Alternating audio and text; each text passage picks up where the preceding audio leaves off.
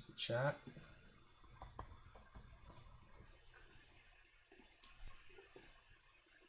Let's wait for this stuff to come online. Close this. Twitch. Refresh this. Refresh that. Twitch. All right, we're live on Twitch. Live on Facebook. Or YouTube, rather. And I think we should be good. Why does it still say offline?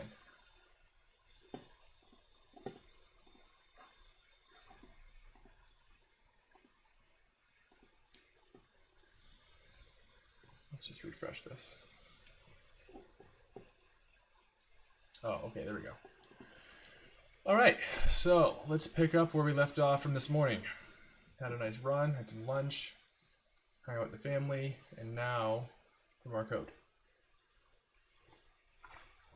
and tea. So where we left off, for those of you that didn't watch the morning stream, is we finished the backend changes for this event time range options feature we want to implement this weekend. And now we want to implement this time range selector component. And what this looks like, once again, I know you've seen this image 1,000 times, but it looks like this. Oh, hold on.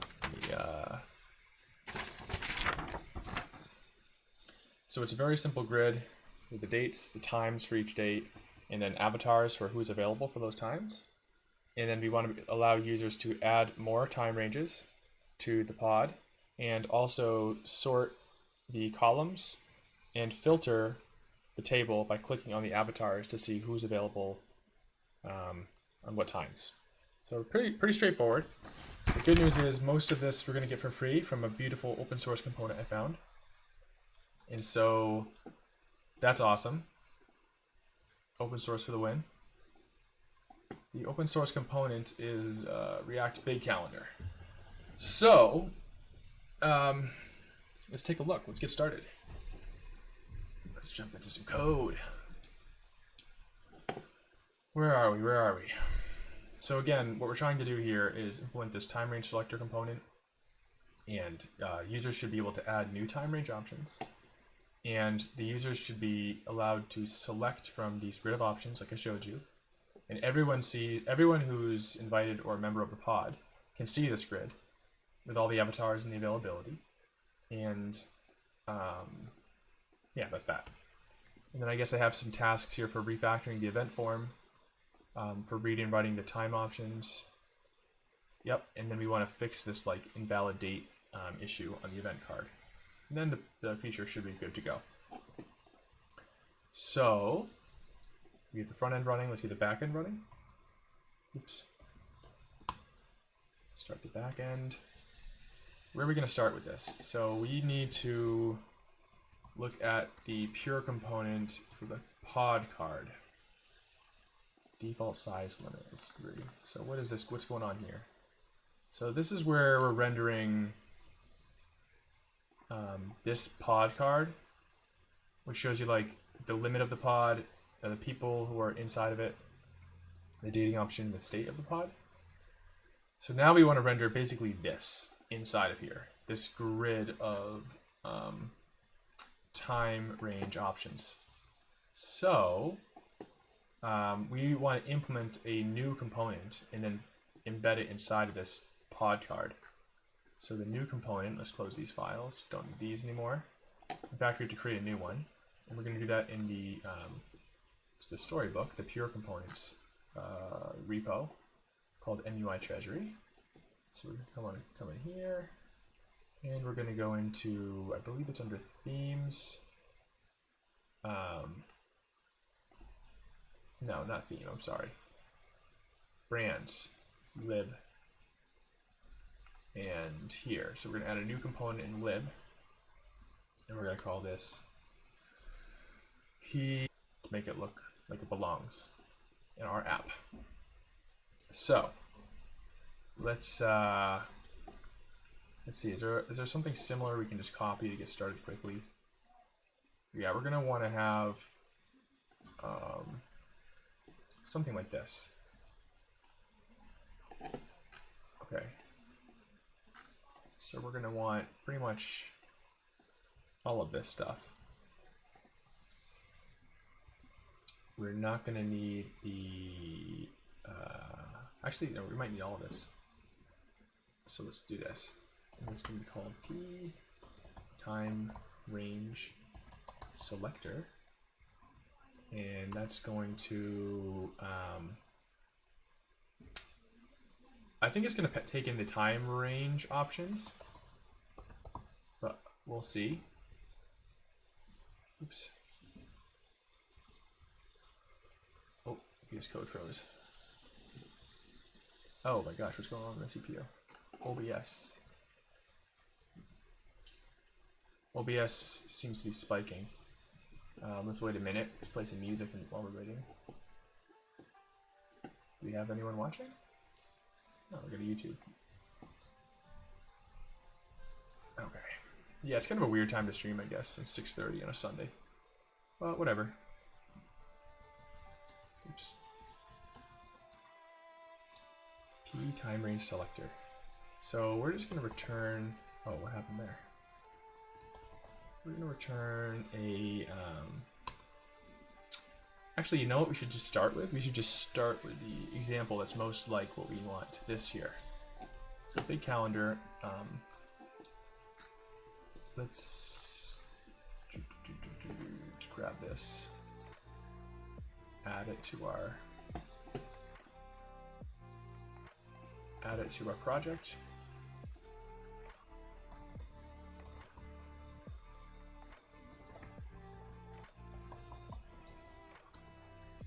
And we're going to just use the same example. So let's see what this looks like. Big calendar. Secret the events. Okay, here's all the documentation. Looks pretty good. All right, this looks like a very robust API. So here's the example that we want to do here. Where is it? Okay, so we pull in the calendar, we give the events a localizer, default date, default view. I see, so there's different views. Day, prop, slot, and then components. So this is how we render the custom components, it looks like. So this is how we render an event and an agenda. So what's the agenda? So this is where they're doing like the magenta title and description, which looks like this. So we're gonna, for each event, render the user avatar, okay? So let's just take this, pull it into our code.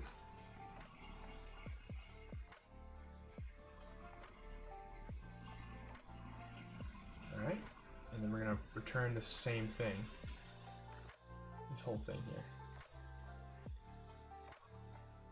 Calendar, here. And it looks like it takes a localizer. I think that might be optional.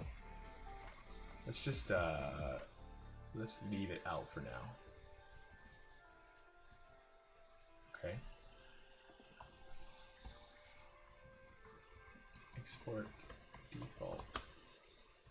Yeah, it looks like my Kinesis freestyle keyboards are coming in Tuesday, so I'm super pumped about that.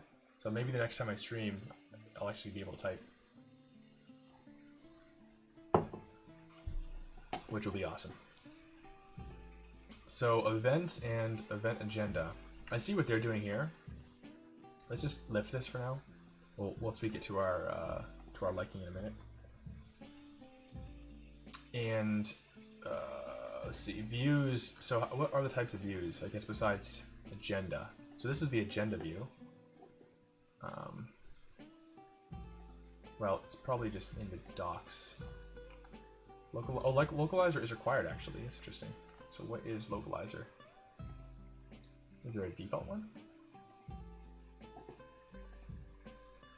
Prop localizer is type object.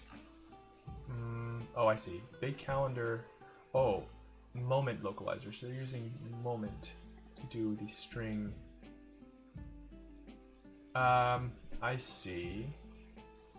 Well, I like to use day.js instead of moment. Moment is kind of heady. But for now, we'll use moment. That's fine. We'll refactor it and let's get it all working first, and we'll go through and refactor. So, React Big Calendar, I guess, is just the default export. And we pass in moment. So we have to import moment. Moment is an awesome library. It's super old though. I think it's like freaking 10 years old. It's like before Lodash. So the localizer, I guess we don't have to pass in as a prop. We can just, oops. We can just do it like this. Okay. So the default date, I don't think we need a default date. Default view, custom day prop getter. So what are these day and slot prop getters? What are these doing?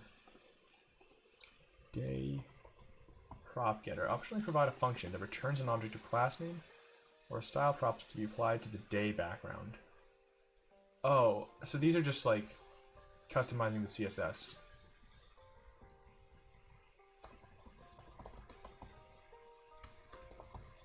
Okay, we'll do that. So events, time range options. Let's call it.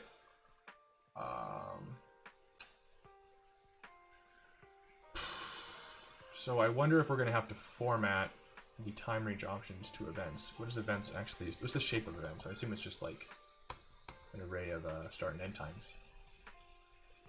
Oh, here we go. Title, start, end, all day, resource. Title, start, end. Oh, awesome. This is awesome. So basically, oh, but the title is required. Interesting.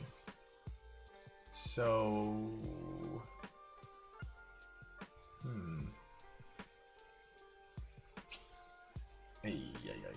So let's do this.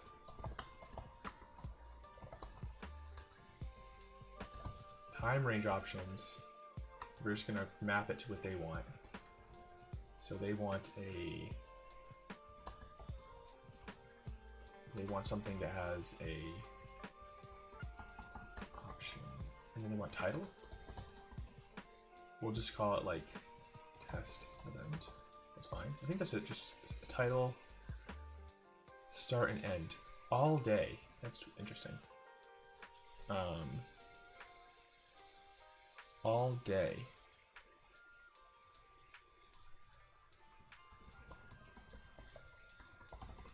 I don't know. That's an interesting thing that they have a distinction. Okay, so I think this should be good. It should render at least. I don't see any errors. We're not using these custom styles right now. Let's just comment them out for now. All right, let's render this time range selector in our pod card.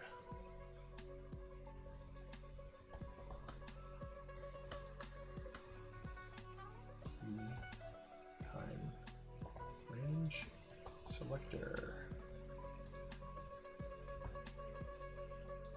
So we're just going to render it right at the end. It's going to be in place of the avatars. Like if there's a fixed time, we're just going to show everyone who's going, right? But if the time is not set yet, then instead of showing who's going, we need to show who could be going. So we need to show like this. If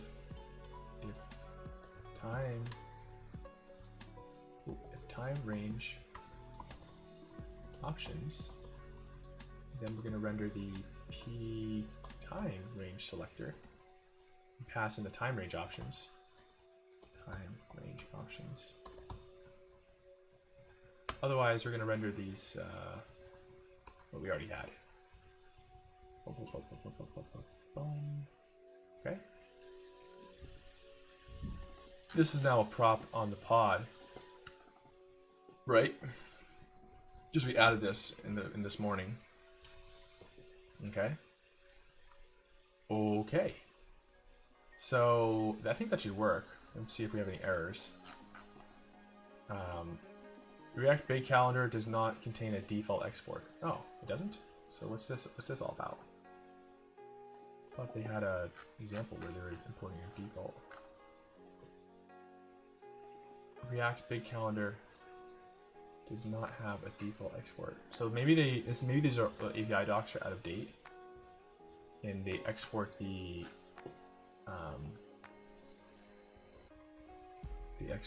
moment localizer like this.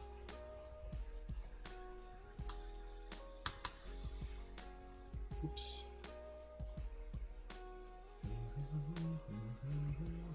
What the heck? Something's going on with my let's see if that works. Aha, good guess. My laptop is like really freaking out. I think it's really warm in this room, that's why. I can't cool off. Okay, so let's put some mock data on the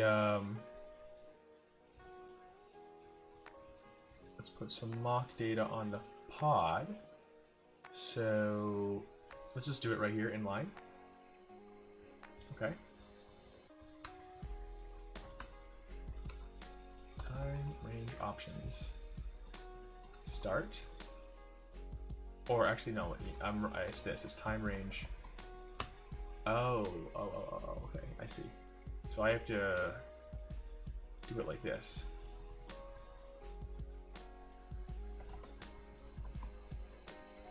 Start and end is, well, I guess doesn't matter right now. We can just do the same date. I think it should be a string.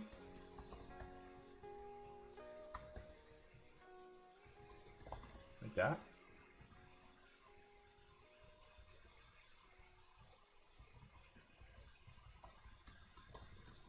And then the user ID doesn't actually matter right now either, does it? Let's just do members sub0.id. There's always going to be one member.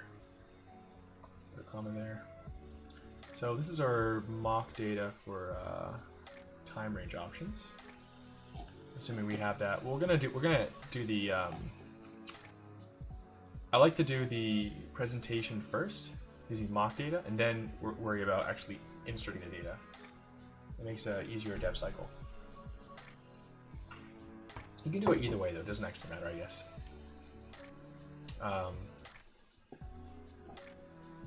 Okay, so we're going to be passing this down into our P time range selector.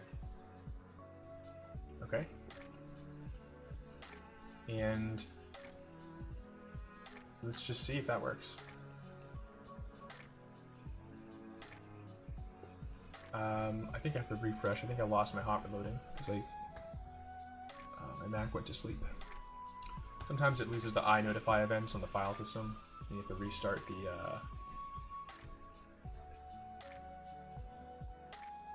Okay, I think we're good now. Oh, let me just close this. Wait, did I tweet that I'm streaming? Yeah, boom. Close that. Oh, boom, look at this. What the heck? There are no events in this range. Oh, I see. So you have to configure the range. Today, back, next. Boom, I see. There's no events in this range. So it's actually, So, okay, so this is the mode. There's agenda, day, week, and month. But you know what? We don't want the user to be able to do this when they're viewing, do we? What do you think? Do we want them to see? I guess there's no harm in allowing them to toggle the different view modes. It might be confusing though, because if they accidentally click this and they're like, wait, what am I looking at? Maybe we should just force them to stay in agenda mode. Well, yeah, actually, I don't know. I have to think about that some more. But either way, the CSS is not coming through. I thought they would do like inline CSS. Let's look at the getting started.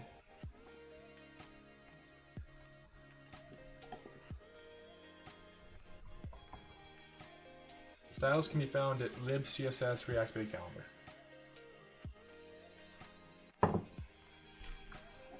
Okay, I guess we have to import these ourselves. It's fine.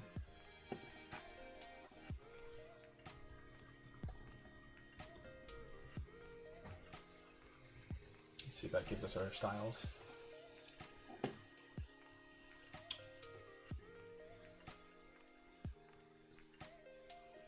Okay, so we have some styles. Today, next week. Oh, so it's looking at the 19th through 4/19. Oh, I see. Okay. So we probably want to set the range, the beginning to the first date in the time ranges, and the end to the last date in the time ranges. Okay, let's how do we set that in the props? Maybe it's range. Oh, I love APIs that are like guessable. Day range header, so it's a format. Select the range format. But where do we actually pass the range? Here we go. The current date value of the calendar determines the visible view range. If date is omitted, then the result of get now is used. Oh, okay, I see. So I commented that out, I think. Default date and date. The current date of the calendar. I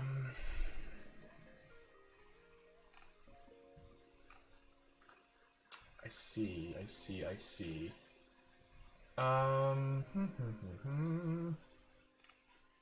Let me just scroll through this API real quick. It's not that big. I should understand what's available.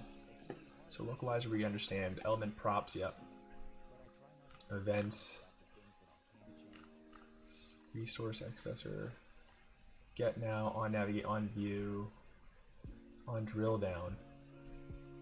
Or truncated events when the links are clicked. On select slot. On select event. Oh, okay, so we're gonna probably use that one. On double click event, on selected event. So we're gonna use this to do our filtering.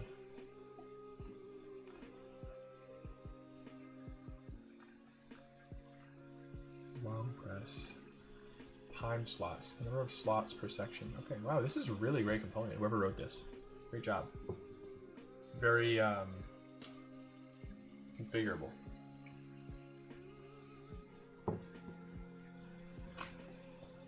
I'm gonna probably PR into it actually, because I want to be able to sort these. I want to be able to sort these. Like click on this time and then sort, or click on this date. So I want to make the column sortable. I don't think we can do that right now, but that's something I'll probably pull request into. The minimum time. Scroll to time. Culture. Specify a culture code. Oh, interesting. So here's the formats. Date formats. Okay, this is just formatting the dates, sure. Components. We have event, toolbar, and agenda. My toolbar. Oh, so I can probably just use a custom toolbar, and then do the sorting in that. Oh wow, that's awesome. Man, what a great component. All right, so I understand pretty much how this component works, I think, but it's still not clear how to adjust the range. Because I saw that you could change, like, I'm not sure which prop to use, on the range change. Callbacks fired when the visible date range changes. So I think the date range is like, yeah, so it's dynamic. But I don't want it to be. Today, next. So it's doing like, it's doing every month. Month, week, day, agenda.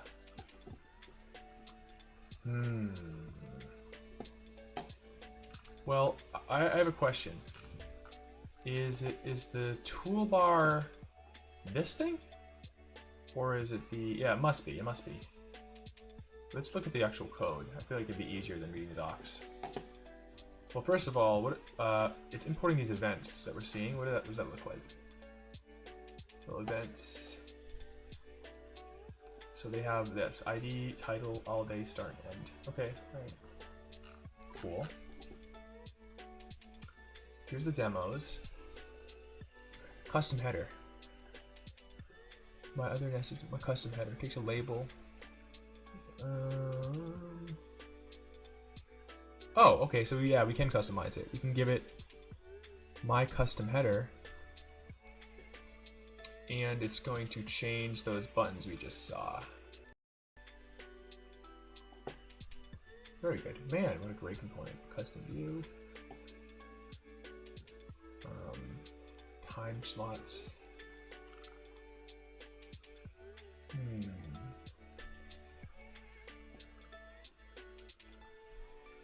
Agenda, calendar. This is such a great component, man. Trying to think what's the best. Like, I don't know if we want to drill down. Like, should we just start showing the events? Or should we start customizing the look? It says there's no events in this range. That's because we're not doing this properly. Let's just get some events showing first. So we have the time ranges, but we don't want it. This is not we're not proper. Time range options actually has a time range. Time range, which has a start and an end, and then a user ID. Option.user ID.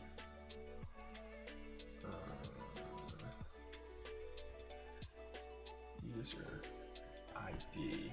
Well, we want each event to have the user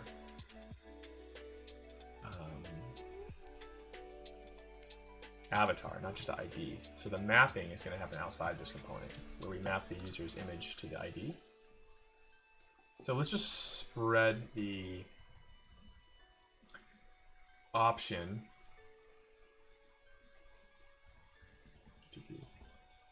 So whatever option is going to, and we'll also spread the time range and give it a title. Okay. So I think now we should have some dates visible. Let's look at our console. Oh, we got some viewers. Very nice. There's no events. I see events. Let's see if this is the right format. Start, end, title, user ID. I think this needs to not be a string, right? Let's look at their data that they're pushing into their component. Where was that? It was here in demos, events here. So yeah, it's a date object because they're gonna probably shove it into moment. So we actually want to do something like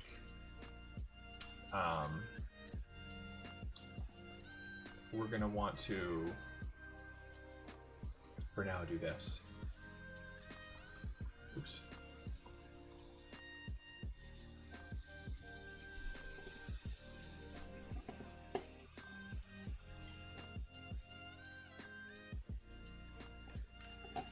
Still no events. Start and end are events, or to our actual times. Start and end. I wonder if end is optional. Oh wait, no, it's not.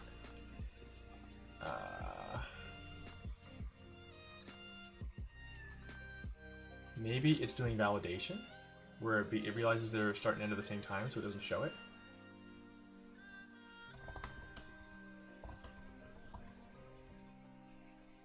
So let's do this.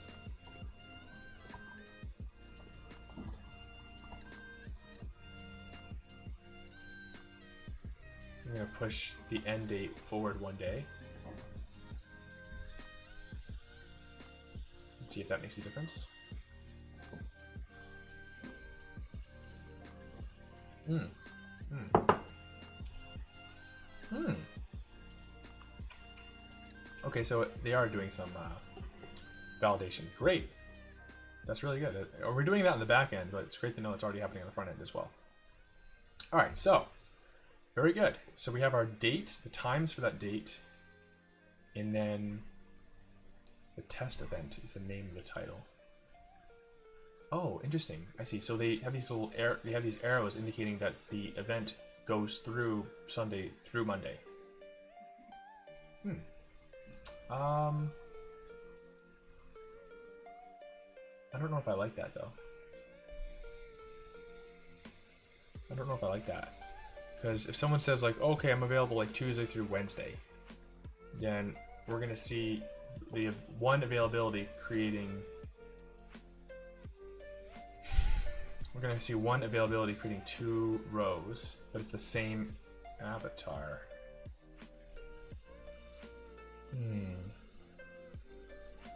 Well, let's punt on that for now.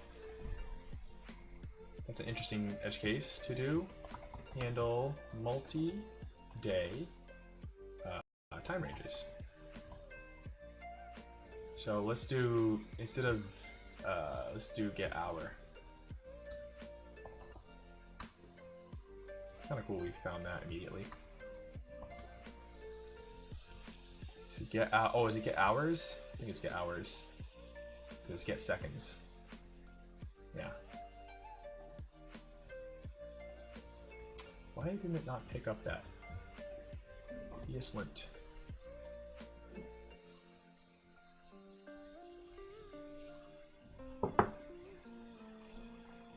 Okay, that's better. So we have our first time range. Sunday, 6:50 to 7. Test event is the title. So let's see if we can change. What should we do first? I'm going to leave this alone for now. I want to focus on the rendering here. So date and time is fine. Event, should be actually called available based on our design. So we want to customize that. And we're going to customize that using, I think I saw it in the docs. It's like my toolbar. So toolbar can be, let's look at that example. Toolbar. Oh, I closed it. Why did I do that?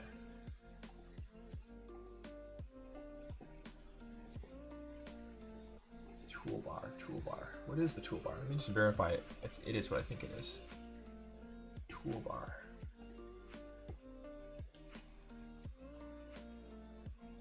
Today, previous, and next. Yeah, so the toolbar is this thing. That's good that we can customize that. But I want to customize this. I want to customize the column. How do we customize the column?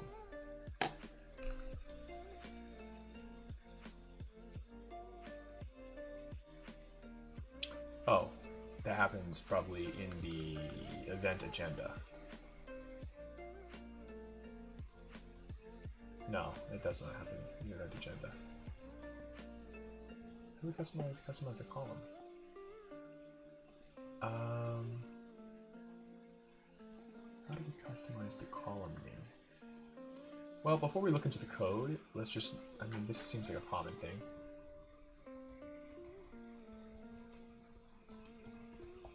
Someone probably already asked this question. Yeah.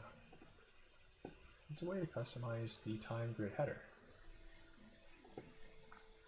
Yeah. I'm trying to show count of events per day. Oh, come on, guys.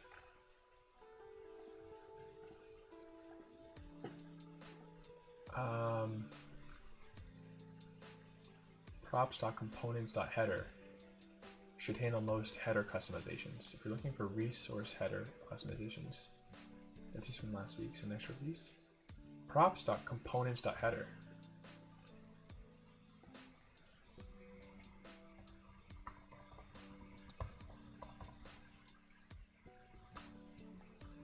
Okay, so I guess we can customize the header.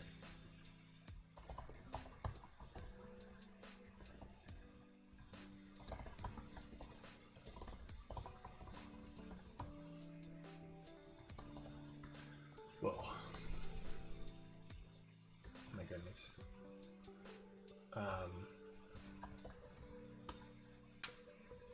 I don't even know what to do here.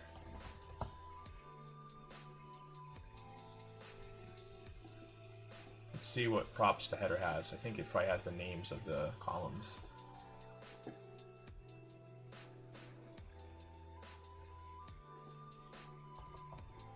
Huh? No?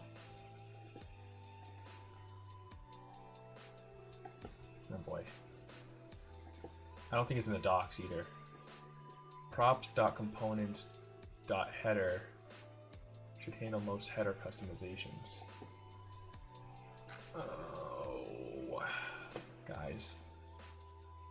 Just as an FYI, when you say it's like better to take elsewhere, it's not. These kind of things should be. This is what GitHub issues is for. It's for clarifying stuff that's not clear in the docs. So now I'm gonna have to either like go through the docs.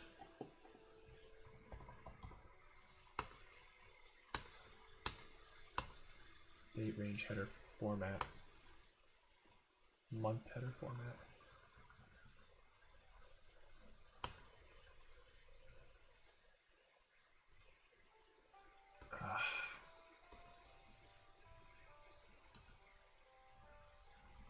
Yeah, so I have to like look at the code now. I have to check the code. That's alright. I almost at this point should clean this repo down, huh?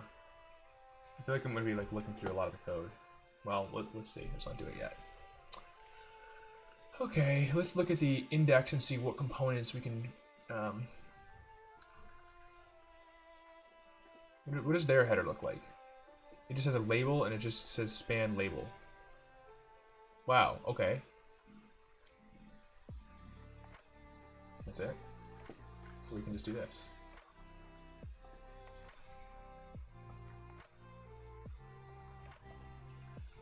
And then we'll call this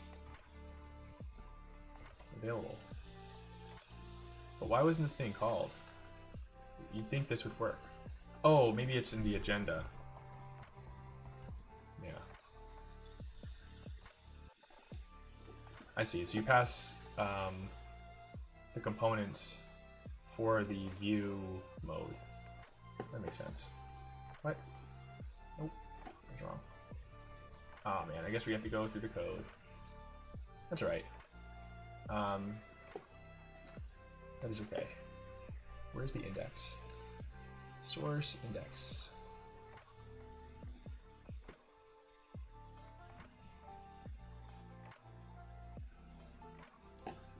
Oh no, it does have a default export. That was weird.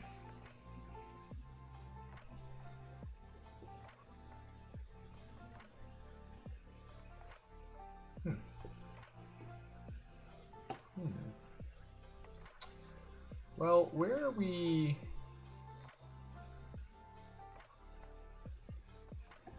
Let's look at the actual calendar. This is the main component, I assume. This is gonna be a big one. Oh, Jesus. Lordy Lord. 1,000 lines. Alright, that's a lot. Well, what's the one that we are already customizing? Header? No, event? That's gonna be 117. Nope.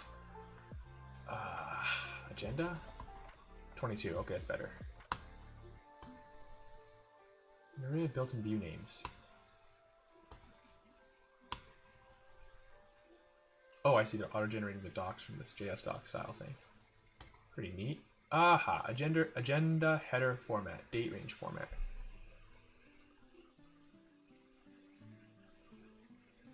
Date range format. Nope, that's not what I want. Here. Components. This is what I wanted to see. Customize how different sections of the calendar render. Providing custom components. I see. So this will work for the whole calendar if you do it at the top level, but then you can specify it by view, which is awesome. Great job. Event wrapper, date cell, time slot wrapper, time gutter header toolbar.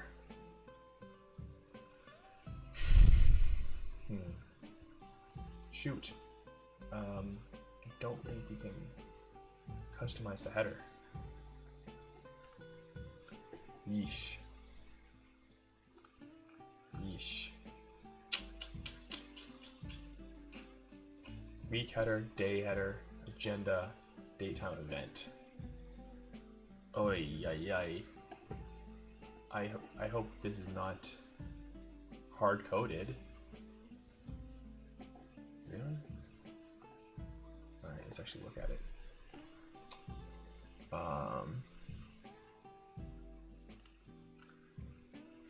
Yeah, I gotta clone this down, man. This is a beefy component. We gotta clone it.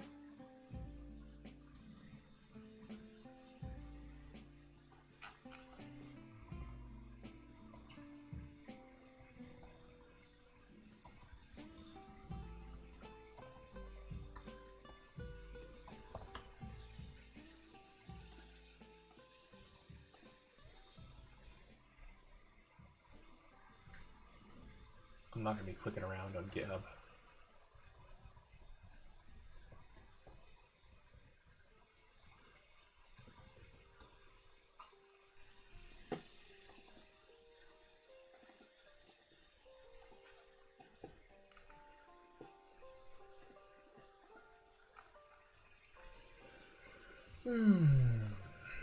Okay. What was I doing? Where are they actually rendering the headers for these? Agenda. Oh, I probably want to look at agenda then. It's more specific. Here we go. Header ref. Okay, so using a table component.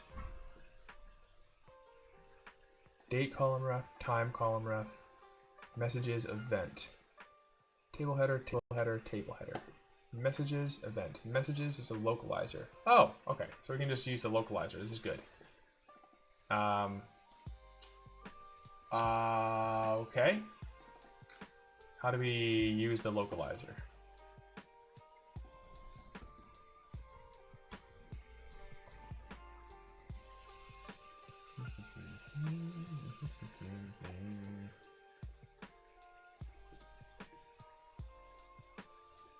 Messages.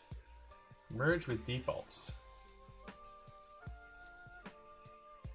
Oh, okay. So we can just merge with defaults.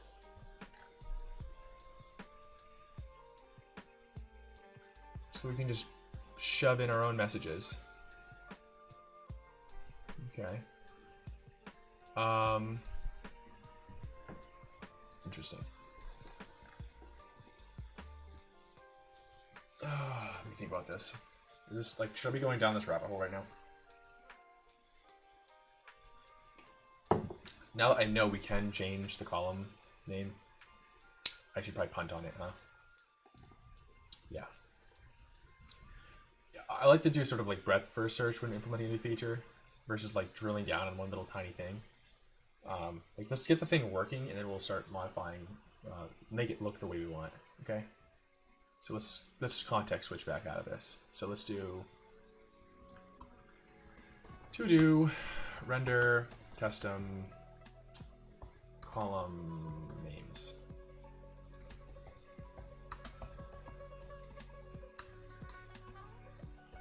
Use this function. Merge with defaults.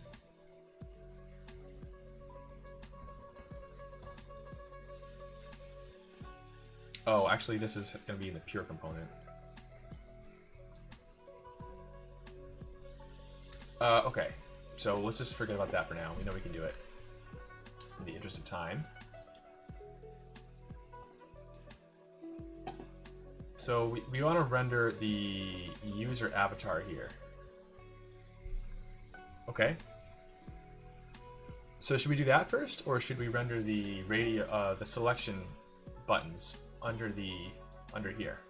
Because I want a user to be able to come in here and say, yeah, I'm free all these times on Sunday. Boom, and then like there's 3 times on this day, it automatically selects them, and then they can join the pod. So I think we should do that first, because that's the core feature, and then we'll render the user avatar here. We know we can do it, right? Because we're rendering test event. Where is it? Title. Where are we doing it? Here, right? So we can just say like,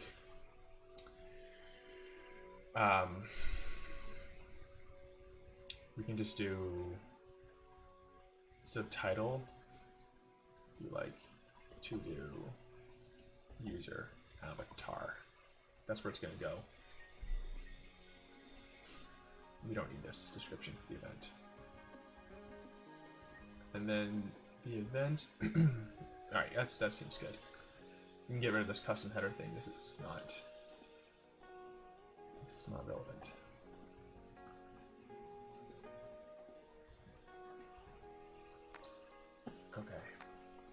Okay, so let's do that then. Let's do the selection. Let's do the selection now. So we want to render a checkbox under each one of these. And if you look at, well, I don't know. I designed it. We're also reusing checkboxes right now. Oh my god, are we using them anywhere in the app? We're also reusing checkboxes.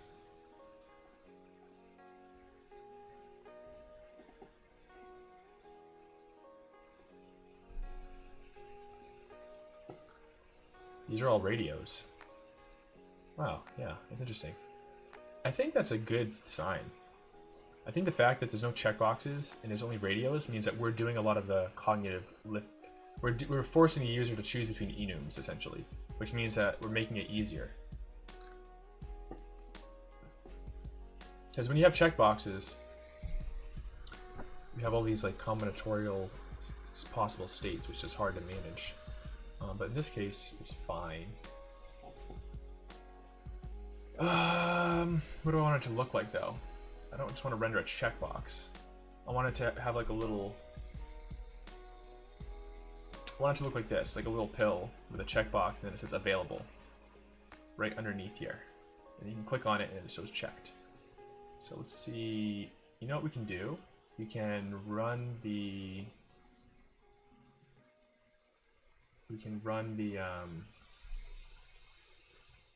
Actually, I don't even need to run it. I think it's in UI Treasury. It's deployed. Theme. Yeah, boom. Yeah, okay, cool. So this is our theme. Radio. Where's the checkboxes?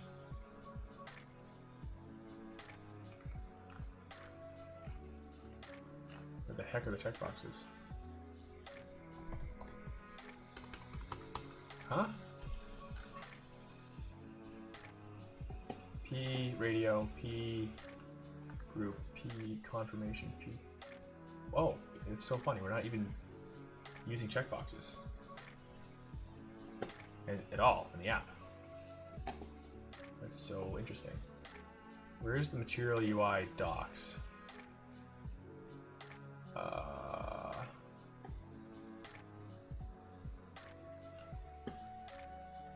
Here. Checkbox. Oh, whoa, what happened there? Guys. Oh, cool, what's this? Developer survey. Oh, yeah, I'll fill that out. Sketch. Oh, nice. Follow us on Twitter. Wow, this is like becoming a freaking platform, man. This is such a great project. I'll do this later, not while I'm streaming. I'm already following you. Okay. Let's move this over here. I don't want to forget.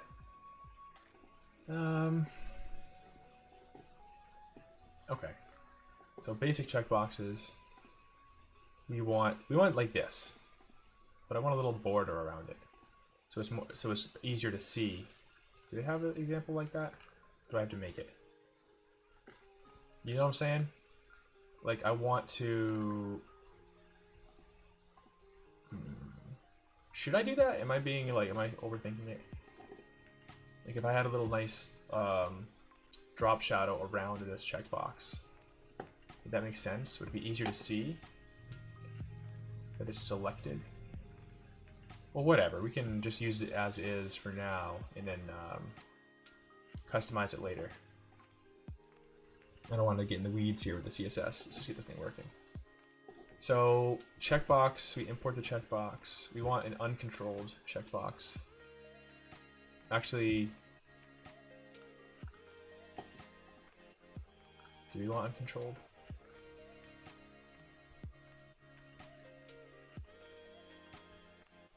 Oh, I see. Oh, okay. So we do. We want to manage the state. So we want a controlled one.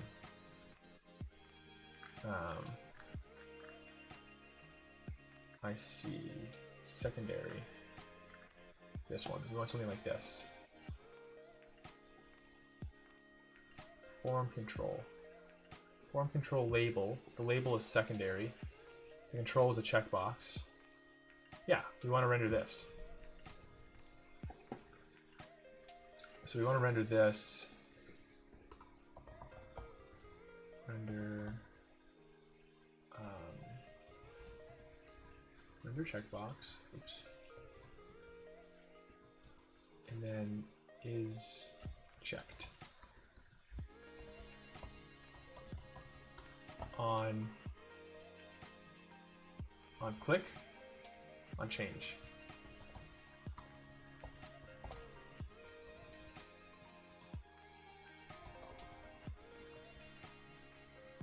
Form control label, checkbox.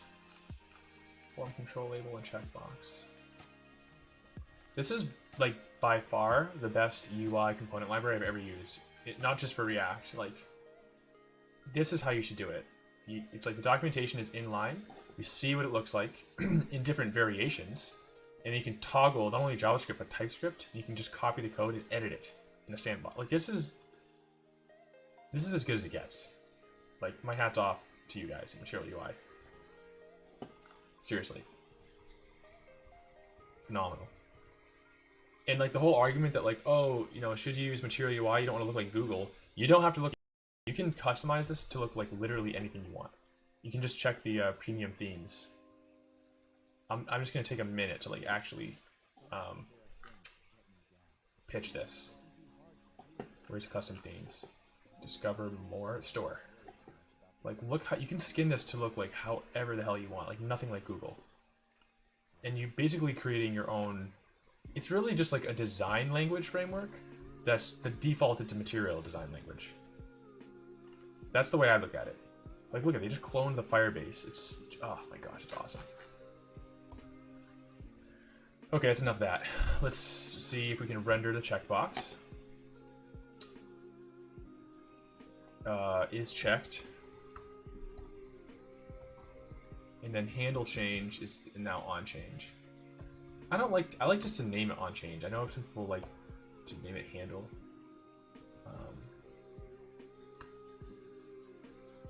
Checked. Oh, we need a label. So this is actually value. Name is value. This is for like area compliance, right? And then the label is going to be available. Available. Okay.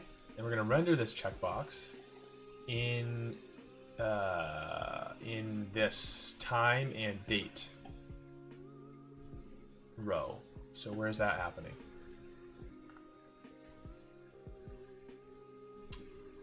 This is the event agenda for this time. So it's probably like time agenda. Let's save this, just make sure there's no typos. So we probably have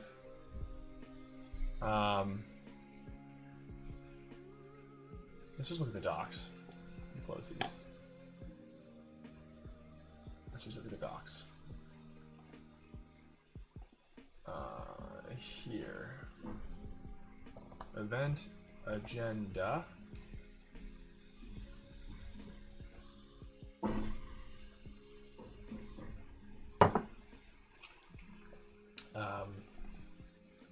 Oh, I had it open. What am I saying? Right here. I had it open in the here.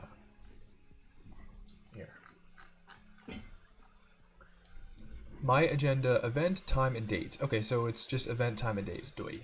Makes sense. Time and date. Could have guessed that.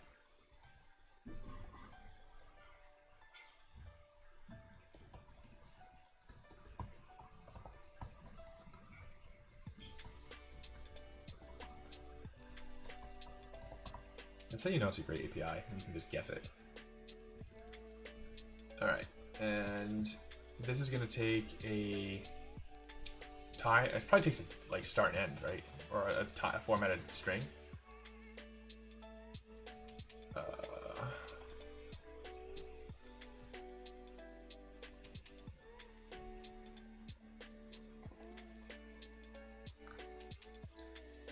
Maybe I can do this.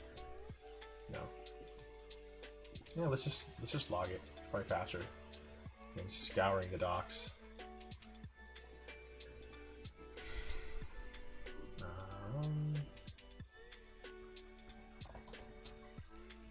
Time agenda.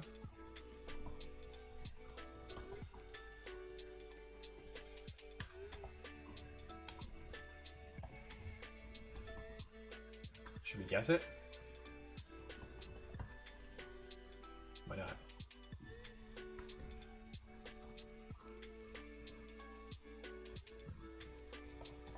Render checkbox.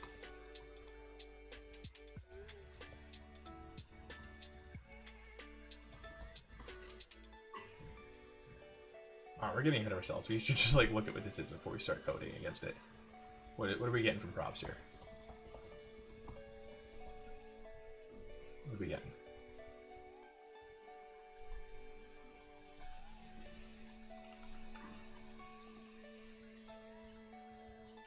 Let's see.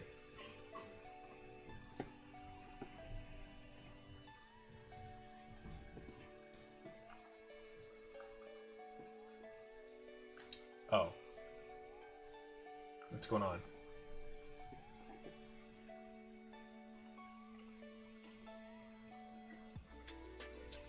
Oh, here we go.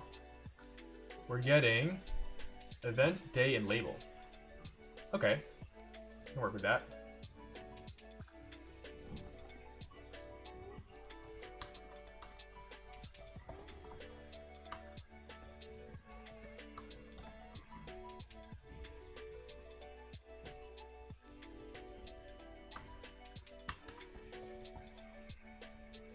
Is checked is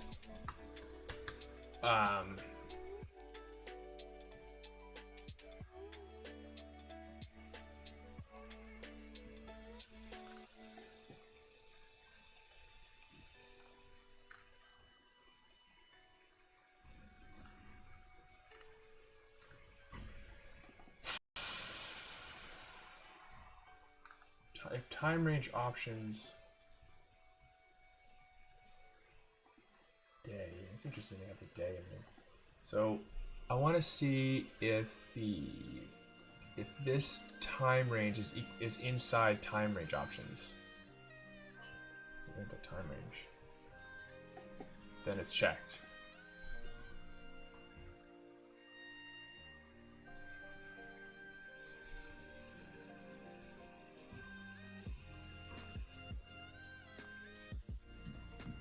As time range event dot time range.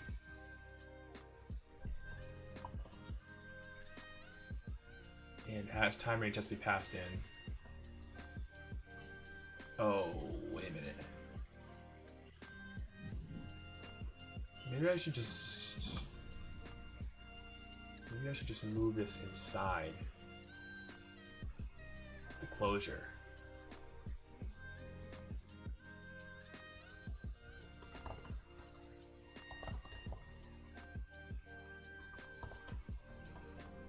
You see what I'm saying?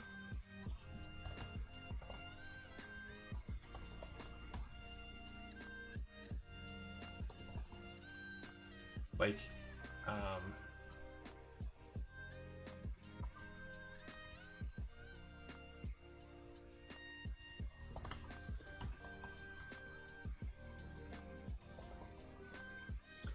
maybe I can just do this.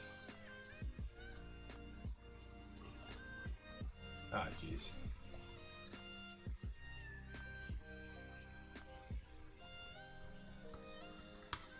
Let's see. So render checkbox takes, if it's checked, the value and then on change. Yeah, so when it's clicked. this is not performant, but let's just do it like this. Toggle time range.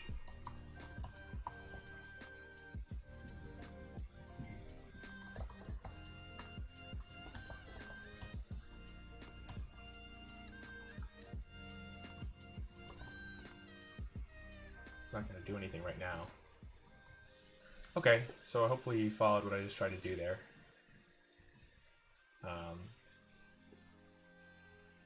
Props is not defined. Why am I trying to... Oh. It's fine. I actually don't need to remember this anymore. I know what we're dealing with.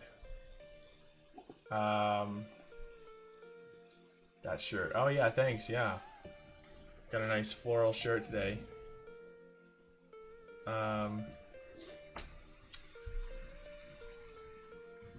Let's see.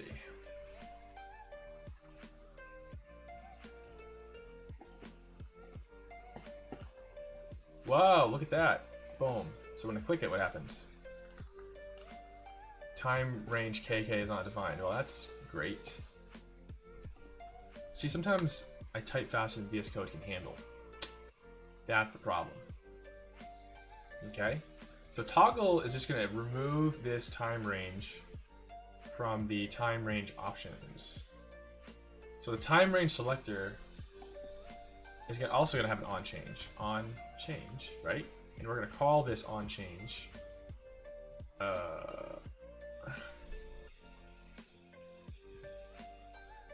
It's going to get complicated. Let's do one thing at a time here. Time range toggled. No, not time range options, just time range.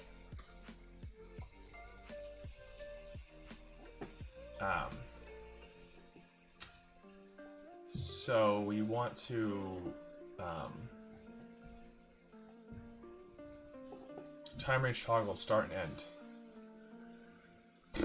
Yeah, so we have to do an inverse lookup now, which is annoying. Maybe there's an easier way to do it. Maybe there's a faster way. If we give all the time ranges a unique ID, which is a hash of the start and end time.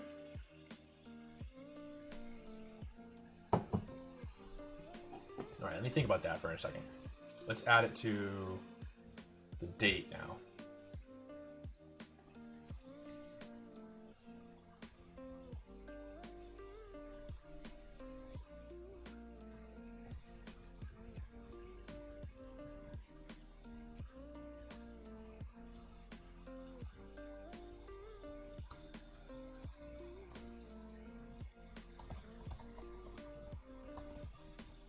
I think this probably takes the same stuff.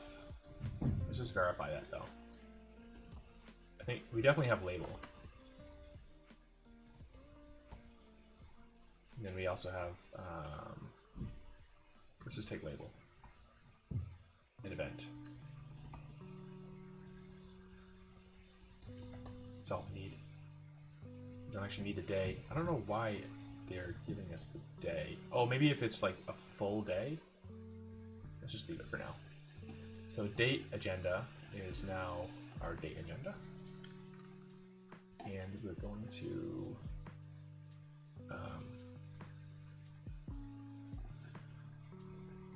date props.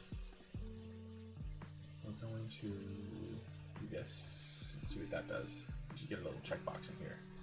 See, now we have to manage the logic though of like when I click the date, oh, time range of event is undefined.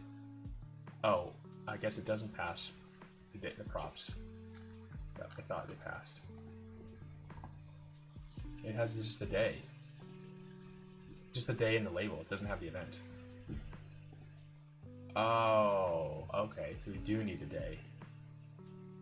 Interesting. Doesn't have the event. Yeah, right. Because the time ranges are on the. They're not on the. This is just a grouping. The thing is just a grouping. So we need to look up all the time ranges that have that day and select them.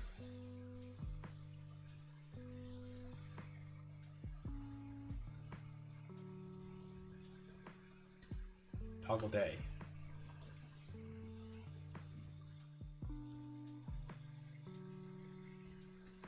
Toggle day.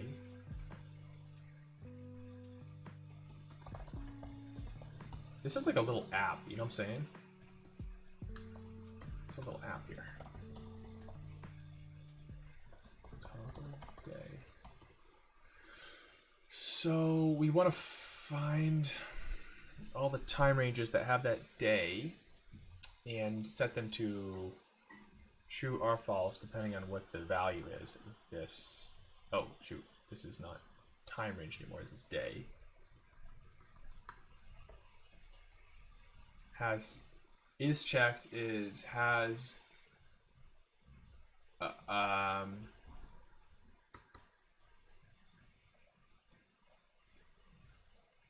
day checked is day checked.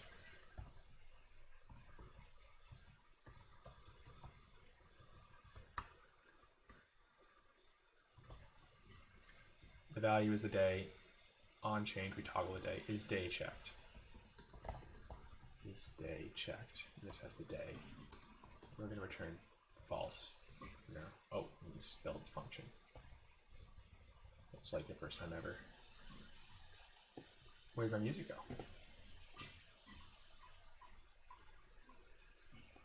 I usually just select the music based on the coolest art, to be honest. So that's just how I do it. There's no label in date agenda. No, that's not the error. Label is already declared. Where? Oh, yeah, I don't need this anymore. So let's go in here. And just go like this. Oh my god. I keep hitting the caps lock on this Mac keyboard. It's really annoying. Day and label. Okay. So I understand now what we're trying to do, but there's going to be a lot of freaking logic in this thing. Maybe we can make it simpler. Okay, so we're available Sunday, right? And then it's going to trigger the date props.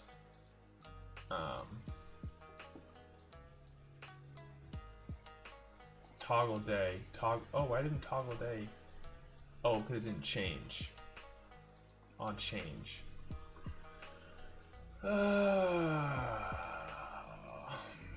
Alright, well, like, we are now setting up.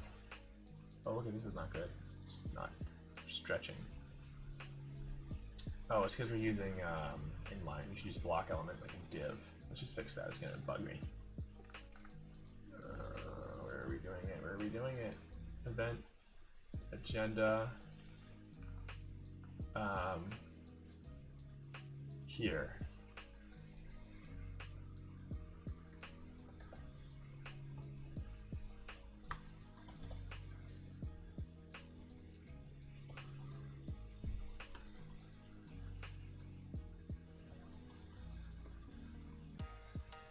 Make sure I fixed it. I want this to be on the bottom.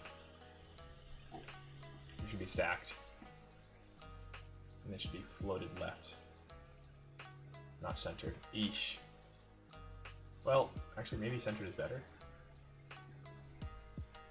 Is centered better?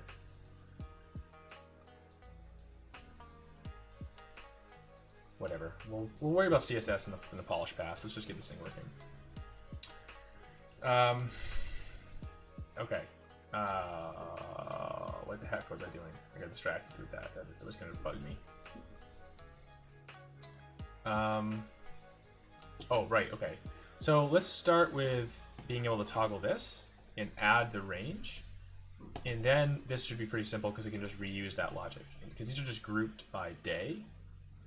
And we can just turn them all off and on depending on what the value of this is, if that makes sense. So the function itself, well, what the heck is going on? Alright, hopefully you guys don't mind that someone's working outside. I don't know if you can hear that on the mic. Anyways, we are going to get this working. So now this needs an on change. The P time range selector. Okay. Toggle day. So toggle time range is going to call on change. And it's going to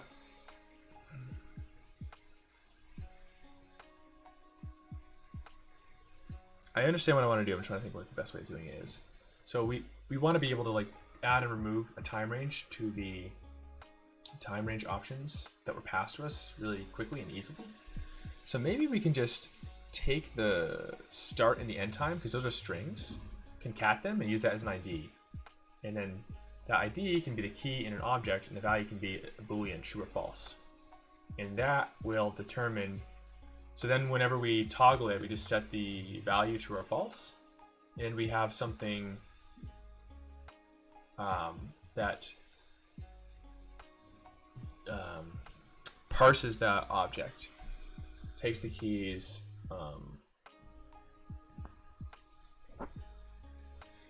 yeah, I think that would be the most performant way of doing it, because the start and end timers will always be strings. They'll always be unique. Does that make sense? That's kind of complicated. It's kind of complicated implementation logic, but I think it's the easiest way, because otherwise it's going to be linear time. So if there's a lot, like if we use a map and the keys are the strings, the start and end time concatenated, then as we click around, it's going to be really, really fast. It's going to be constant time using the hash map. But if we keep it as an array of objects, then adding and removing those objects is going to be not only linear, but slow, because we have to like loop through all the time ranges and find the time range. I'm pretty much convinced myself. I'm just trying to find out if there's a serious trade-off for using that hash map. I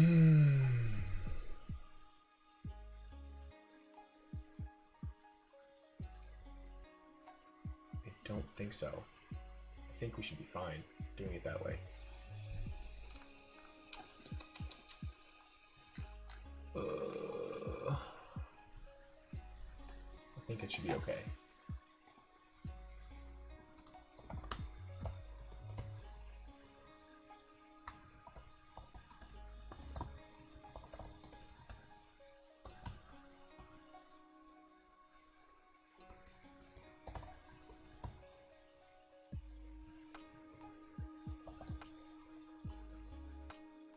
Oh, actually, this is a pure component. It's not going to handle.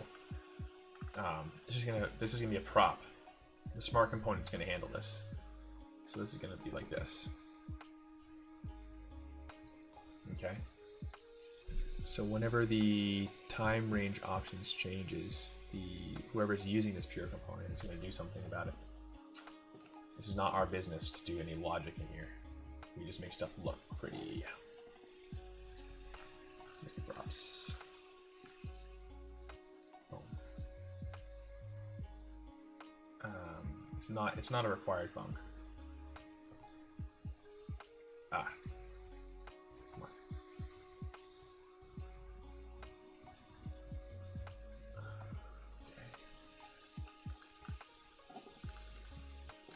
Okay.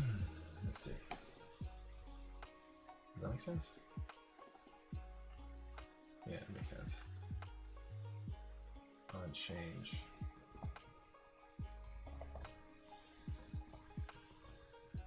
Boom. This is a controlled component. It's a fancy input.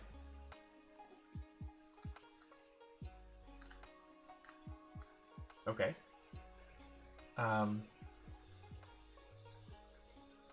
Well, at this point, do we want to actually use the smart component, or do we want to keep mocking it? Let's just keep mocking it for now.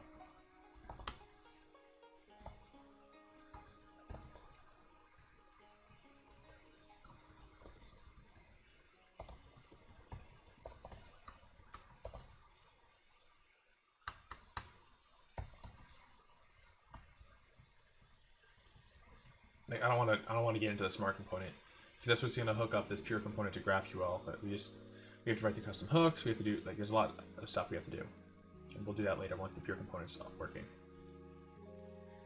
So we'll just say set time range options is new time ranges, and now we're going to use hooks for this.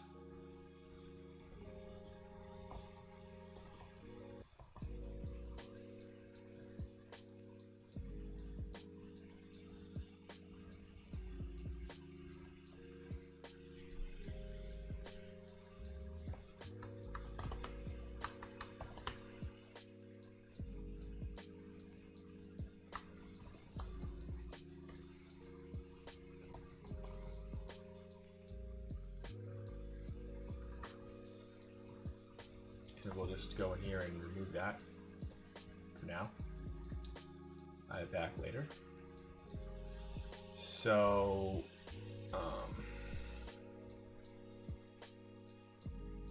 yeah. So this will just set it to whatever yeah, that should work. So how do we test that?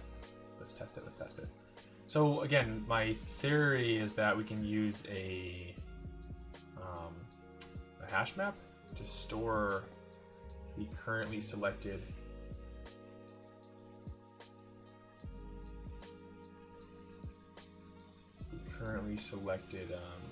actually we need two maps. We need the mapping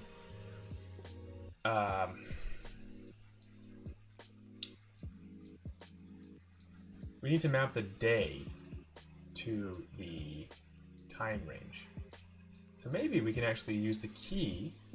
Am I being too clever here? Maybe we can use the key as the start and end time string, and the value can be the day.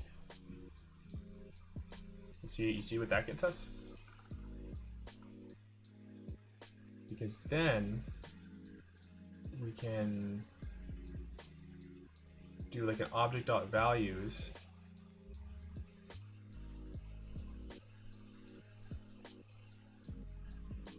and find any.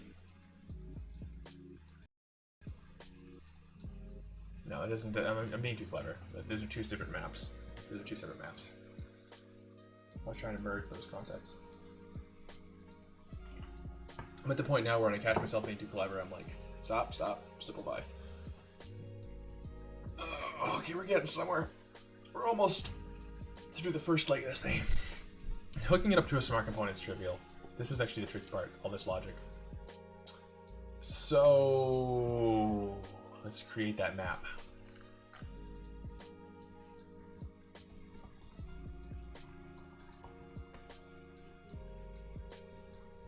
Let's do it like this.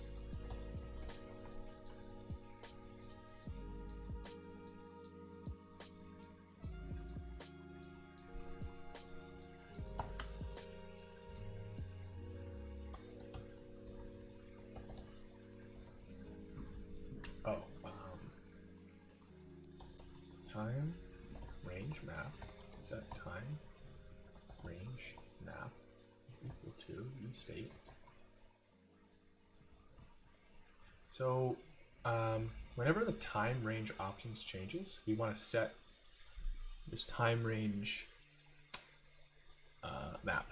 We use effect for that. By the way, the React Hooks API, at first I was like, this is weird. But now I'm like, this is amazing. It's such a great idea. Whoever came up with it.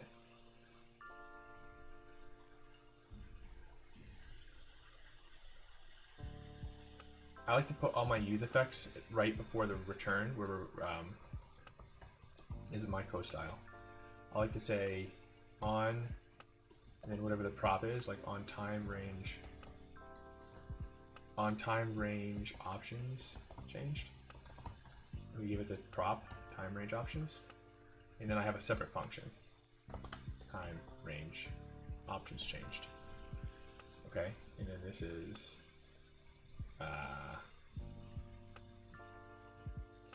this just does this, set time range options new map. So the new map is pretty simple to construct. We're just going to loop over all the time range options, or reduce over them rather. Wait. Yeah, reduce over them. Oh my god, is it next previous or previous next? It's previous next. I always mix that up. I think I would freaking know this after all these years. It's just like splice and slice. I just for my life I can't remember. And it's going to be an object, okay? And then we're going to say return previous sub. Now we're going to say key is equal to true. All right. And the key is going to be the next. Let's do it like this. Next dot time range, because remember this is a time range option, and a time range option has a time range and a user ID. Time range dot start, and we're going to do an underscore, and then next dot time. Let's destructure. Right.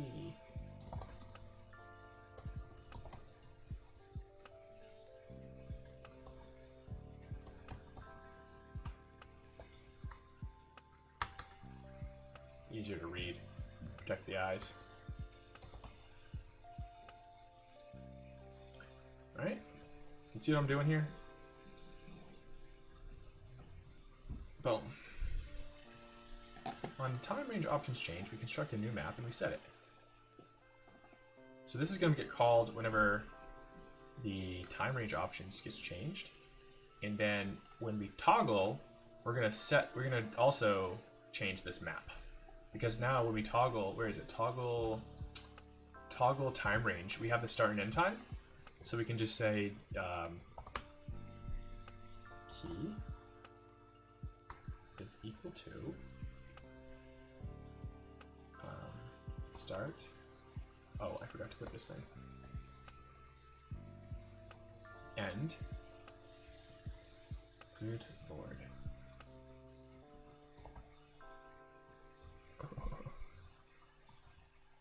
Oh my god. And then start and end is equal to the time range.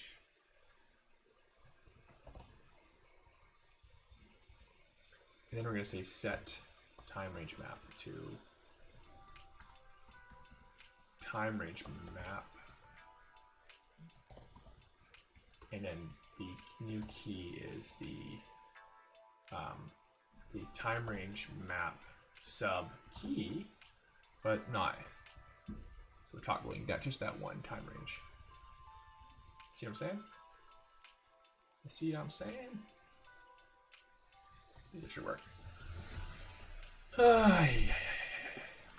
We can refactor the code once we get all working, but I think this should do it. Boom, boom. Dang it. It's not even calling my function. Toggle time range.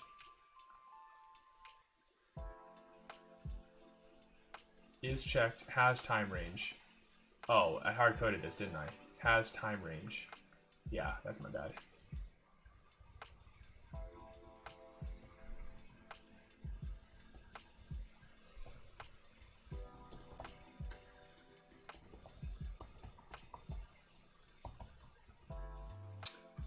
Oh, what I call it? Time range map?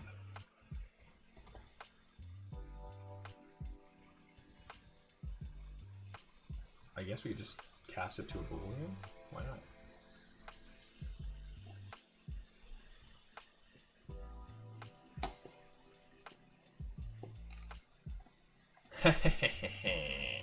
Okay, so we can toggle time ranges.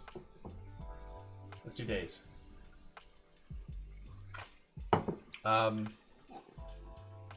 Let's do days. Let's see if there's anyone in the chat. We got someone on Twitch. Okay. Our loyal Twitch follower. What are Twitch users called? Twitchers? Okay, so we want to do day now. So this is a bit trickier. We want to map all of these to the day. And the way you do that is if you look here in the time agenda, we have the day. See? We have the day. So we want to map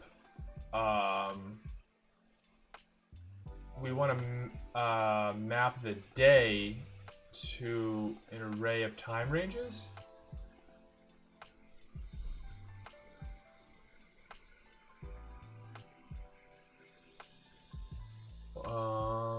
No, we don't want to do that. Then we have to manage an array. We want to map.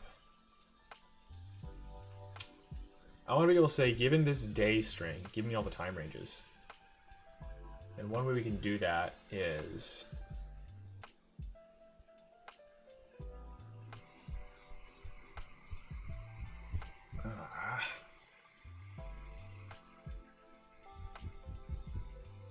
given this. Oh my goodness. So all of these have a day of this day, Sunday. Yeah, it's an array. So every day, the day is the key. The value is the time ranges.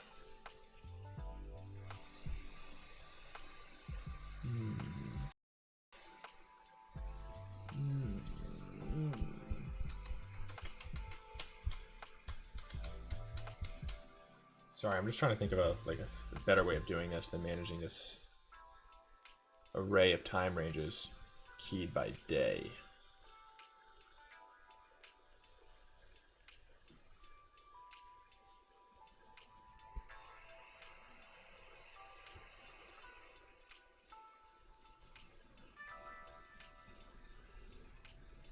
It can just be a map of maps.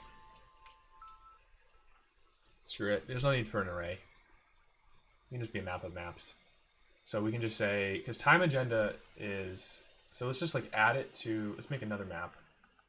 So this is what I was going to conflate these two things earlier, but I realized it was dumb to do that. So it would have been way too complicated to read the code.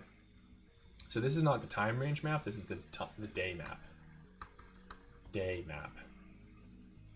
So this is going to map a day to a object, which is the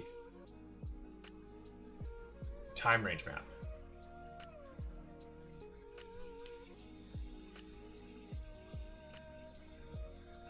Yeah, that's right. Oh my god, Siri, what? I thought I disabled Siri. Set day map.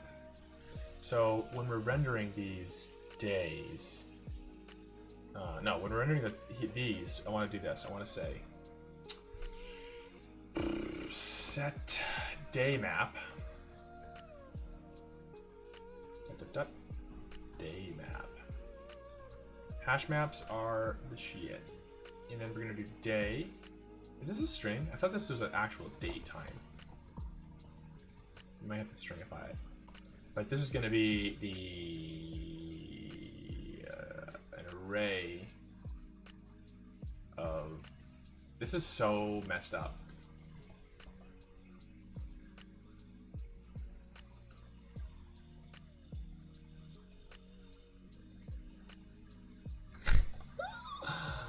Yikes.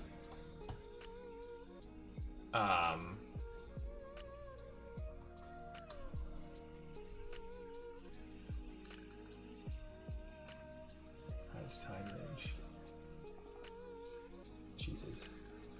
Is this smart? Is this dumb? This code is like looking so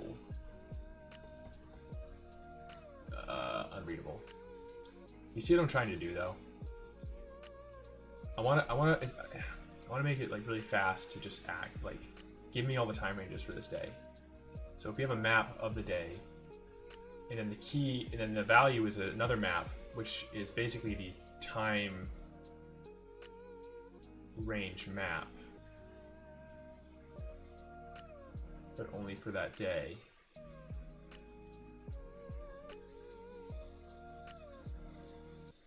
Jesus. Well, let me. I don't know how I feel about that. Let me just see what day is. I think I remember day being daytime. It's not a string. Because they're using moment under the hood. Boom. Sunday, April. Yeah, this is not a string. Okay, so buttons. What? So what?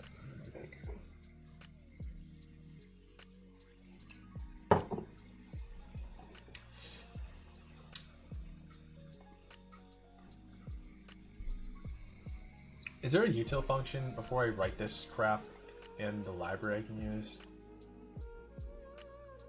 Where's the API docs? Can I do day?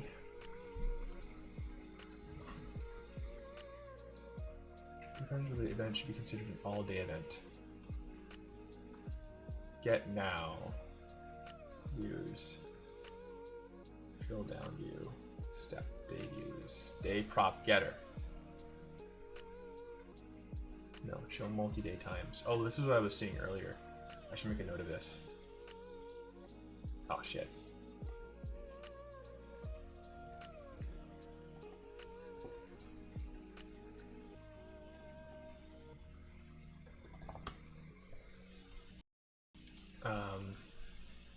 Day format. Day range header format.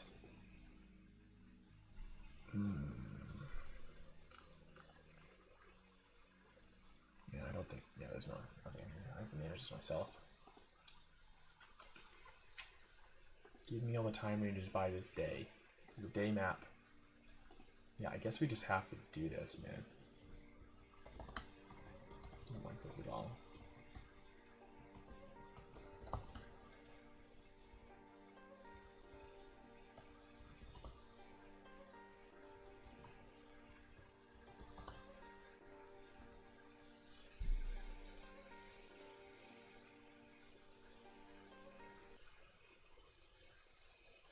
I should create a function that takes in the time range and returns the key. This logic is duplicated a bunch of places now.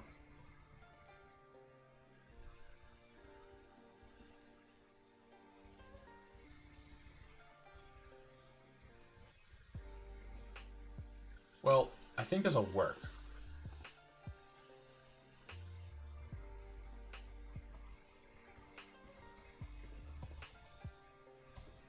But it's ugly as hell. You see what I'm saying?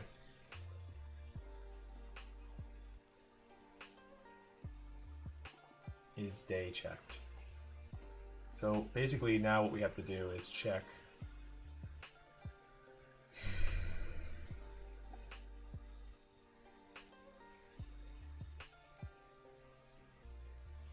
you have to check the day map and see if all of the time ranges in that day are true. Well, actually, this is like a UX thing, right? Like if you have 3 times in this day, should this only be checked when all 3 are checked? Or should this be checked when only 1 of them are checked?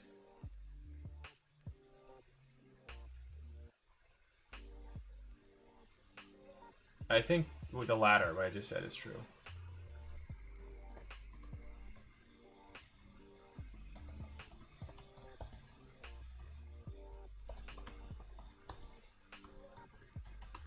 I forget what the best practice is here.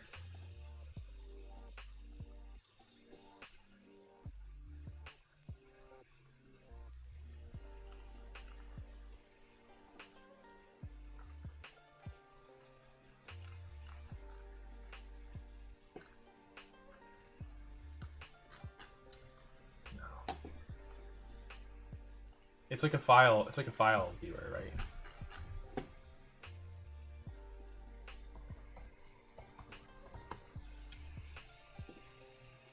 Checkbox tree. Yeah. See, is this right? Like, should this be checked if only 1 of them are checked? Can I upload this? User experience stack exchange. I thought I was already a member of this.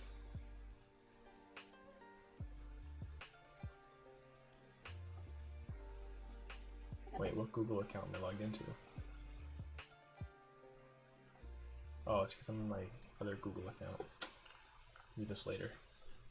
What does this say? Tree traversal and node selection is tedious and fiddly. Flatten the hierarchy. List builder pattern. One window drill down pattern. You should go with a checkbox tree, but a fast one.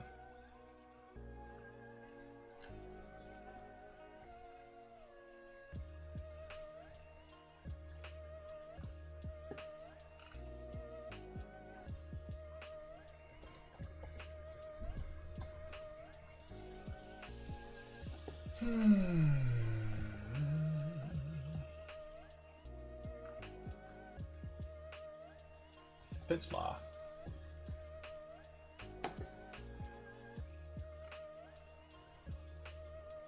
Predictive model of human movement based on human-computer interaction and ergonomics.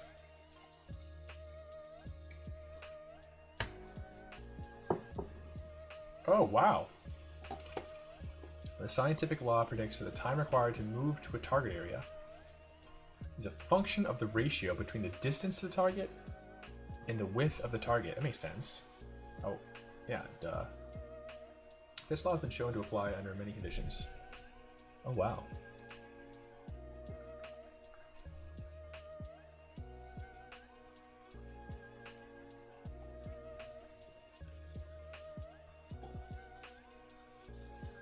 The targets a user has to hit should be as big in size as possible.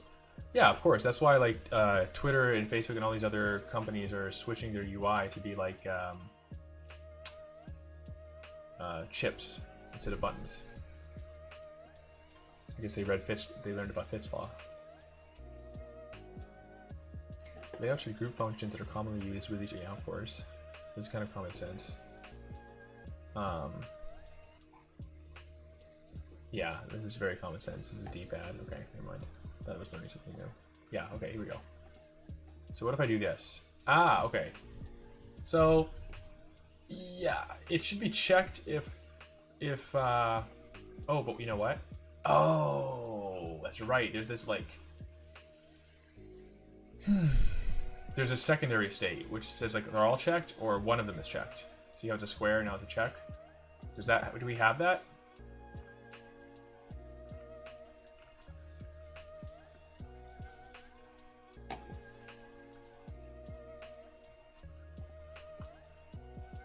What is that called? What is that state called?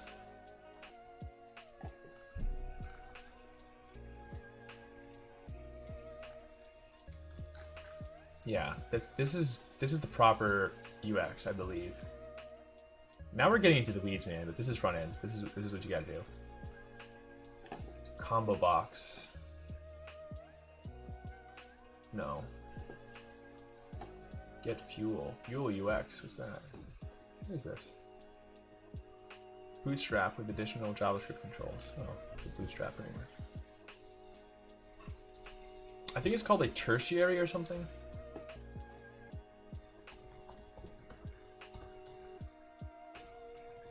Am I crazy?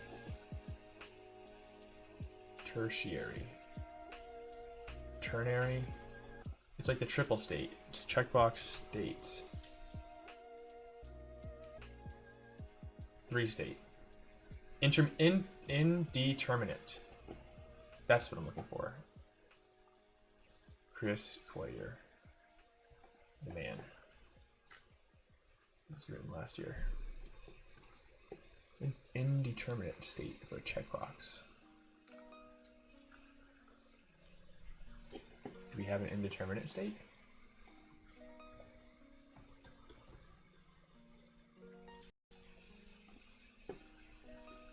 Of course we do. Very good. Indeterminate. If indeterminate is true, the component appears indeterminate. Okay, sorry for that, but that's exactly what we need. So this is not going to return a Boolean anymore. Is day checked. This is going to return a string. So it's going to return true or indeterminate or false. Well, no, I guess false can just be null. Is day checked? Is checked.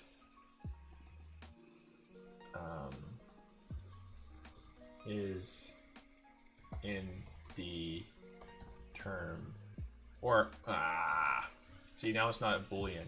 There's 3 states. There's checked, unchecked, and is determinate.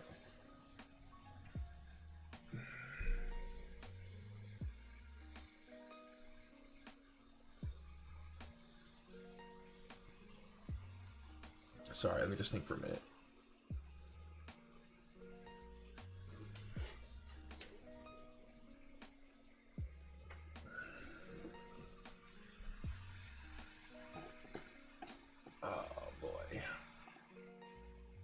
Checked, indeterminate.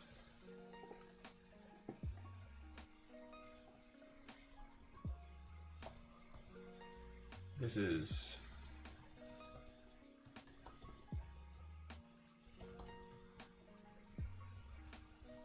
checked. Is indeterminate. This is a separate. These are orthogonal. What if they're both true? What does Material UI do? Probably throws a warning, knowing how awesome these guys are. Let's test that. Render checkbox. Yeah, let's test that.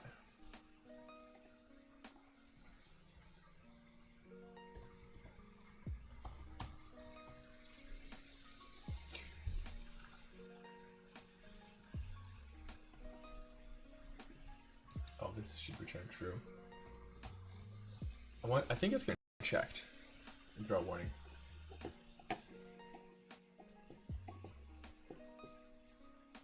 Oh, it threw an error. Maximum update. Oh, shit.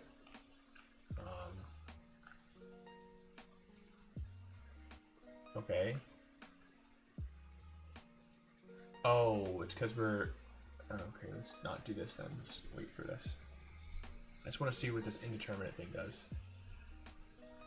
Yeah, we have to use callback, I think. Oh, it does indeterminate. Even though is day checked returns true and indeterminate is true, it renders indeterminate. I guess that makes sense. Yeah, I guess that makes sense.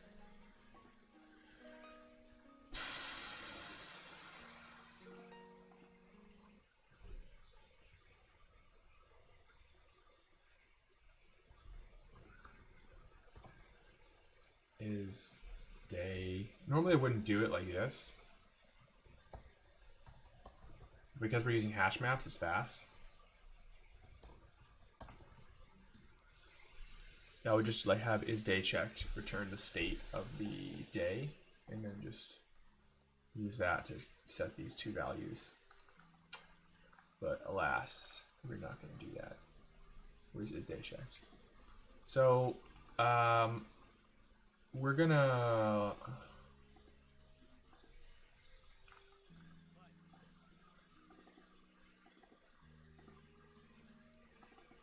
So when day map changes, time range options changes. Has time range. Oh, I see.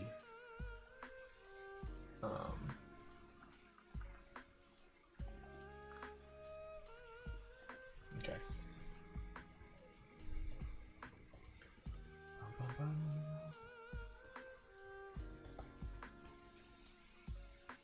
I see.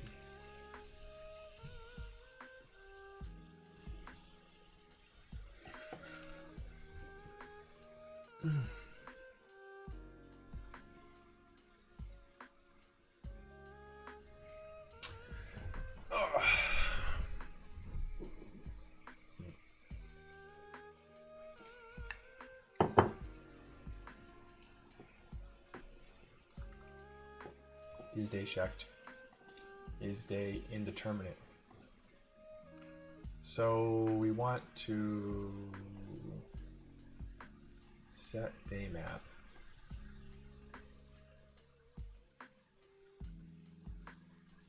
Why would this cause an infinite loop?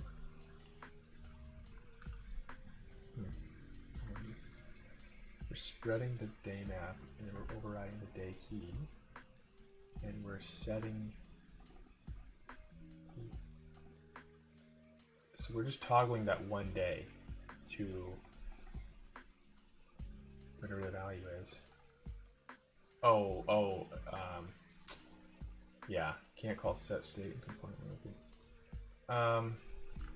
So date props, date agenda, it's gonna re-render. We're just gonna toggle day. Oh, wait a minute. Date agenda. Oh, okay, right, yeah, because time, this is gonna render every time the component renders. Every time it renders, it's gonna reset the day map, which is gonna trigger an infinite loop. So instead, what we want to do is construct this. We don't want to construct this in the time agenda. We want to construct this. We want to construct this when we're constructing the. We're constructing the time range map. Here, toggle time range. Here. Set day map.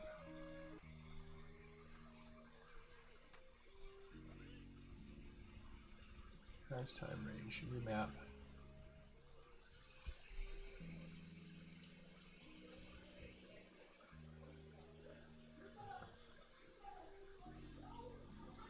Oh, so we want it to be like this.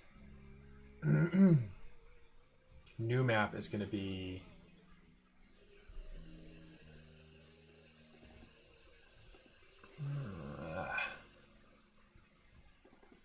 for each time range option. I guess we could. Do we want to put it in this loop, or just do it again, another loop that takes the new map and just sticks all the. Well, what is the day value again? So it's this Sunday GMT. So it's like it's like just two strings. It's going two string on the day. On time range changed.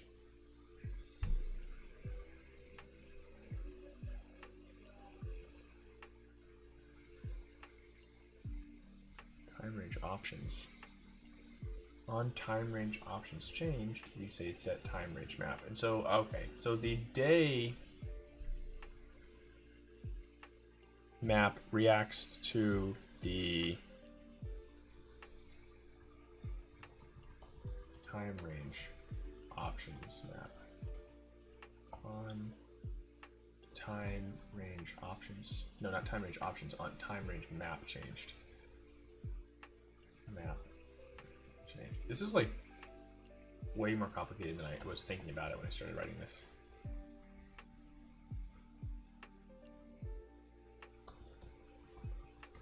Yeah, this day thing is a derivative.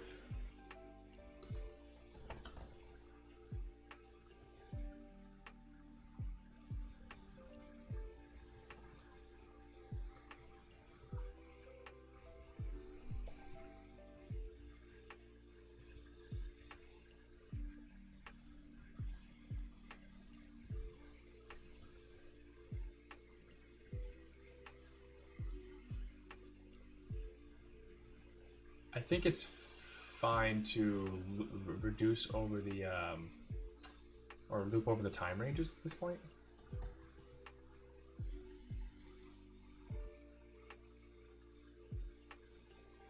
Wait, let me think about this. This map only changes when this changes and time range options changes. Yeah, this is right. So this should be reacting to the time range map, but it should be bidirectional. So when we set the day, toggle day, we want to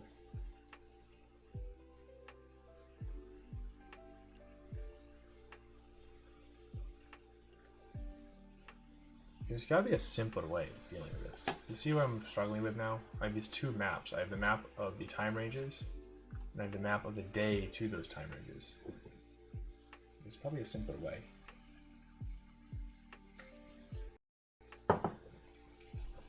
Let's think for a second. I mean, I can do it. I can keep going forward and doing it this way, but it just feels like this is going to be super complicated. Let me look at the thing again. I can't because it crashed. Alright, let's call that out then. Let's forget about this. And then we deleted it here. You guys save. Yeah, on time range map changes, we want to set the day map. I want a fast way to toggle our time ranges when I click on the day. Right?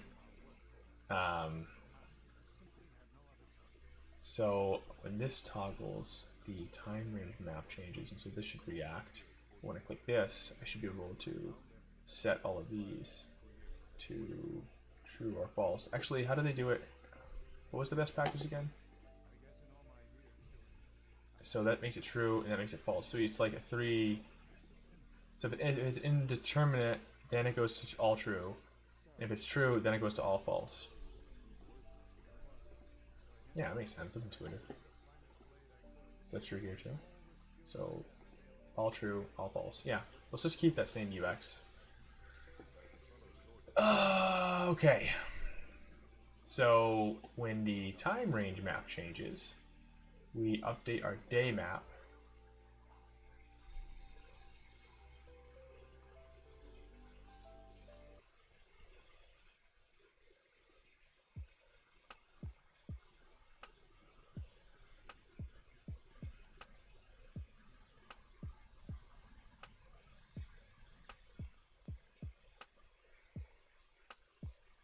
So we want to reduce over the time range options.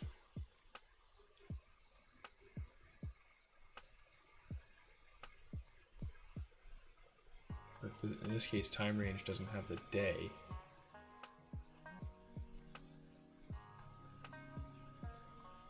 See, the problem is the day is coming in through here. You know what I'm saying? The time range options just has the, that's what we're passing here. It's the time range and the user ID, just not a day. The day is being constructed by the calendar component.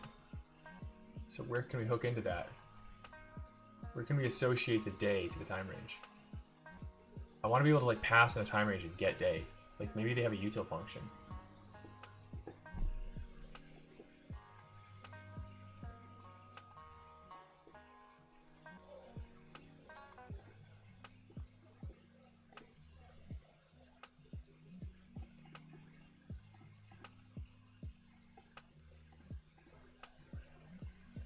I don't see it.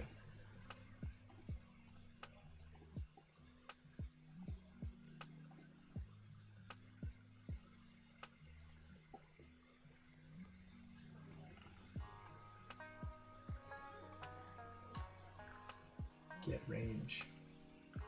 It should be in here.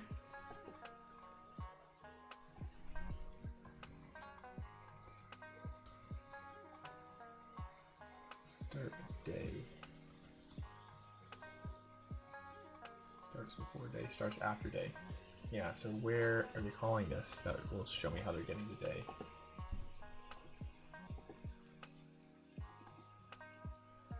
Event time and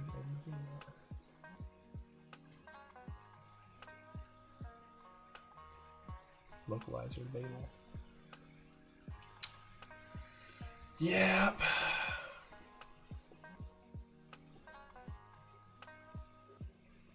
I want to give it a time range and get the day.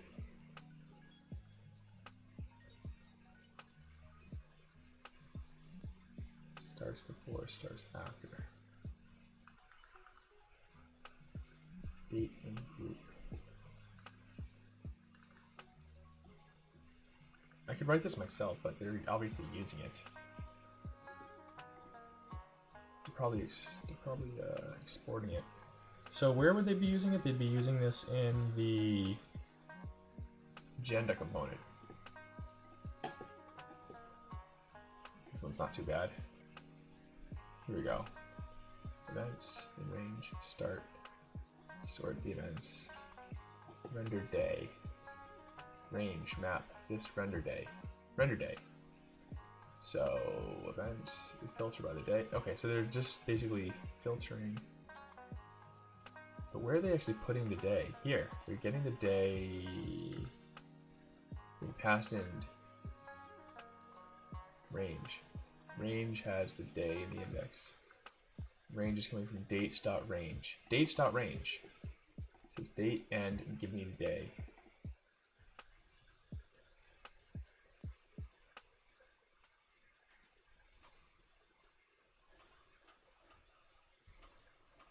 Dates.range.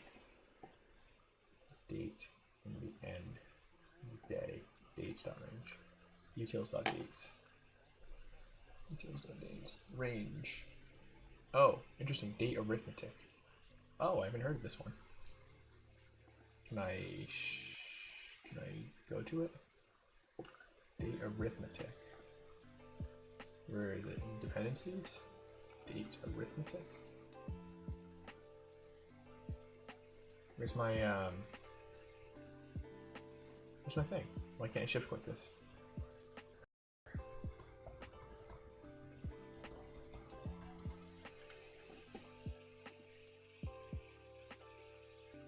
A simple module contains some date maths.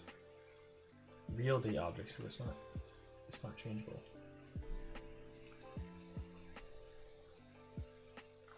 Oh, okay, so this is what they're using to get the day from the range, I think.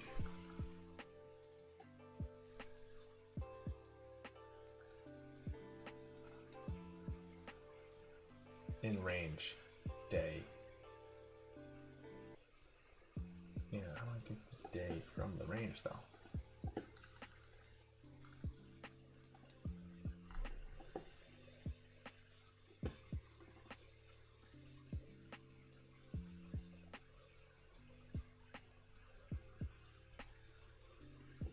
Days push current.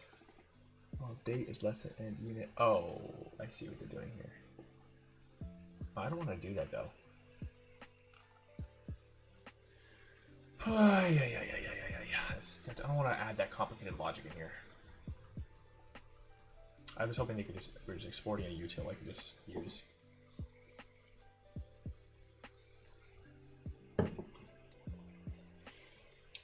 Oh, I have to manage all this myself. It's so ugly. Let me think, is there a better way? On time range maps changed.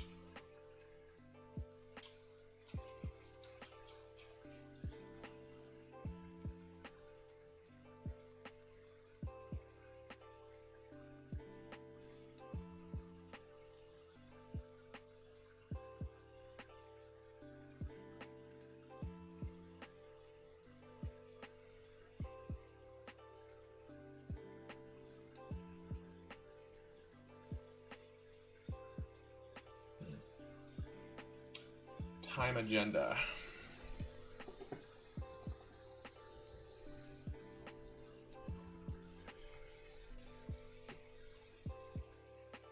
Oh, it's just an agenda. Time agenda. Render day. Time range label. Where's render?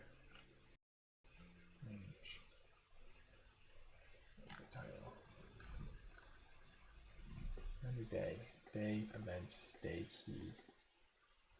Day key.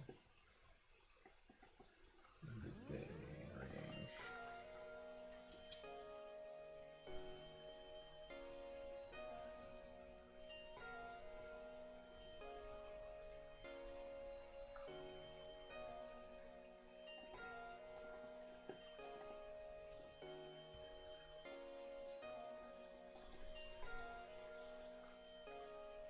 Where's my components? Here they are.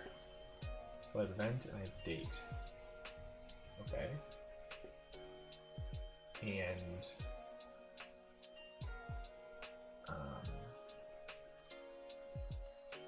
event and date. Oh, here it is. So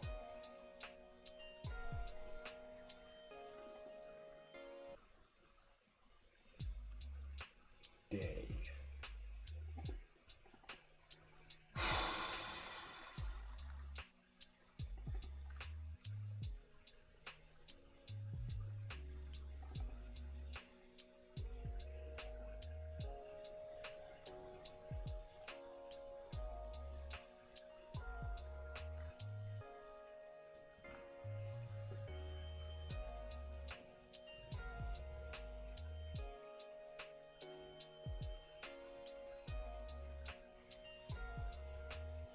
Shoot, it's not an easy way of doing this.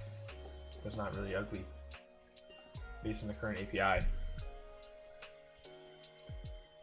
Yeah, I just don't want this to be so ugly, but I guess I have no choice.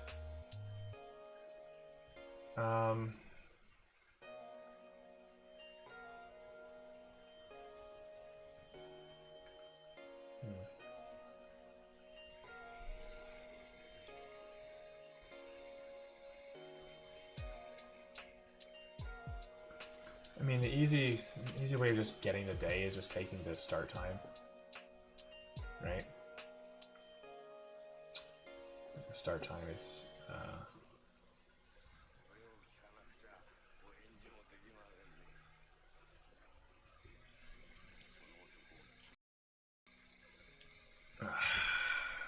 yeah. Screw it. Let's just do that. All right. We're gonna do it. So time range options has changed. So we're gonna go through the. I'm sorry, the map has changed. So we need to update the day map. So we need to.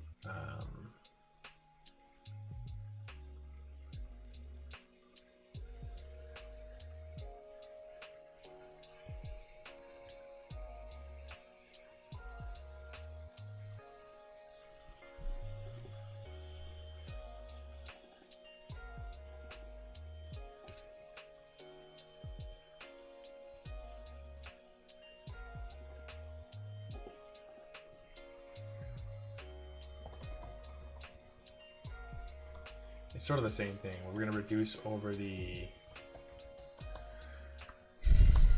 But this time we're going to reduce over the actual...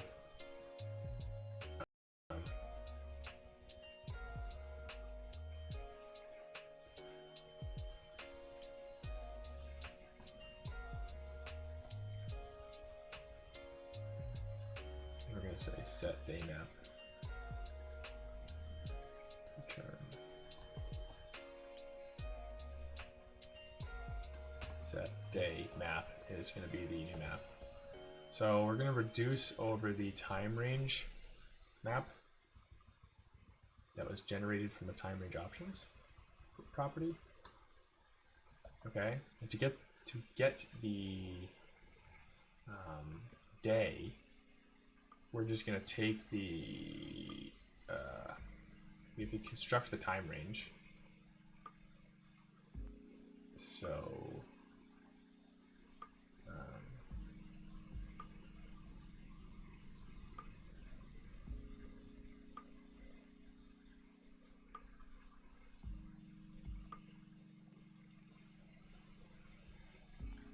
this is going to be the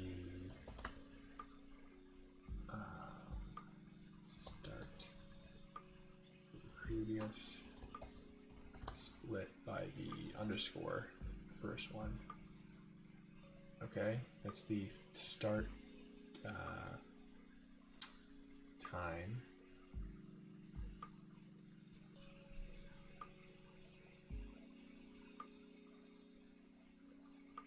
I'm sorry, it's next. Previous. So next is going to be the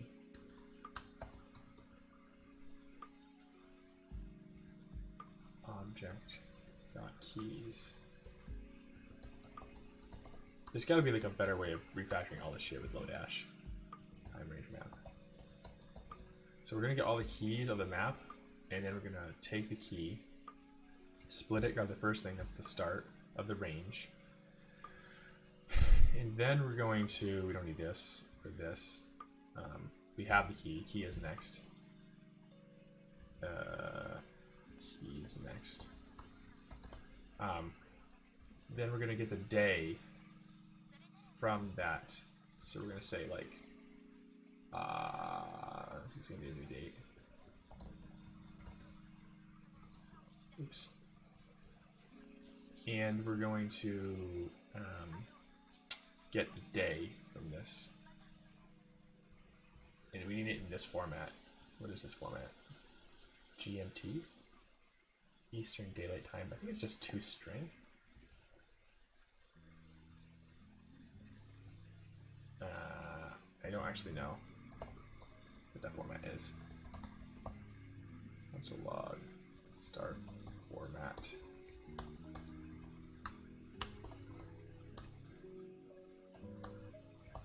I think it's 2 string. We'll see. And then we're going to, we don't need this, we don't need this. We get the day.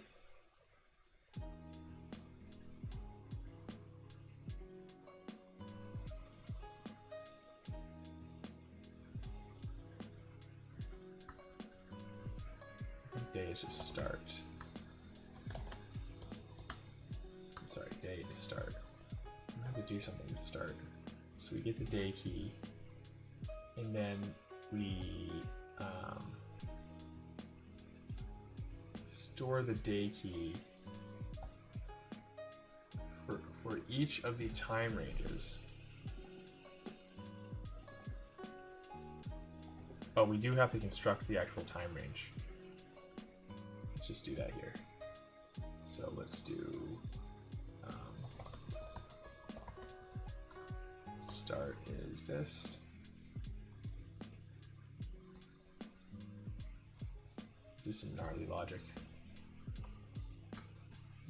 End is sub 1.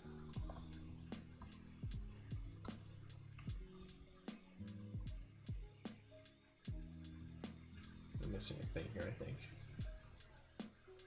And then the time range dot start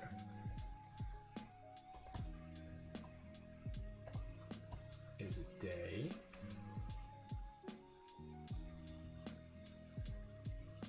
Oh shoot, I messed up these cool, it should be like this.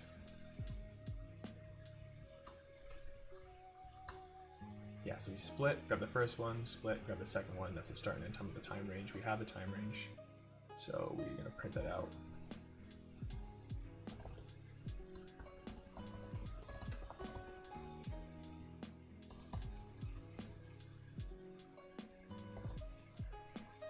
And then we're going to grab the start time. That's going to be the day. That's going to be the day key. Day key, key. You don't need key. Boom. And we're going to set the day map to this new map that we generate. And that new map, are we returning it? So we're reducing, but we need to do something like this. We don't want to return. We want to say return previous. Return previous, and then previous sub. Oh my gosh, day key equals dot dot dot previous sub day key,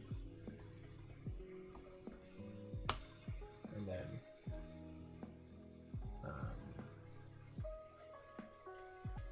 key. The key is gonna be next, and that's gonna be has time range, and it's gonna be time range.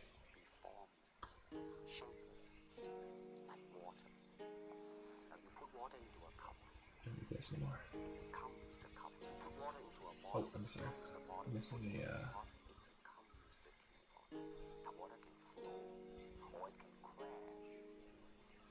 Where am I missing something?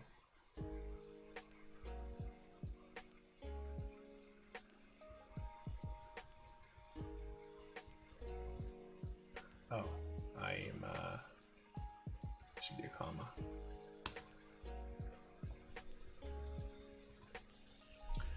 So this is what we're trying to do here.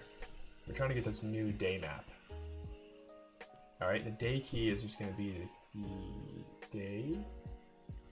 So we're going to spread over that, and then we're going to say next is going to be the string, the time range string. And that value is going to be whether or not that time range is enabled. Okay.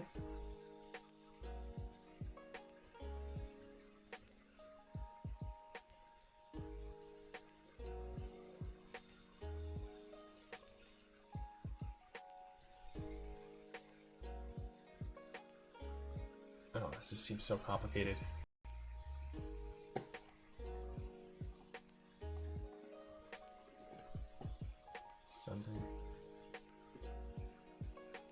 Time range map is not changing. Oh, we forgot to do this.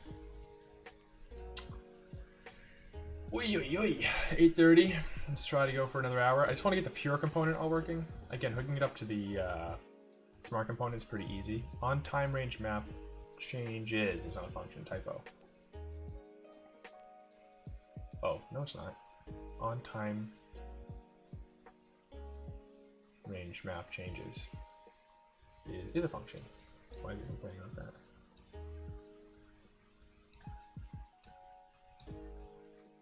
On time range map changes is not defined. It is though. Oh no, it's not. I accidentally put it inside this thing. That's how you know you're getting tired.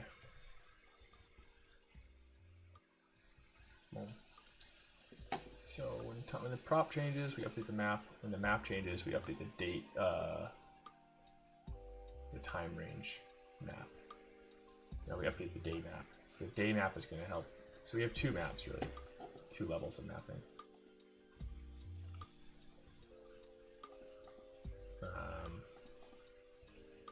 Why is this not being triggered? Time range options should change.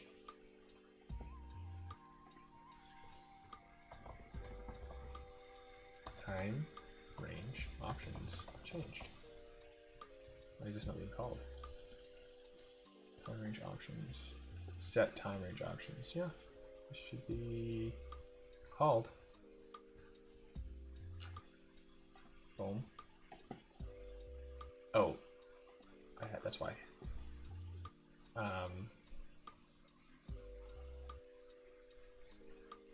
Time range. What was I logging? Yeah, time range is time range here. Start and end. That looks good. So it is ISO. And the day is day and day key. Day is this. And day key is this. Oh no, day key is wrong. Day key should be. It's not ISO. It's just like.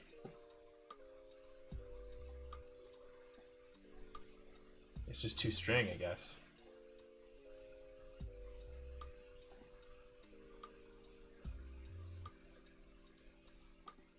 I guess it's just toString.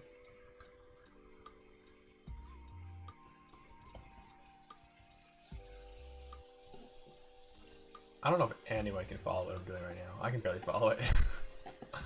Boom. Oh shit, what just happened? There we go. So day is this, and day key is this. Yeah, so it's the same. Oh wait, no, is it? Yeah, GMT 400. All right, so it's just doing toString. That makes sense. So what is actually the day map when all this is said and done? Day map is the new map. This is what we're trying. This is what we've been trying to do for the past freaking 30 minutes. Is get this day map. Boom. There's a pretty significant delay.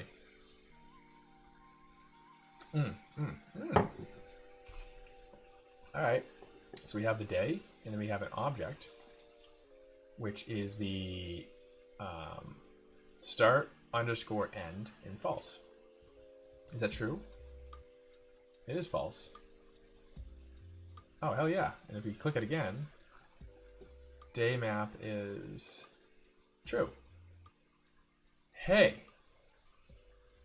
shit is working. Shit is working. So now we want to use this day map, okay? Because now we're just setting it, but we're not actually using it to render this thing. Oh, are we? No, we're not. We just hard coded it. So instead, what we want to do here, toggle day. Wait, let's just do this first. Is day checked?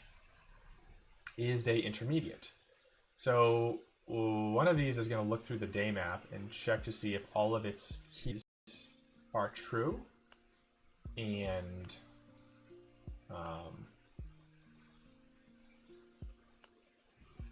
one is going to see if any of them are true. See, so we're going to say this is the day map. It has a key, which is the day. So we have that here, day. So we're going to say return is day checked. So day is going to be checked if all of them are true. So I think there's a Lodash thing for that called any. Ah, shit.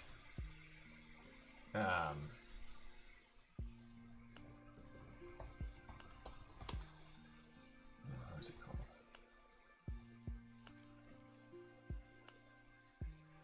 Every. So there's every and there's any, or one. Every takes the array and sees if any of them or all of them are true. And one? Any? Every or some? Every and some. Every and some.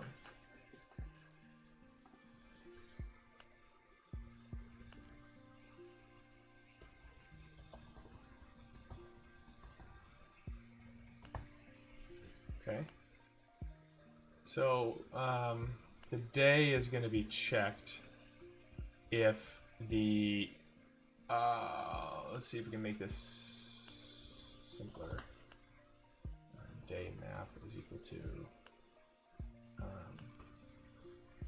map is equal to day map sub day, and then we're going to say return map object dot values of the map any. No, every. So if all of them are true, then it's checked. And if some of them are true, then it's intermediate.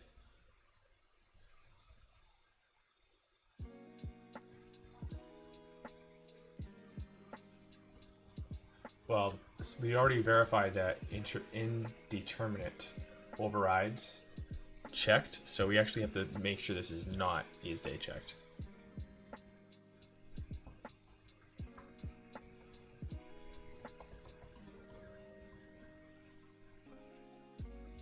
You see what I'm saying?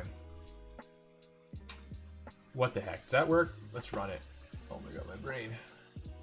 This is why front end is way harder than back end. I'm just saying it. I'm just saying it.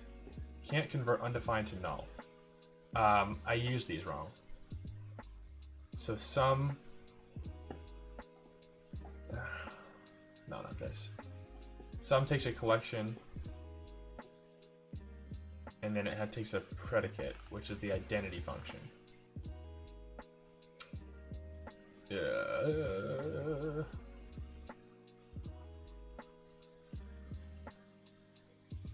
Alright, never mind. That should have worked. What was the error? I'm using them correctly. Can't convert object.values of map. Oh, okay. That's just map is undefined. Map is undefined. If not map, return. This is like probably the first render before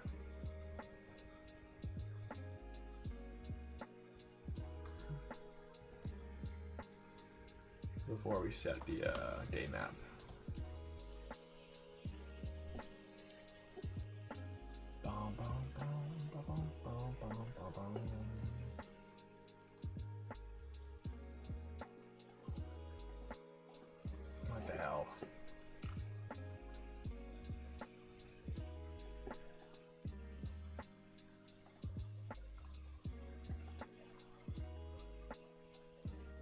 Is day indeterminate?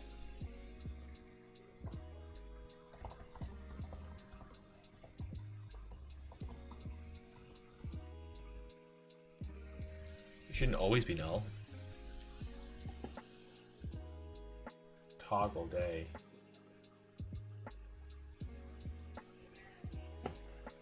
Boom. Boom. Sunday. Where's the day map here? Boom. Sunday, April 19th. 43.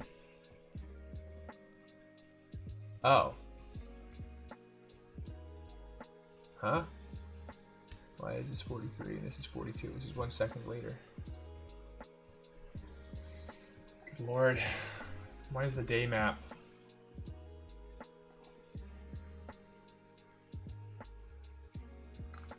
This is state, right?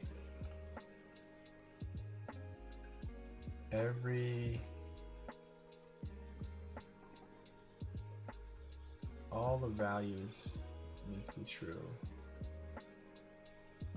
Some have to be true, but not all of them.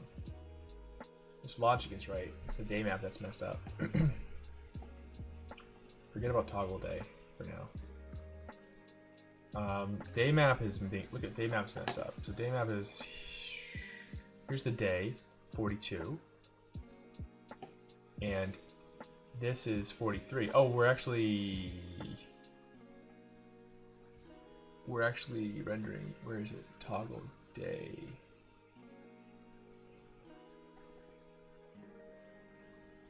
Oh, okay. It's because the day that's being passed into is day checked is not the day that we constructed, it's the day that the library constructed. Here, see? Where is it? Boom, this one. So, what can we do about that?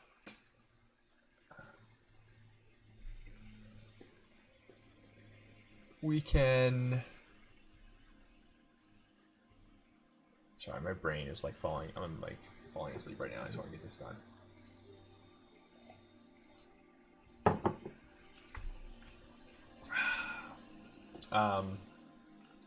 Where are we constructing the day map?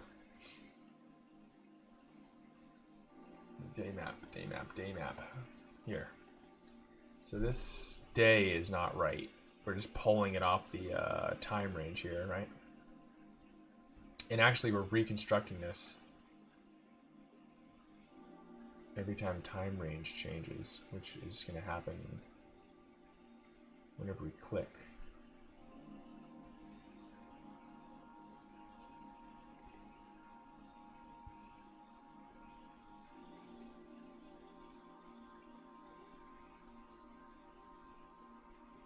So the day that they're passing us is basically a second after hours.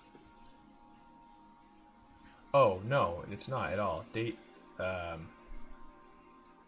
that's the label, never mind. I should delete these console logs that I'm not using. So when I click this again, the day map is going to be still 42, but this is now 46. So this is actually the updating as I click, as I update the day map. But I'm sorry, the day map is not updating, but this is. This day is coming from. I think it's because it's a closure variable. See, this day is being rendered whenever I click on the button, so it generates a new day. So yeah, because it's doing like time.get now under the hood. Oh man, this is complicated. This is really annoying.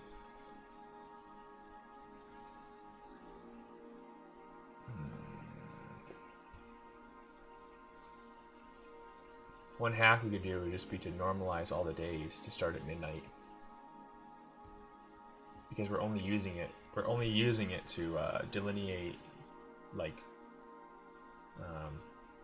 till midnight. So if we start this at night, then it'll all match and we can find it in the map. That's not super nice though. But that'll work. That'll work for sure. Oh man, I'm half tempted to do that. Yeesh. Yeesh. Let's try it, and then if it's too ugly, I'll revert it. If it's too ugly, I'll revert it.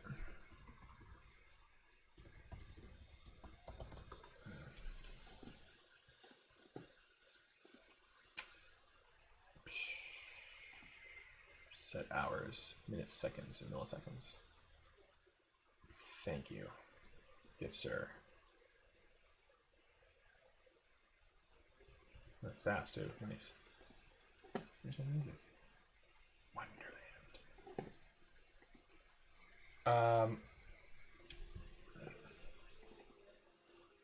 Day. Normalized day. Date agenda. Normalized day equals new date day. And then this normalized day dot set hours, reset that sucker.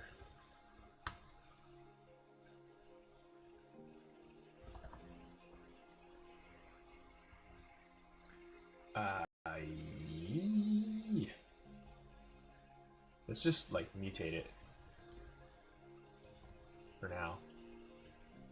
I don't know if we want to commit to this. So we can normalize the day to midnight, right? And then so that's where we're checking it. So that's gonna be midnight here. And so then when we're writing it, where are we writing a map? Boom, right here. Normalized day. Get out of this. Get this day key out of here. And I don't even need this anymore. Get this. Get this. So normalized day.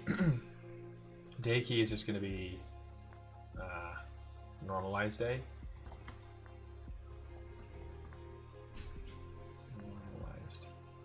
Normalized day. You see? So now this is going to be midnight. And then when we try to check it, it's going to be midnight. So they're going to find each other. Yeah, it's sloppy and heck.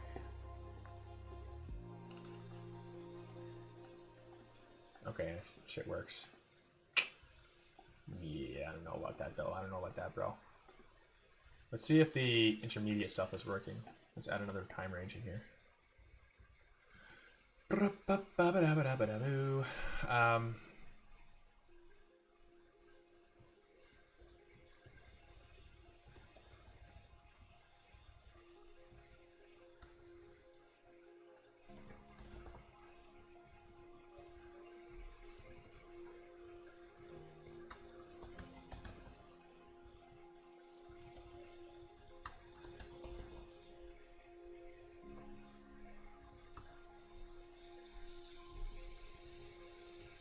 See if this indeterminate logic works. I feel like it should. Let ashes.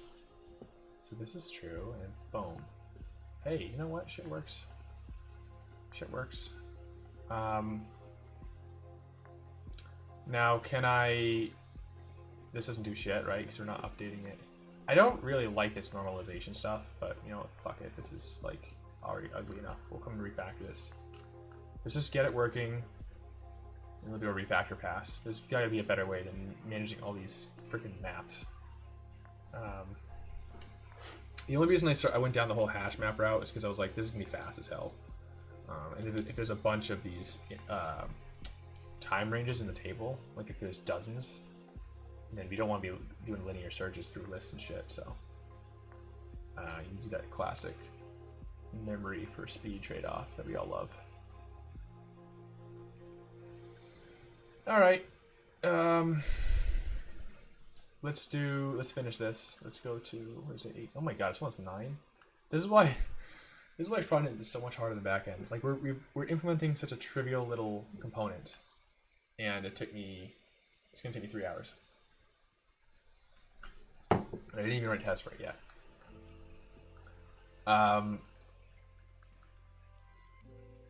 Where are we toggling the day?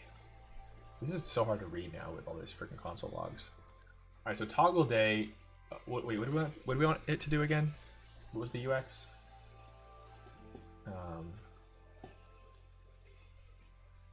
We need to get rid of this.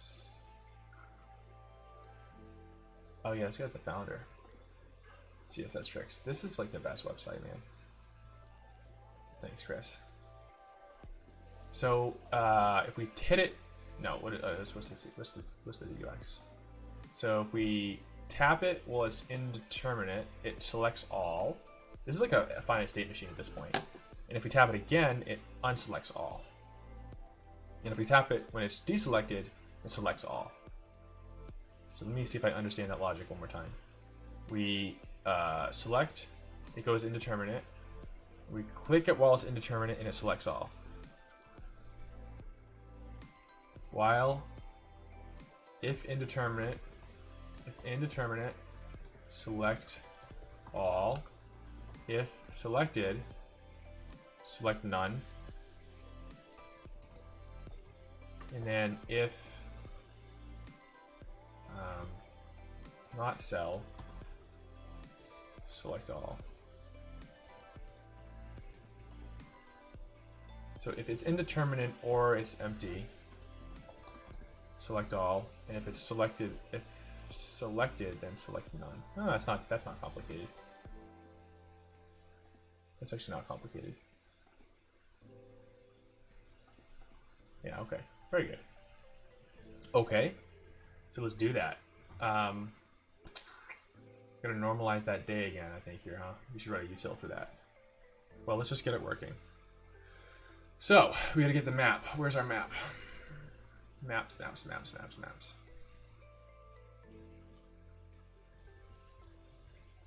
We have our map.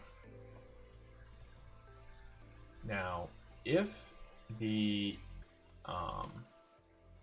if is what is it again?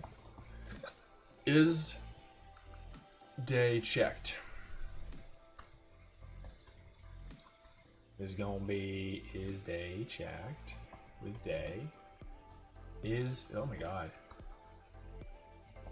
is day indeterminate is day indeterminate. And so let me just do our logic.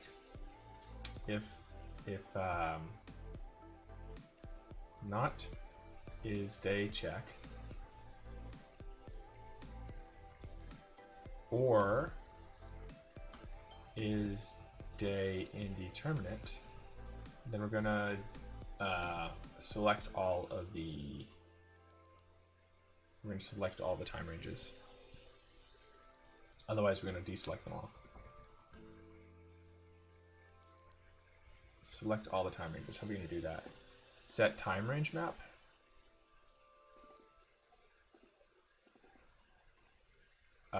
Okay, so we have to loop through all the.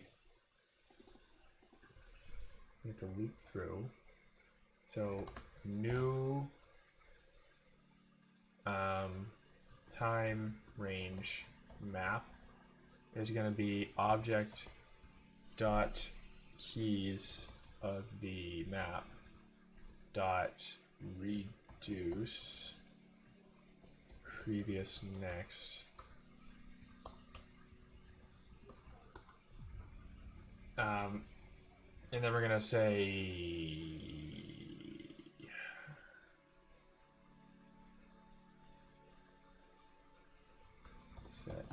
set time range map. And this is gonna trigger the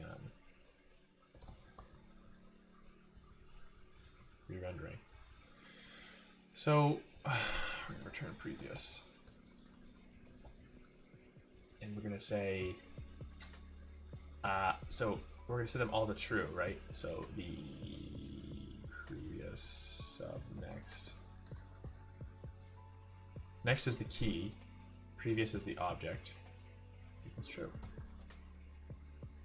Oh, you know what we can do though? We can just say like this can be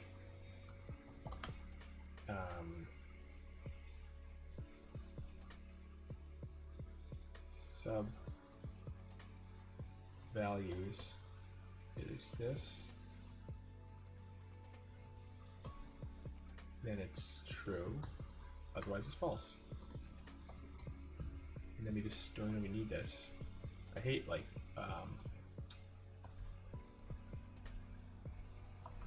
sub value. This inverts the logic, right? So they're all going to be true if the day is not checked or it's intermediate, and otherwise they're all false.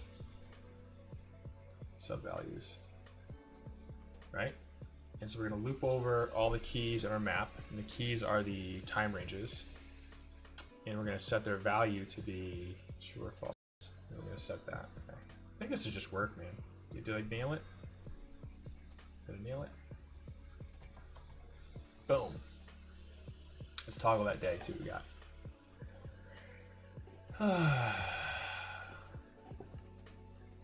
Boom.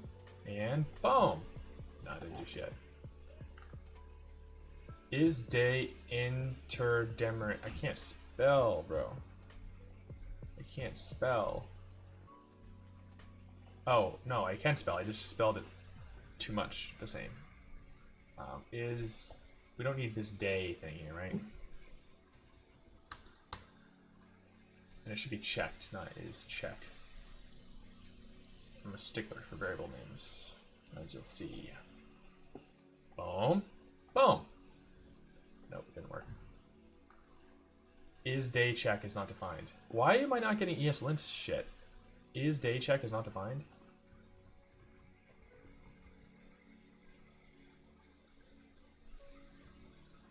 Yeah, where am I? Is day check?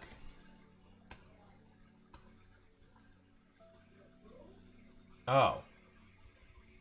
That's my bad, guys. That's my bad.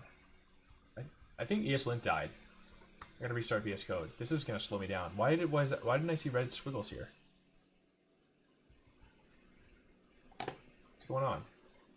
I'm gonna restart it. Once I get to a stopping point. Come on, and whammo. Hey. Hey. That, it's the little things in life, you know? You gotta take your wins when you can. Oh. You gotta take your wins when you can. Alright, it's 9 o'clock. We're gonna go for another hour. We're gonna finish this pure component, man. I'm hell or high water. Is anyone even with me anymore? Let's check. Where's the stream at? Hey, we got 3 people. 3 streamers. So again, what we're trying to do is we finished the backend schema updates to add the time ranges to the pod. Now we're trying to finish the pure component that allows users to set their availability, sort of like doodle.com. And then we can hook it up to the backend changes with some custom hooks. I don't think we're going to get to the smart component tonight. I have to do that during the week sometime.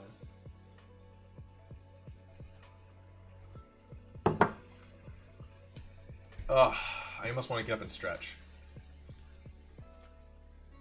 I should get rid of all these console logs. The one says lowercase available, and one says uppercase. Let's get rid of all the console logs. We should probably commit this too. I'm gonna mess it up when I start making more changes.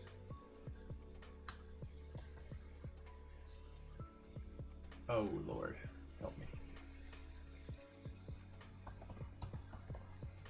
There's 7 console logs. Okay. Nah.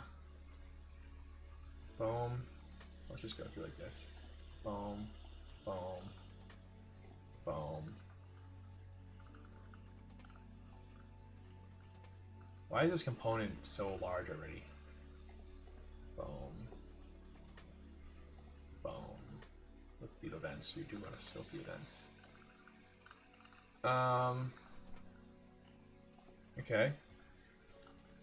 So buttons, what are we doing here? So Oh, interesting. What's going on now? What's going on now?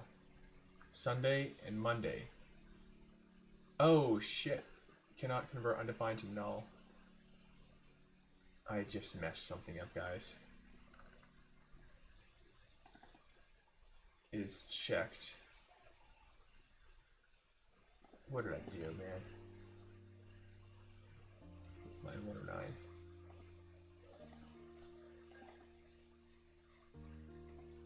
Let's just undo what the hell I just did. I deleted a line. Oh. Is check? Is check. Is check. Ay, yeah, yeah, yeah, yeah, yeah, yeah, yeah, yeah, yeah. Good lord, bro.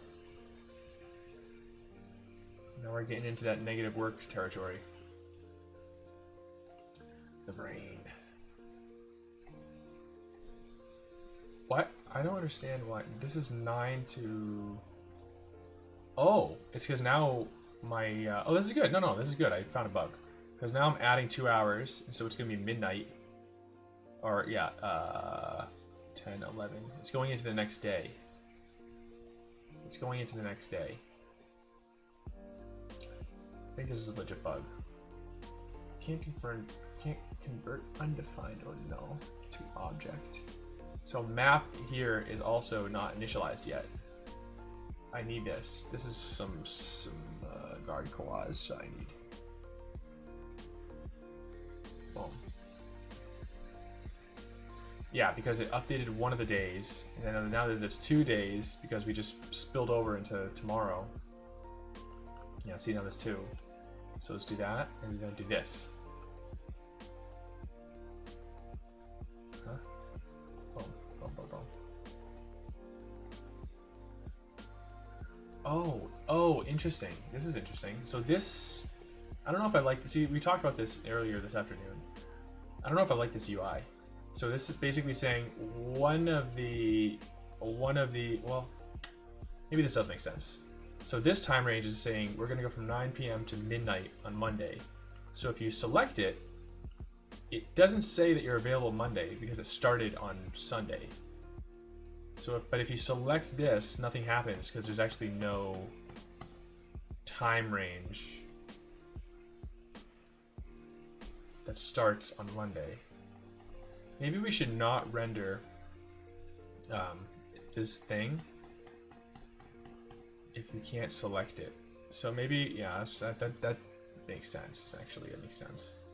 Oh, but wait. Yeah. So where do we do that? We do that here when we render the custom date agenda. So we don't want to render this checkbox if there are no time ranges that start after midnight of that day.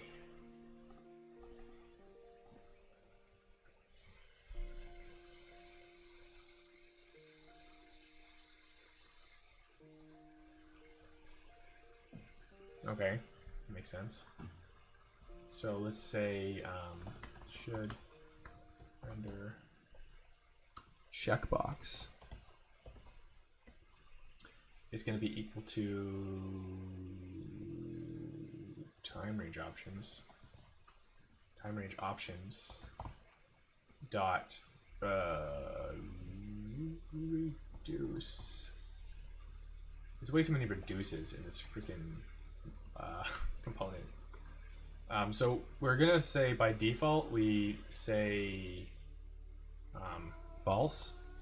And if we find a time range that has a date that starts after the normalized time, then we will say true.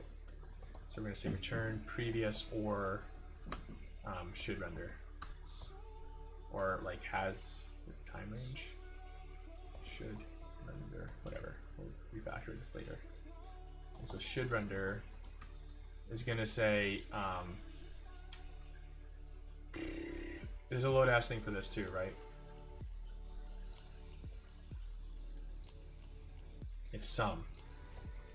So we're gonna say if sum of the time range options And then we have to give it the function that takes in the time range and then returns if time range dot start is greater than the day, greater than or equal to actually. So this is gonna be midnight, and start is gonna be greater than or equal to midnight. Time range option. Oh wait, no. Time range option has a time range dot start. Good lord, bro. We're gonna have to refactor the hell out of this, dude. This is like hard, so hard to read now. So does this make sense? And then we're gonna do this. So should render checkbox and boom. So now we should not see our little checkbox because I don't want to render something that the user can't interact with. That's confusing as hell. Yeah, boom, bye bye. So now if we, how can we verify this? Let's add another one. But this time it's going to start in 2 hours and then end in 3 hours. Start in 2 hours. 2 hours. I'm just going to end in 3 hours. 3 hours. And then we're going to do 3 hours is equal to new date 2 hours. We're going to add 1 to it. 3 hours is 2 hours plus 1. Bam. So now it should render the checkbox and everything should be hunky-dory. Yeah. Bam, bam. Oh, that's so interesting. I don't know if that's a bug or if I agree with that, right? So this makes sense to me, that it selects, oh shit. How did that break? Oh, it's so confusing. So, like, if I select this, oh, what? Broke something. Yeah, that makes sense to me. Clicking this makes sense to me.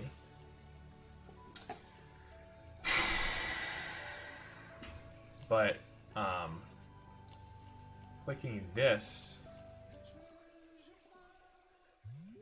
yeah, no. Yeah, oh man, this is confusing. Because it looks like this is a bug, but this is not part of this day. So this is actually all the days. So that actually is right. Oh, but see now, why is it when I click this, it doesn't select these days? There's some state that we have to, there's some bug we have to fix. So let's see if we can reproduce it and understand it. So if I click this and I click this, nothing, oh no, that worked. If I click this and then I click this, that worked. So if I click this one, then this one. Aha, okay. So, right, if I click this, and this is, first of all, this is a bug. This should not be, it should be indeterminate, right? But then, if I click this, nothing happens. Oh.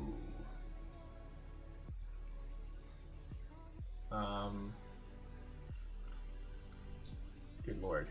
I don't know if I want to debug this right now.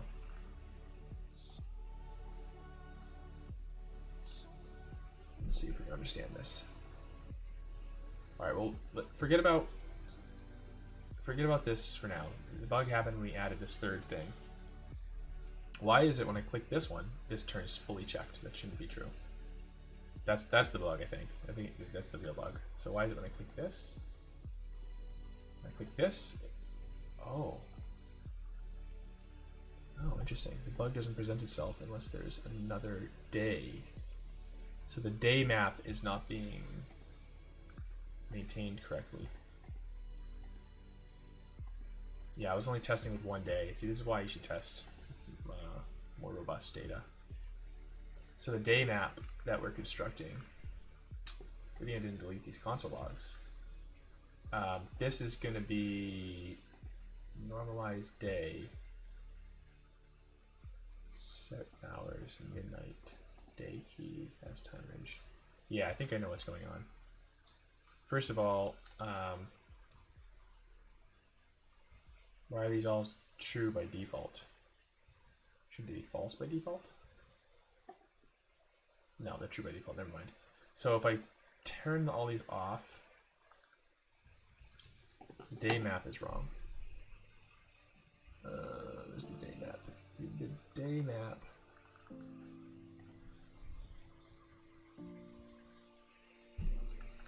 Huh? What's the day map?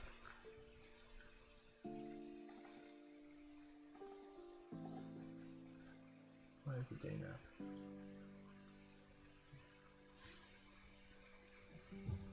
My gosh. What have I done? What have I wrought?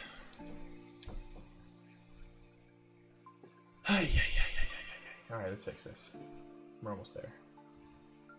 I think this is the last edge case. Why is this not executing? On time range map changes. Time range map is changing. Changing here. Time range options changed. Time range options changed. Time range options. Oh shit, it's not, that's why. This is not being called. The time range options. Huh.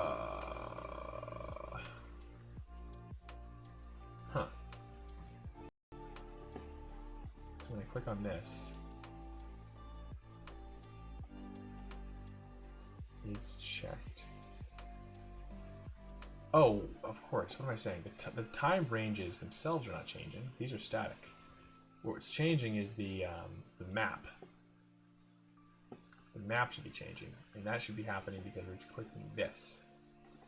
Oh no, we're clicking this. Toggle day. So toggle day. Oh, I'm sorry. Toggle time range sets the time range map. Right. In the time range map, time range toggled. So this, let me make sure this is correct. Yeah. So this is start time and end time looks correct.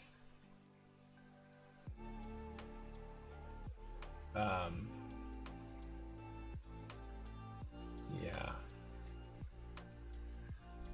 Okay.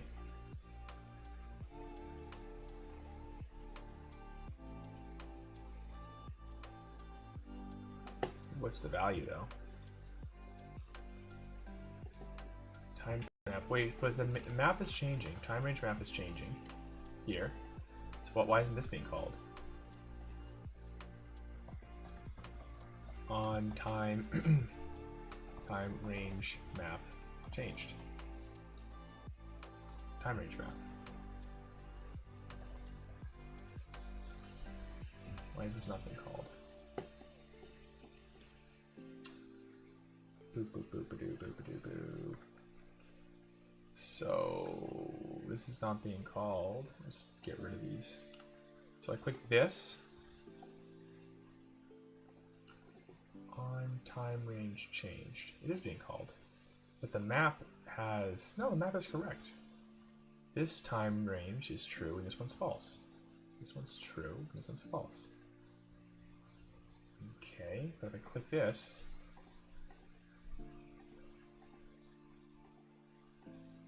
what the hell was the bug again?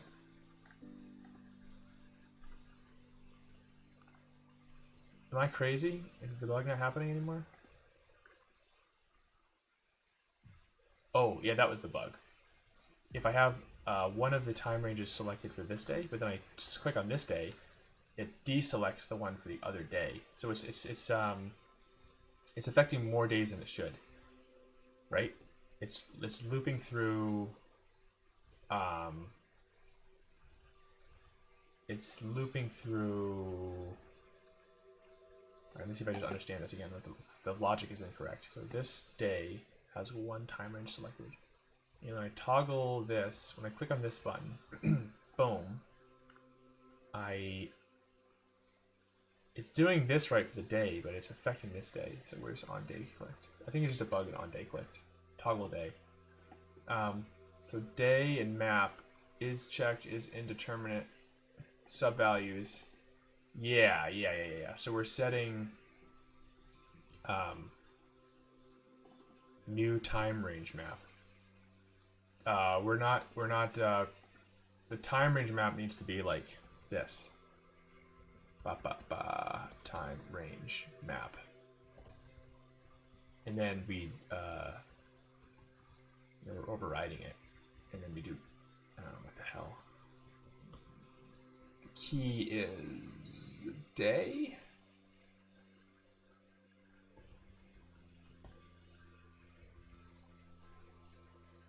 I think that's the bug. I think. Let's see.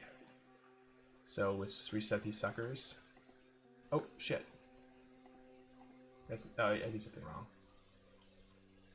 Oh, it's day map. Good lord. No. No.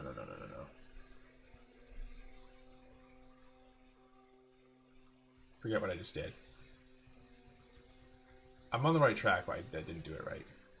So we're setting the new time range map, but we want to change the day map. Oh, I'm sorry, the day map is being changed. Oh gosh, let's just look at it. On toggle day. New time range map. This is wrong, I think. I think this, I'm overriding all the days, not just the one I'm toggling. Yeah, see? So boom, and then now watch. Boom. On toggle day. I'm in the point now where I'm doing negative work with my brain. I can feel myself.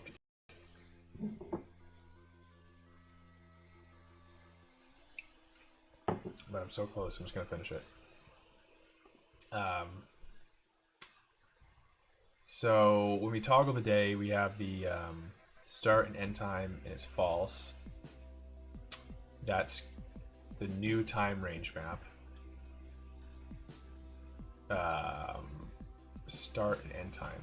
Yeah, but we want to set this like this. Toggle time range.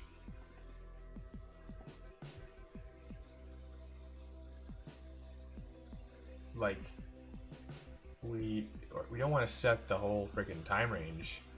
We just want to set the day that we're changing. So time range maps, I was doing it right. Time range map is still going to be time range map, but then this is going to be the day. I just didn't have the right key, I think. This isn't day. This is the time range. See this time range. Set day map for all of the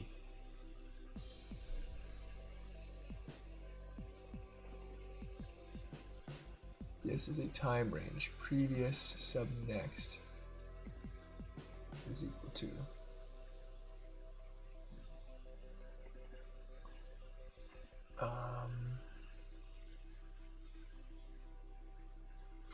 yeah, this is wrong.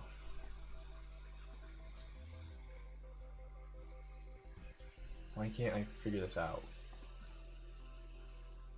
I'm gonna click on this. I'm gonna click on this. I'm gonna click on this. This. Toggling day is affecting the other days. It's resetting all of the time ranges, not just the ones for those days. So we're getting the day and the map. The keys of this are all the time ranges. So this is a time range for that day. and then we set the time range sub, and then next is going to be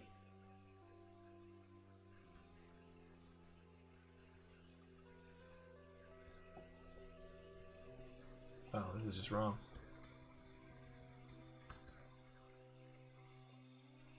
Oh no, no, it wasn't. No, it wasn't. No, it wasn't. Previous is actually the object that we're reducing, and then next is the key, and sub is 0.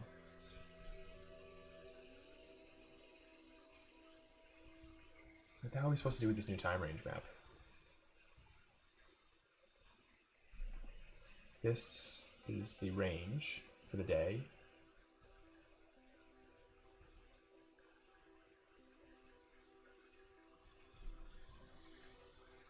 Set day. Where else are we setting? Toggle time range. Toggle time range.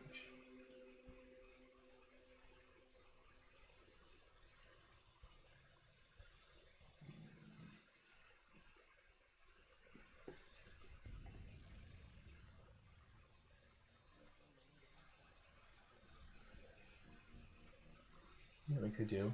It's less efficient, but it would just solve the problem, and I'm sick of doing these reduces. Because we can just loop through object dot keys sub map for each key. We get the time range.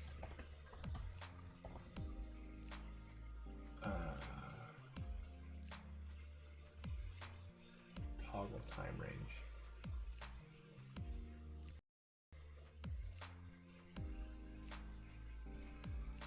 You just do it like this. Set time range map is equal to 1, 2, 3 time range map, and then the key, and it's just sub values. This is less efficient, but it's less to think about. We're just calling this on every single one of the keys, just like toggle time range. Oh gosh, I need to refactor this shit. What? Boom, boom, boom, boom. Oh wait, no, that's correct. This is correct, and this is not correct. So when I click on this, why is this time range not being set to true? Interesting.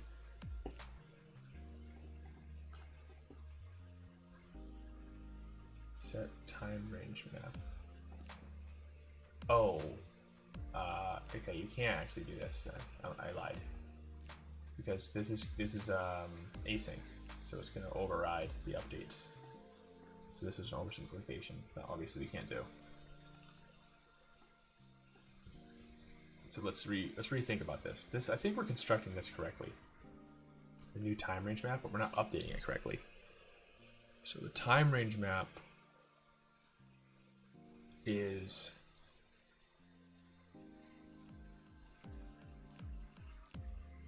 time range map, and then just new time range map.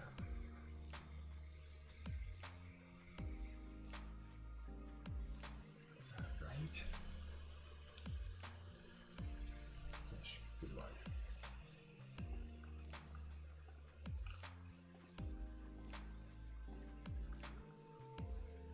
Okay, I think that makes sense.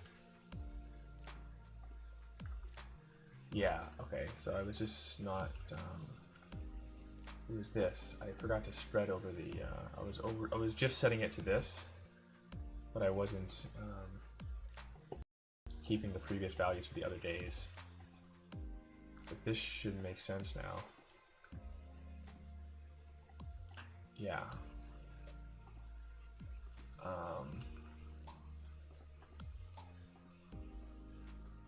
Okay, geez Louise. I think we're good. 9:30, time to call it quits almost. What's one more thing we can do? We're not gonna do the header. I just want to get the core user interaction. We can mess with like names, CSS. But I wanted to make sure that we can actually get the time ranges out of the component so that we can, in the next session, hook it up to the GraphQL components. So let's just finish with that. Let's actually get the time ranges out of this component. And like when we pass them in, where are we passing them in? Here, we are like generating these events to be rendered. But then on change, where's that happening? On change, no, not here. Oh, we're not actually calling it? Yeah, so we have to call on change, is my point. And that's going to call this.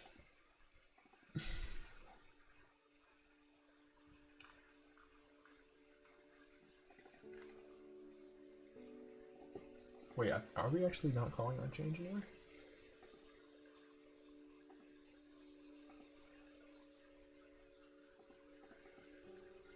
Oh, I guess not. Yeah, so whenever the time ranges are changing, we gotta call on change and pass them back up as new time ranges. Then we can save these to the database. So let's do that. Let's do it. Where should we do it? Whenever the time range map changes. So on time range map changes, we need to call on change after we time range map. Yeah, so on time range map changes. Time range map changed. We have the time range map here, which is here. All right, so we need to parse this and pass it back up. So we can just create a function called onChange parse time range map. And we're going to give it the time range map. And parse time range map is going to just do exactly what it says.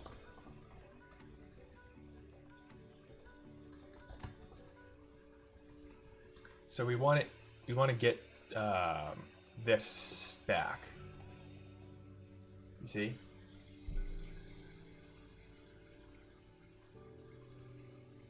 And the user ID is just going to be the logged in user.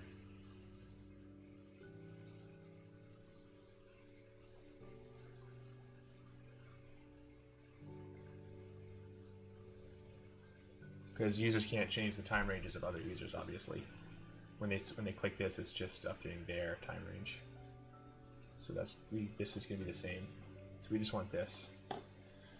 So we have this. We have this. So we just need to parse the keys and turn them into start and end times. And the keys are in. That's all we have to do. It's pretty easy, actually.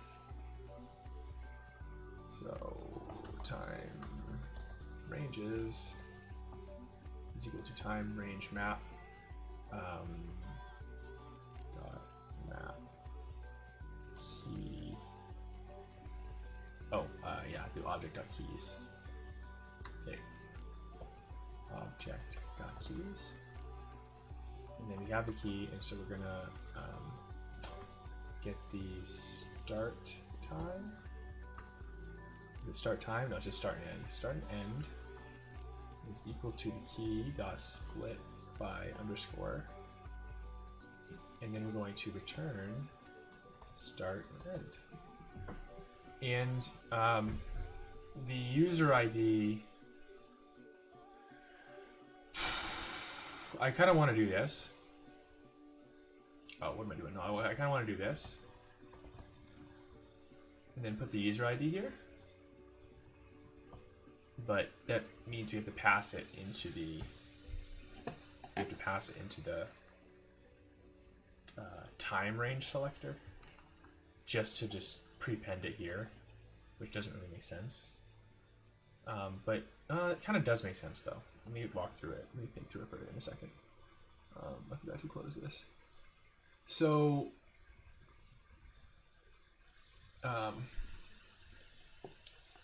let's just see if this worked. Finally, new time ranges. On change is not a function. Bullshit. On change is not a function. On change. P time range selector. Oh, I didn't call it test. Boom. I think we should pass the user ID. Hear me out. Huh? What's going on? What's up there?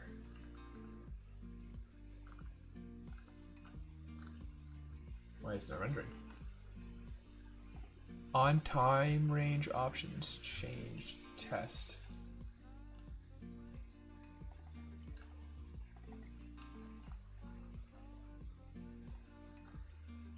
Oh, it did work. It just turned them all into nulls. Yeah, see? Finally undefined.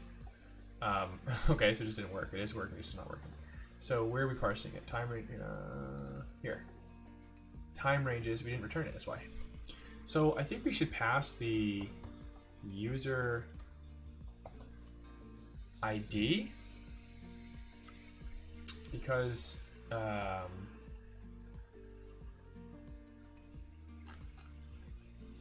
we have it here on the pod. No, we don't have it. We don't have it. Maybe we shouldn't pass the user ID. Yeesh, let me think. Well, never mind. We already are passing the user ID. There are no events in this range. Shit. Infinite loop. Oh, we're not checking to see if they're different. So that's why. We only want to call on change if they actually have changed. So if so we want to we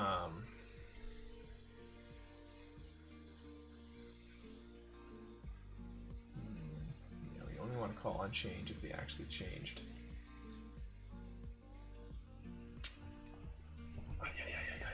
We don't want to do a deep comparison, do we?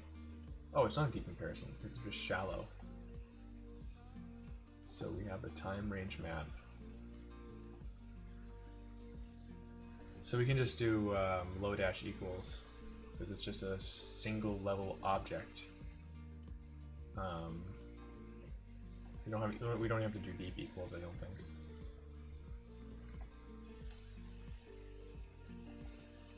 Is equal. Yeah. So if is equal. Not equal. If is equal, the time range options.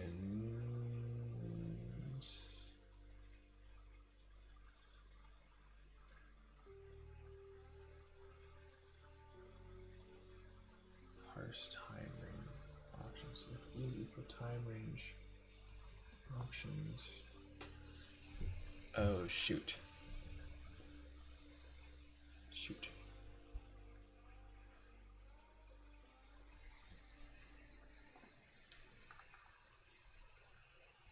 We actually want to do this in not in the day map, in the time range options. So we don't want to do this. Set day map. New map. So we have the day. Time range map. When the time range map changes. Yeah, so where are we calling set time range map? Here. And here. Time range options changed. Set time range map.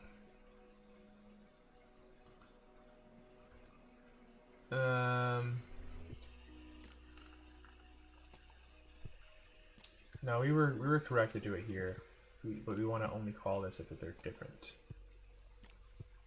The problem is this like user ID thing, right? Because when we're parsing the time range map, we want to construct something that looks like this. But the user ID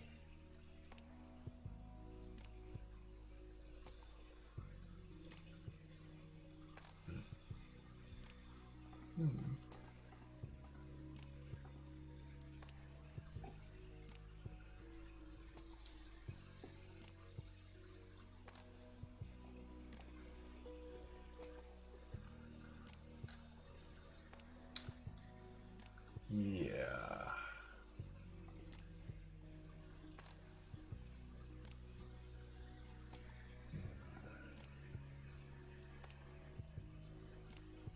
Oh shit, it's still stuck in the infinite loop.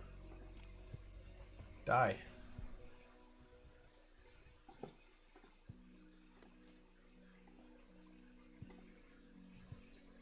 Okay, reload that. Okay.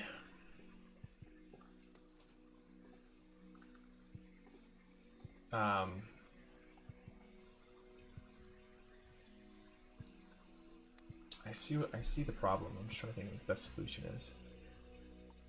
So we want to only call on change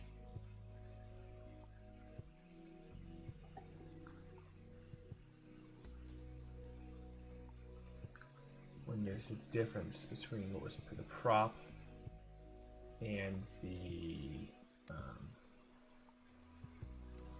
well, there's two ways of looking at it actually. You can just remove the time range.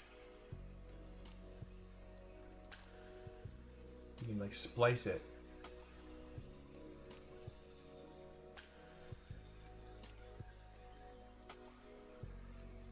Like instead of parsing, yeah, I guess this works. Instead of parsing, as we update it, like where are we calling set time range? There's two ways of thinking about a controlled component. So set time range map. So here we're toggling it so we can call on change here, right? And then depending on what this value is, add it or remove it from the time range options. And then likewise here we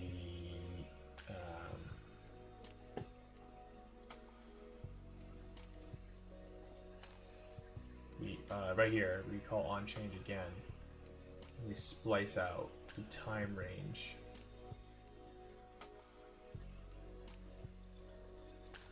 Yeah, so the problem is now we have two sources of truth, right? Like when we call toggle, we're setting our inner map, but really what we should be doing is calling on change with the new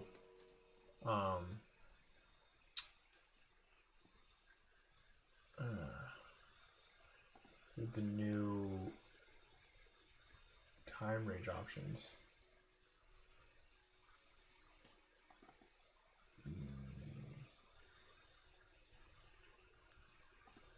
Yeah, I think that makes more sense than trying to map it and then call on change when the map changes. You see what I'm saying? I want to do this. On change, new time range options. And new time range options is just going to be a filtered version. Like, let's see, remove one level of indirection. New time range options equals to time range options filter. And then the filter function is going to say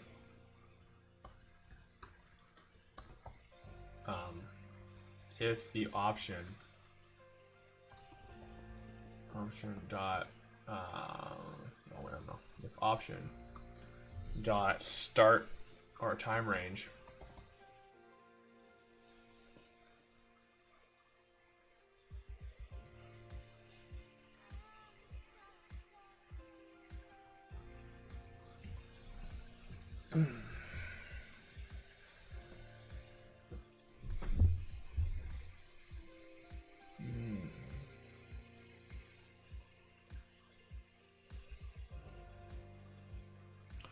We need the user ID.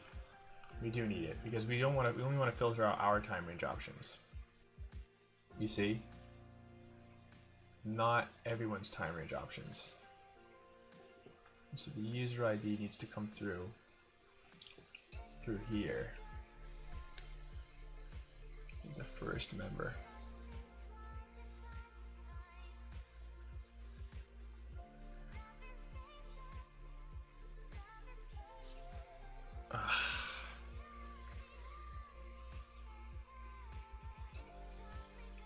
Like this is going to render multiple time range options, right? But there's going to be like 3 users here. So when we click on this, we want to update our time range options.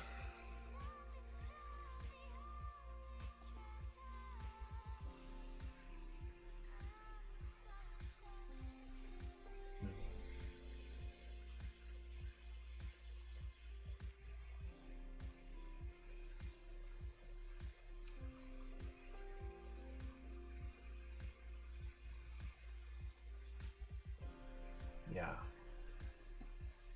Like, what does that actually look like? If we had 2 users on this time range option.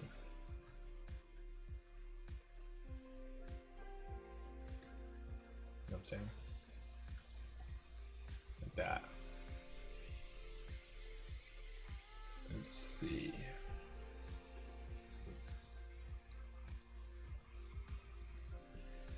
Save that, revert that. So now we have 2 time range options with the same time range with different user IDs. This is something we didn't consider, or I didn't consider in the beginning.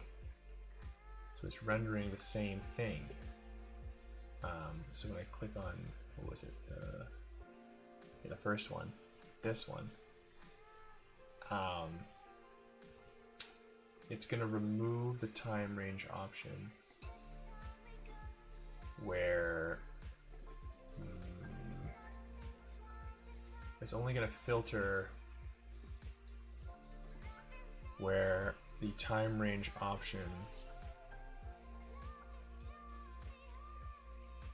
is mine.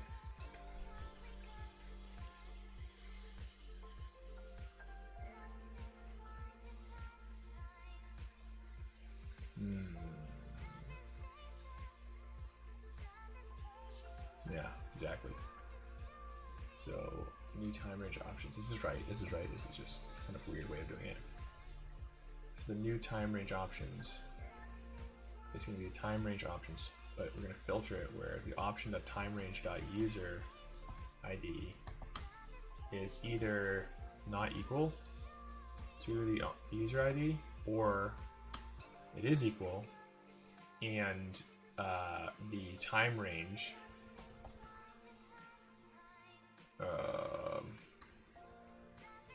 object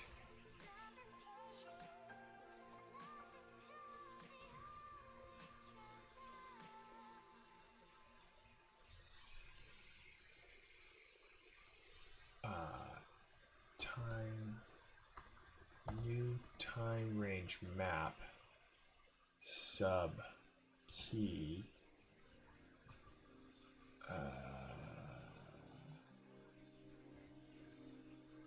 includes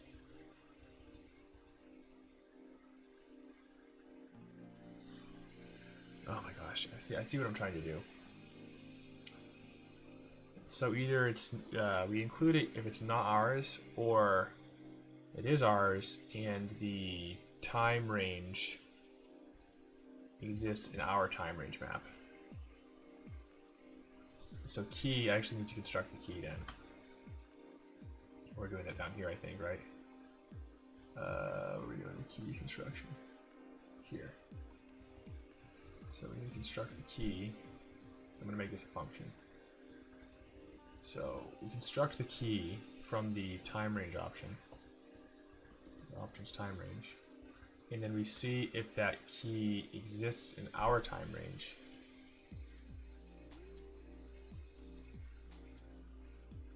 Right? And if so, we return it, and then we call on. Oh my god, we call on change.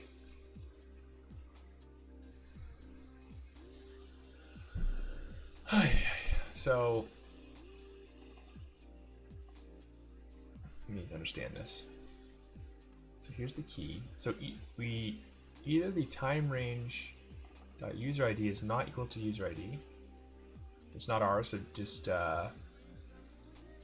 return true, keep it, or only keep it if the key exists in our new time range map. That's correct.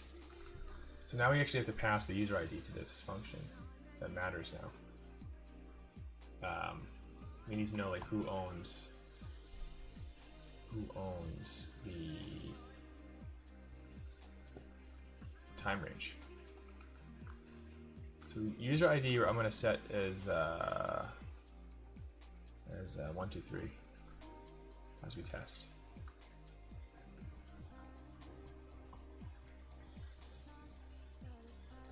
Okay, so now we're only going to be concerned with this time range. That makes sense. So we actually need to do that in two places. When the time range is toggled and when the day is toggled. So we did it here where the day is toggled, but now we need to do it where the time range is toggled. We'll pull this into a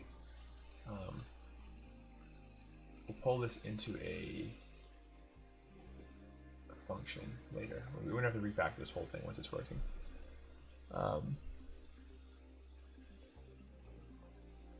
Where was it? Toggle time range here.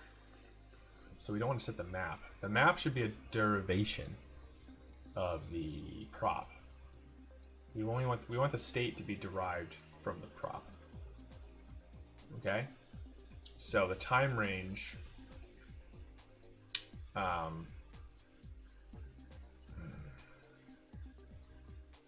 toggle time range.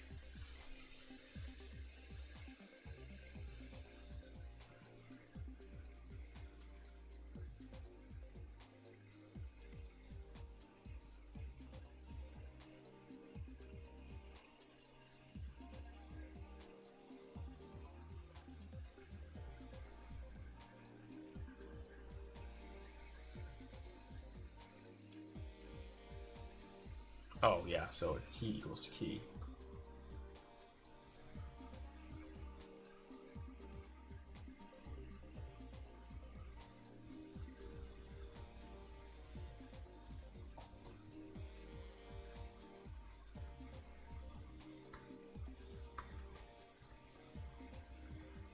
Okay, so if inner key is equal to key, then we can include it.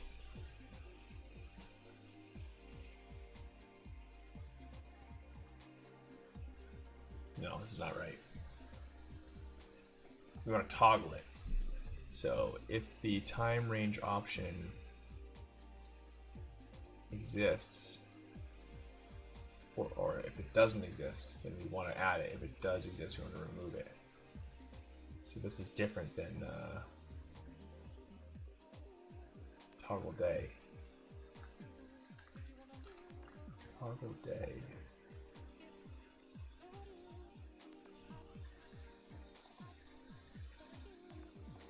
When we toggle the day, we generate the new time ranges.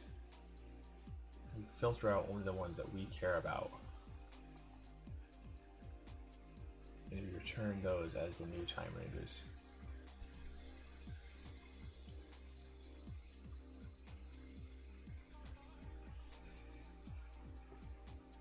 Right? But then when we toggle the time range, we know it's always the one we care about. We don't have to do this because it's... So we want to either add it or remove it. So if it exists, then we add it. If not, then we remove it. Okay, I see.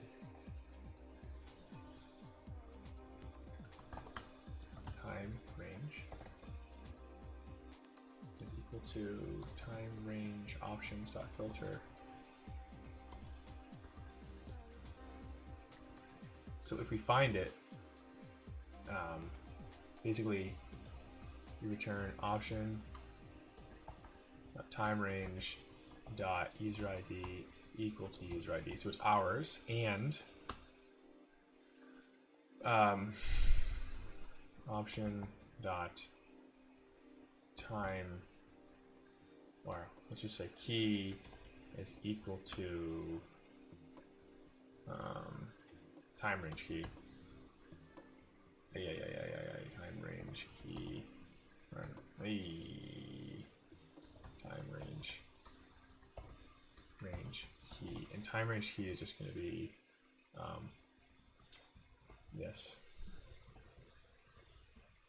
Time range is option dot time range, and then the key is this time range key.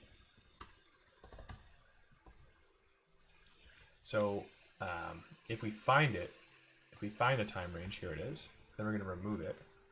That's because we're toggling it, right? If we don't find it, then we're going to add it. Yeah, exactly. So instead of this, so if time range, then we're going to splice it out.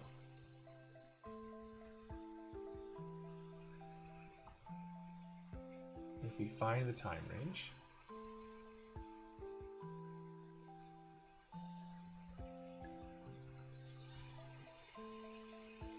if time range, there's a much better way of writing this code. Let's just get it working first.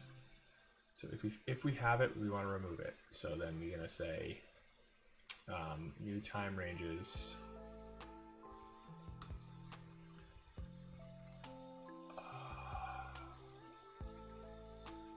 new time ranges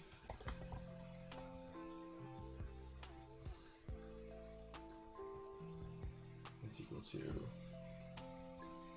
time range options, new time range options,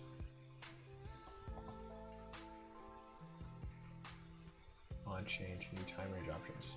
So if we find it, if we already have this time range, then we need to remove it. How do we do that? We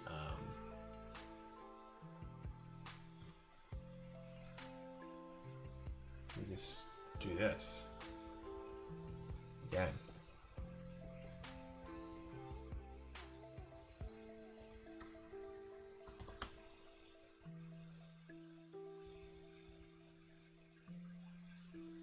And new time range options is the filtered. New time range options is filtered.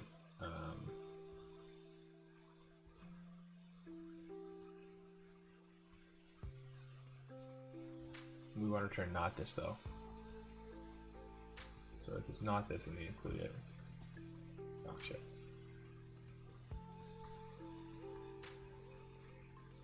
Right? Otherwise, we add it. Else new time range options dot push time range, and then user ID. Bam. You see that? You see what we did there?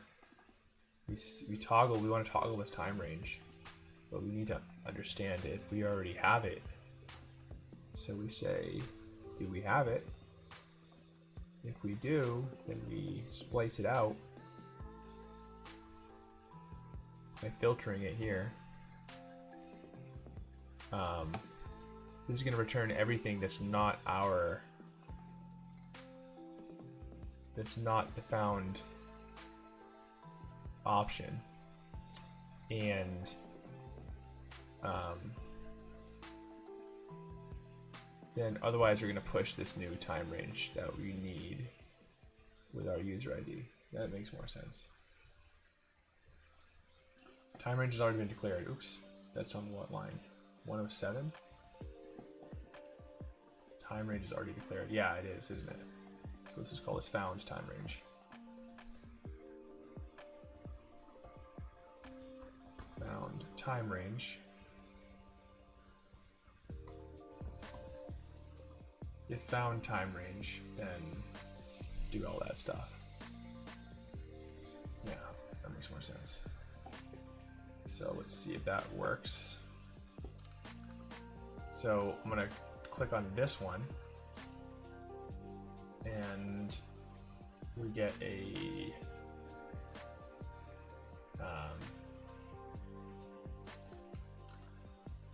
Huh. It didn't call on change. On time range toggled. What do we call on change?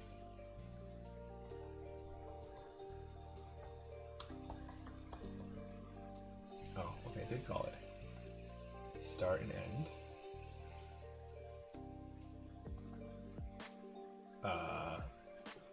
Wait, so it called this, but it didn't call on change? Because it should call this finally here. Oh, it did call it, but it still has the 5 the 5 in there.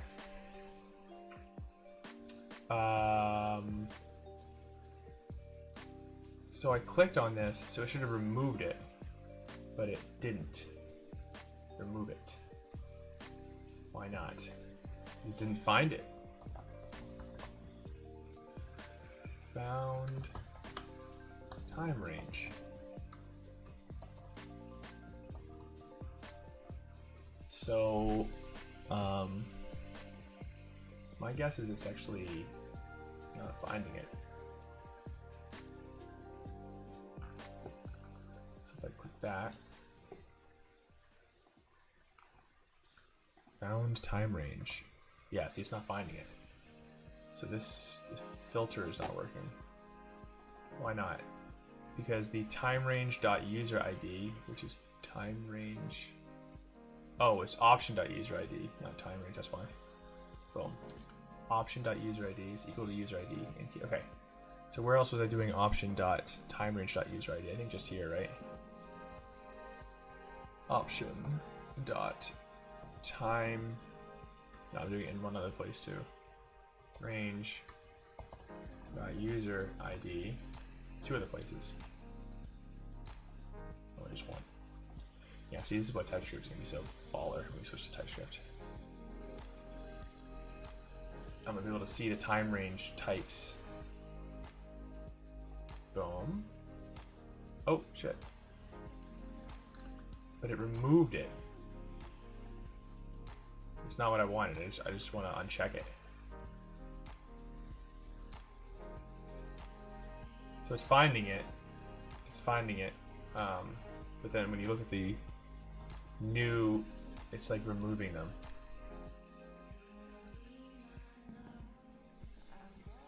Yeah. Don't want to remove it. I just want to.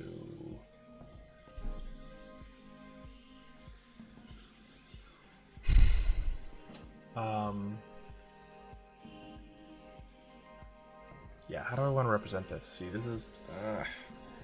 I want to render all the time ranges, but I want to not have the one. I want to have the checkbox be if I. Yeah, okay.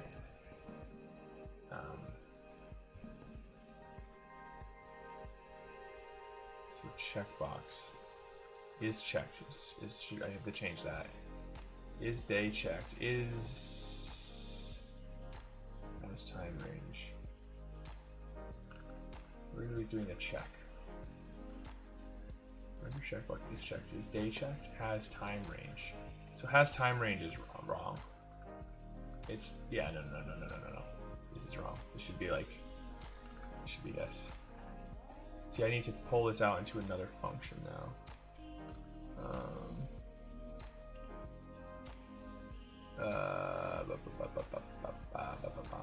What was I doing? I was just editing it. Here. Found time range. Has time range. Like, I want to know if I have the time range, not if anyone has it. This was a fundamental misunderstanding.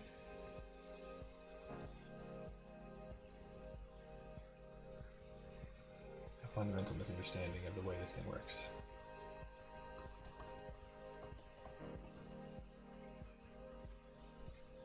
Bam. So with the option and T, yeah, this is more what I want to say. Yeah, see, I have just 10 to 11, but now I see it being rendered twice. So this is, technically this is actually right, I don't want to change. I want to change the UX. See, so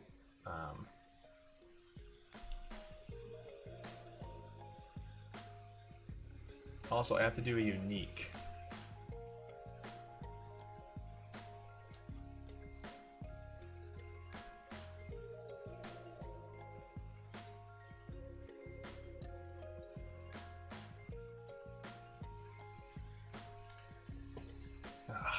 This is so complicated. Why is it so complicated?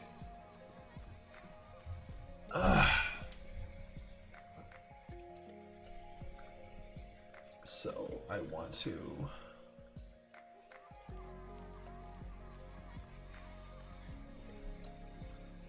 (10 to 11) and 10 to 11. See, there's two that are available because we have two. We have two here. I don't want that. I want to render each time range.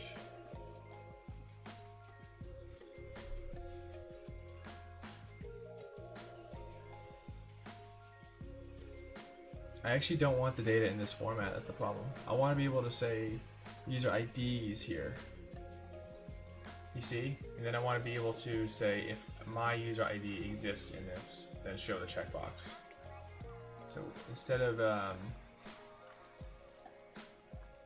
let's get rid of this.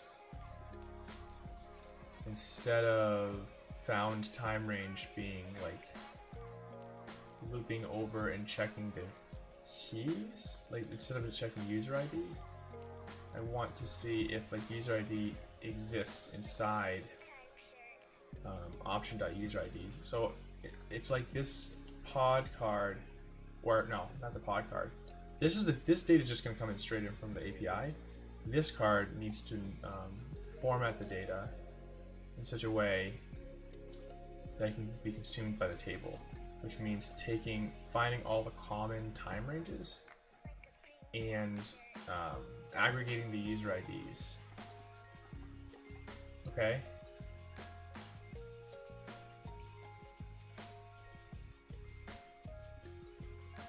That's a good place to stop, I think, because it's very clear what I have to do next. I'm going to clean up the code, and yeah, this one was far more complex than I expected. So I don't want it to render two of these. I want it to render one, and then I want to click on it. Now it's rendering one, but that's because it's rendering the other users.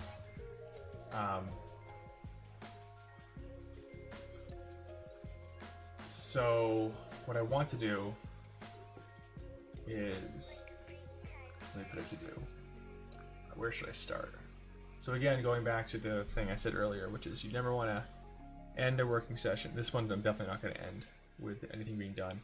But at least now I know what to tackle next to finish this pure component, which is I need to aggregate all the time ranges and store the user IDs on that time range, and then use write a function for does user exist on this time range, and use that to trigger the updating. So let me write that down. Also, let me just clean up this code a little bit. Okay, I don't think I need this.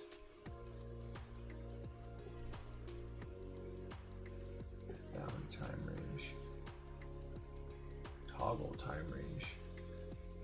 Yeah, so this found time range, this, I don't want to do it like this anymore. To do, start here.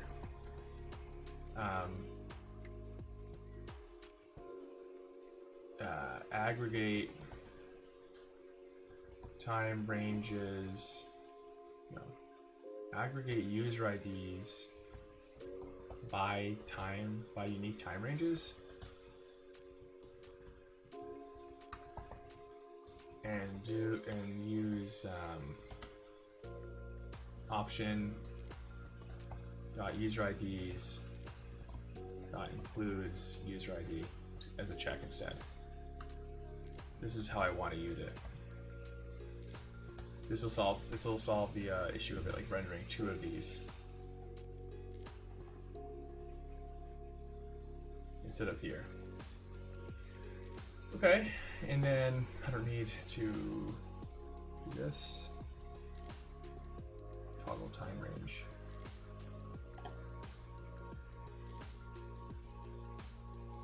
Don't do this. Time range map can go away.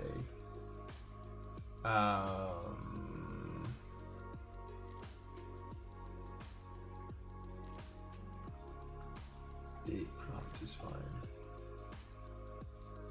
This actually isn't that bad.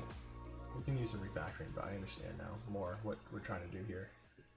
So this is just going to be user ID. Parse time range map. Actually, we don't even need to do this anymore. This is a dead end. Time range map changed. So we update the day map, which is fine, and reset the day map. So this is just UI. This is just like internal.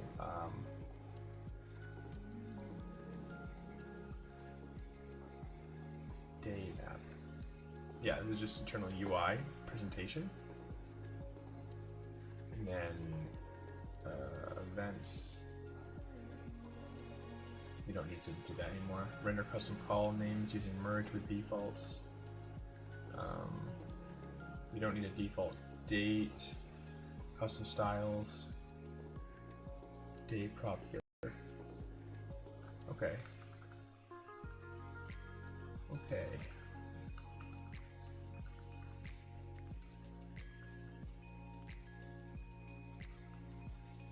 Event.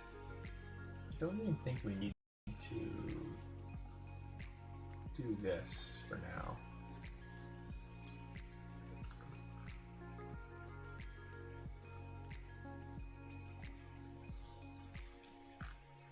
And then, okay, boom, save that.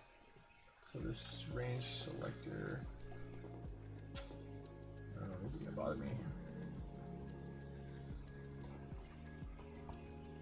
Wow, this was a tricky one.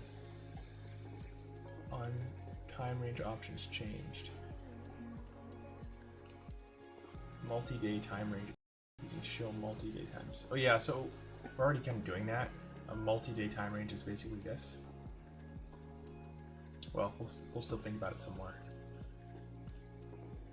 Finally. So instead of finally, yeah, finally is fine. There's no need to call this, oh no, we should keep calling it test because we want to use the one from the props, the smart component later. All right, we're almost there. This is actually pretty good, we're almost there. A lot of things to consider though, especially using this open source component. It's pretty damn good though. I just closed Lodash. This indeterminate thing was important for me to understand. Material UI, material UI. Okay, so I know what I need to do next. Actually, wait a minute, I'm so close to just finishing the pure component. What is it, 10, 11? What do you think? Take a break. Yeah, I should take a break, man, but we're so close. Let's just finish it. I'll sleep better if I just finish it. Well, not finish it, but like, you know what I mean. Finish this aggregation. So it's pretty easy though, right? Because we already have a hook that gets called whenever this changes, right here, on time range options changed, right? And here we're setting the time range map. But what we want to do is we want to set the map to sorry, my brain is just fried right now. We want to aggregate them all first.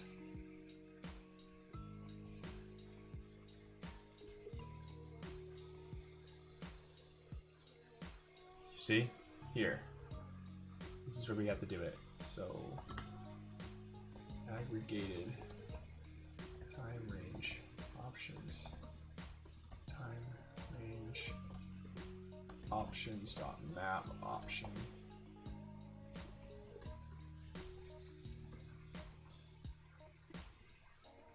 And then the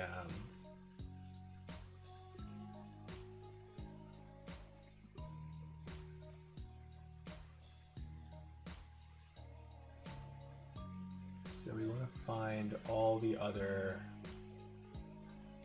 time ranges that have the same start and end time and put all the user IDs into the user ID.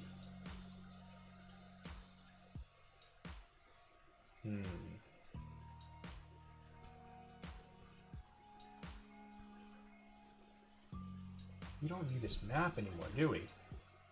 What are we doing with this? This was before we made this a down component. Time range map. This is what really screwed me up. Time range map. What are we even doing with it?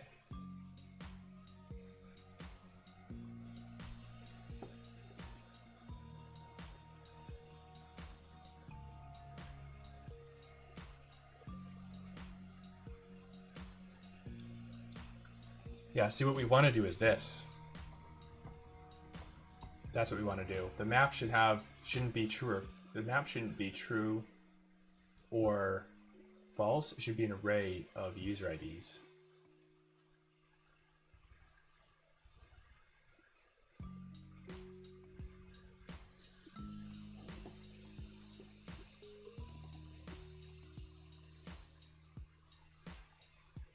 Exactly.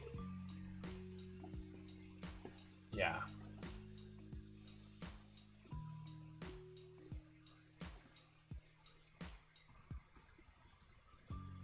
And so this is going to be an array.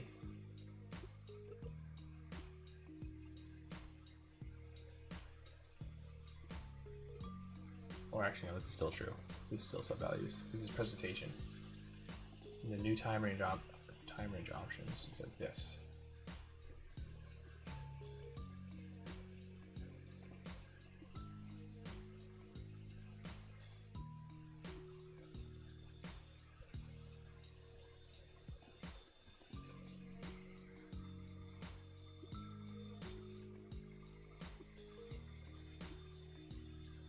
If sub-values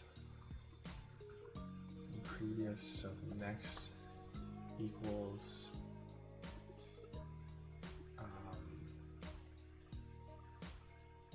map sub next. This is the key.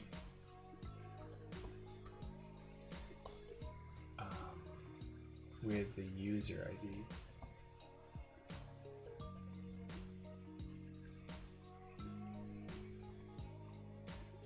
So if we want to add the user, otherwise we want to remove the user from the array. Equals map sub next splice, or filter, I guess.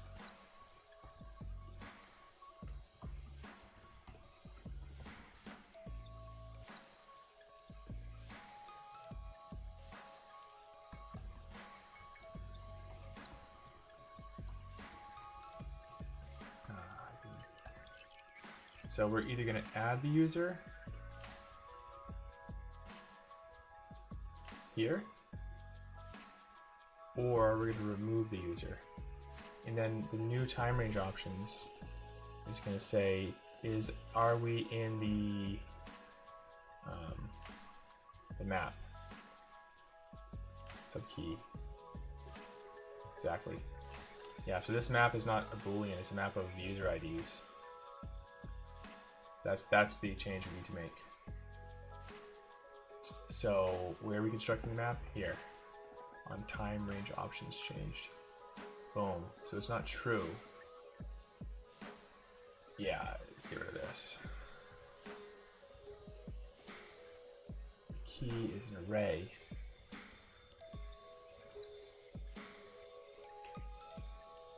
Time range options.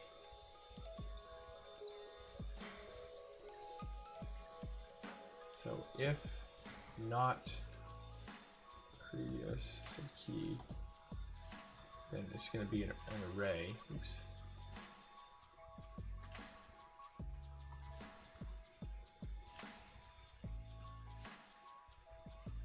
And we're going to push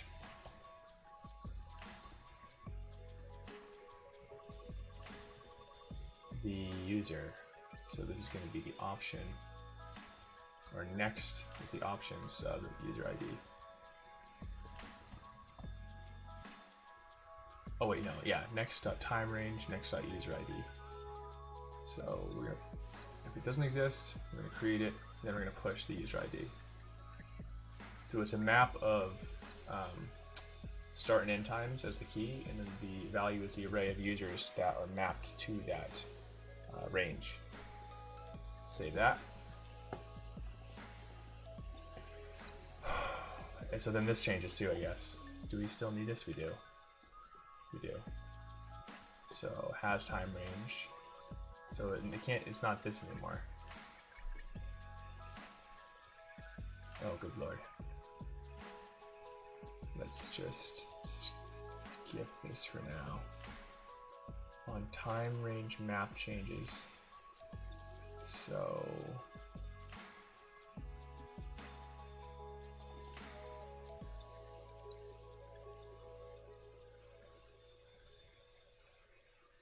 this next is the time range key. So time range key, this is an array now.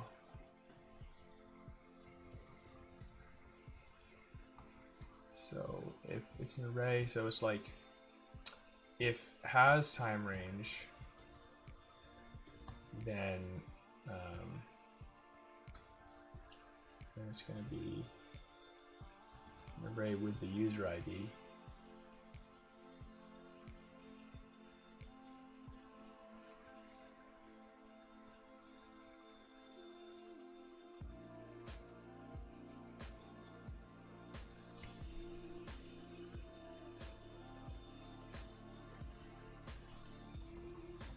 Otherwise, it's not going to have the user ID.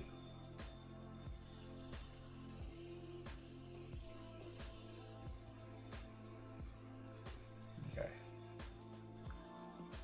This makes sense to me now.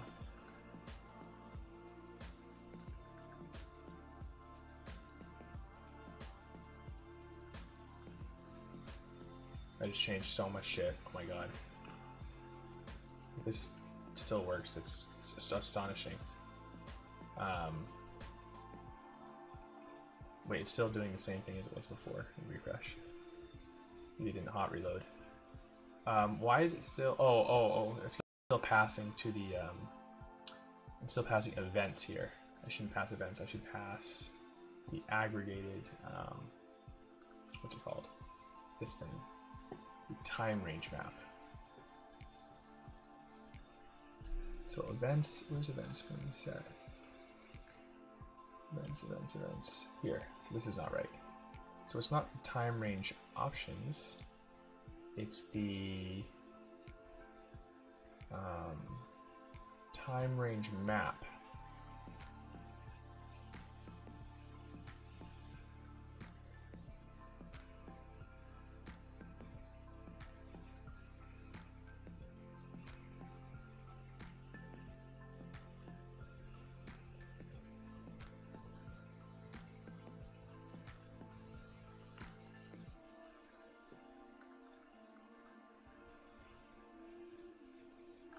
So events is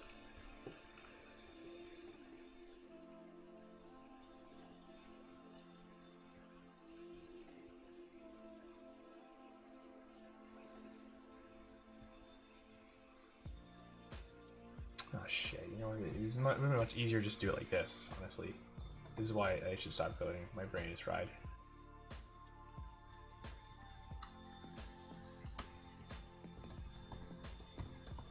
First, just filter out all the ones that are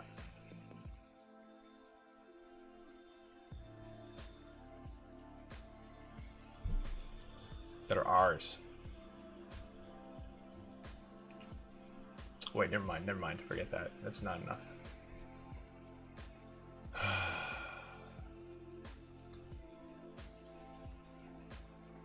Essentially, we want to remove duplicates.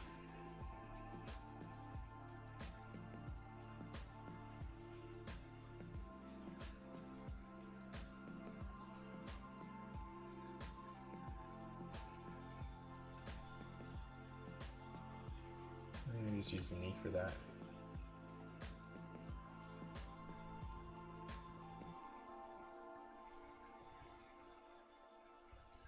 And then unique takes in the option. And the way we determine if an option is unique is we say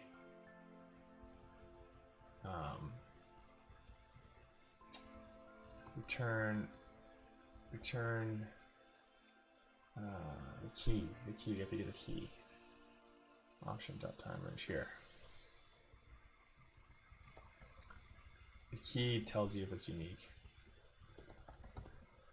And the key comes from the options time range. So first we get all the unique, and I don't think I'm recording unique, am I? No. We get the unique time ranges, and then we just display those. And whether or not they're toggled, everything else still holds true. You just don't want to show it. 10 to 11, 10 to 11.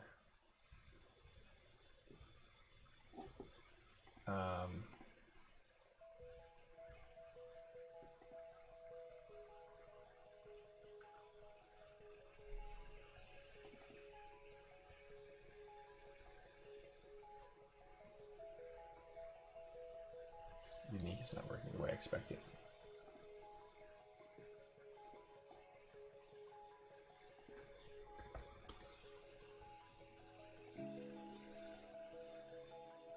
Oh, it's unique by, I think. Yeah. You'd think I would know all these like lodash functions by now. It's because I just keep, they're so easy to look up. I don't like, I'm not forced to commit them to memory. Oops, option is not defined, typo. My ESLint is literally, I literally have not had ESLint working this whole session. I don't know why. It's O. No, it's called option. I hate single letter variables.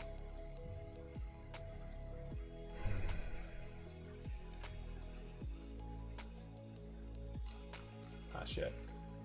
Oh, wait, okay. Is it working? No, it's not. No, it is. 10:25 to 11:25. That's the only one that I have available. The day stuff broke. But, oh damn, includes is not a function. Scheisse. You know what I should have done? Gosh darn it. I should have just committed. Because this would have solved the problem. It was just a display issue. Using the booleans was fine. I didn't need to use arrays. Lessons learned. Let's do this. Let's just salvage it. Let's salvage it while it's fresh in my mind. Let's paste what we have. Okay. And go back and revert. Comment this. Copy that. Boom. Beautiful. We'll let negative work. Oh shit. I think I went too far. No, I didn't.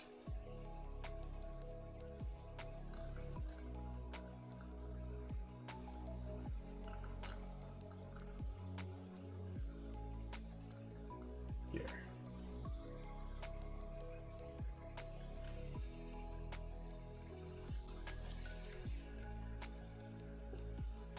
So I don't think we need to use those arrays like I was doing.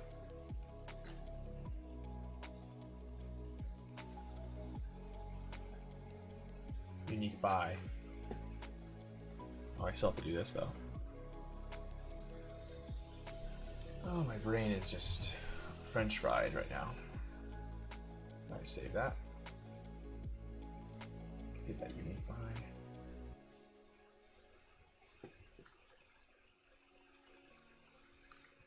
Ten to 11, 10 to 1, then 1 to 2. Yes, yes. Oh, I went too far, I guess. Oh wait, no, that's right. It's working as expected. That's not. I broke that. This and then this. Yeah, so day toggle got broken. I didn't revert far enough. Day toggle. Day toggle. Here. New time range options. If option.userid is not equal to or new time range.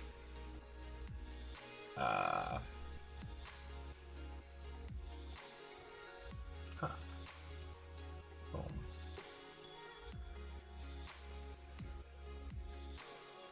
Oh. Okay, so this is actually good then.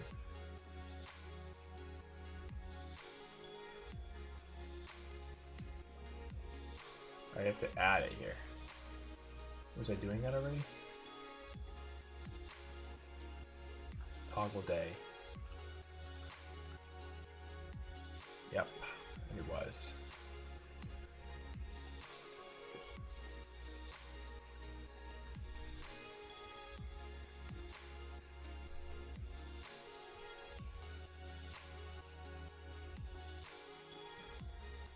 So we're gonna go and add the user.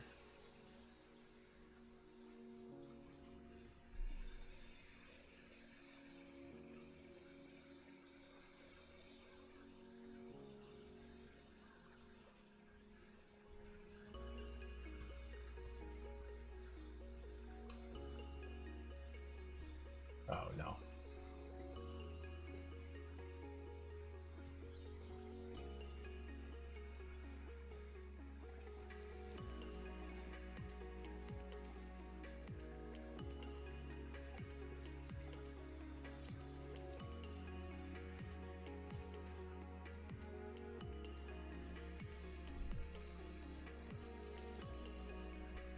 Let's just do it like this.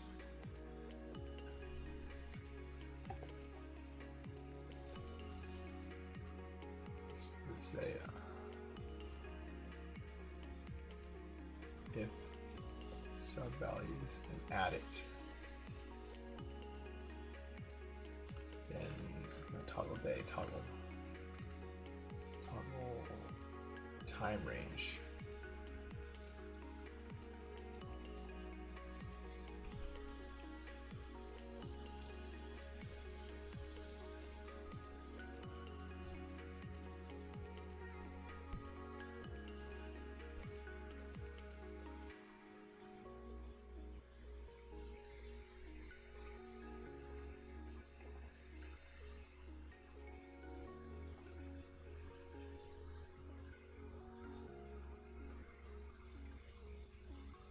It's the same thing. Toggle.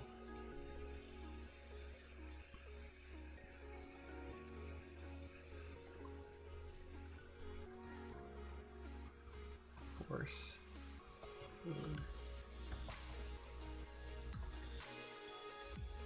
If we found it, we didn't find it, or force include, then add it.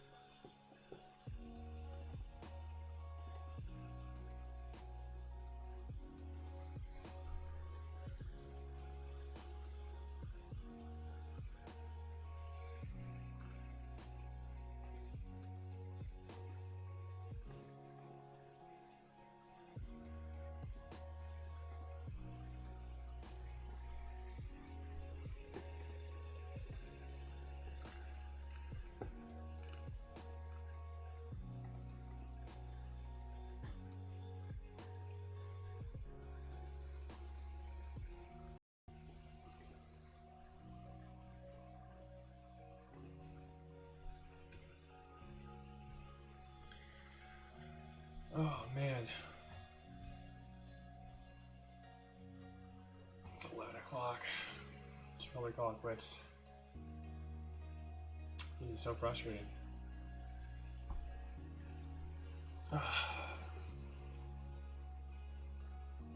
Yeah, I'm at the point now where like I can't even read the code. I have to look at it with fresh eyes, I think.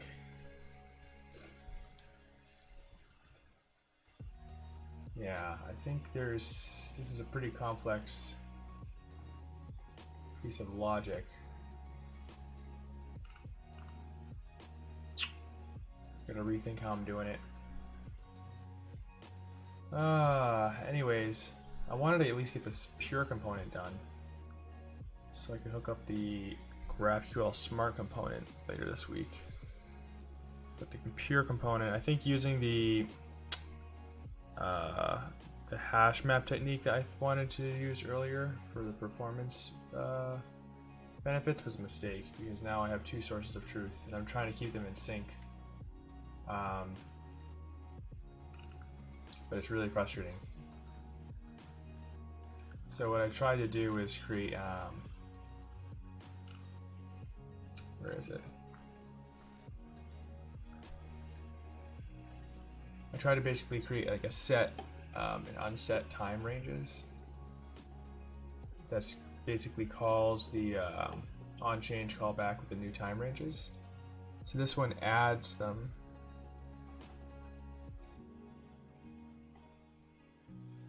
And this one will filter out all the time ranges that, well, the filter will be true if they're not ours, or the time range keys do not include the time range. So these are the time range keys. These are all the ones we want to remove. So if the yeah, so this should work. I think the problem now is the map. Like this makes sense. This is cleaner, and that makes sense to me. And then the toggling just basically uses this day map. So this is where the problem is now, and it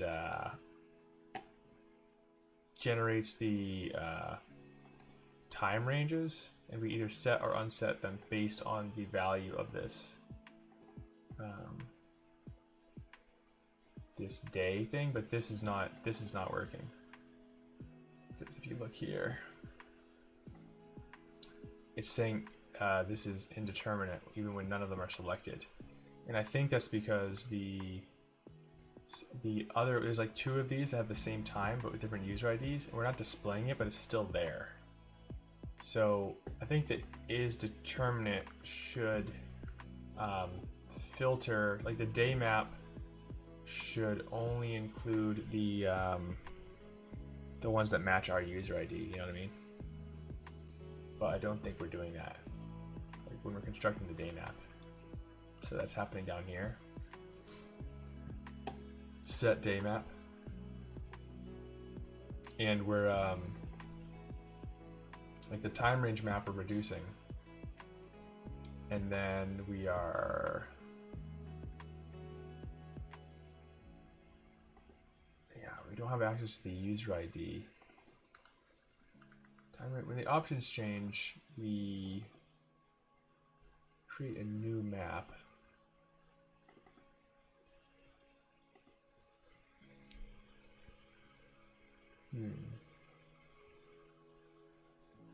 I guess we could just change how we're, this is so close, this is why I'm like sticking with it, it's past 11.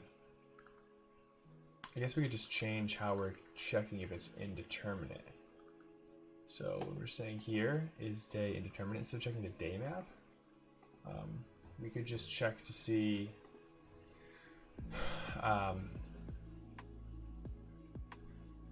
if any of the options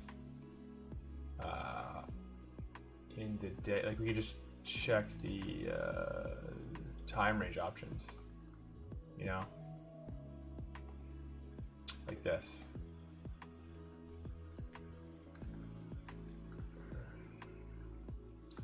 Because this is definitely what's messing us up. This is returning true and it should return false. So like if we find the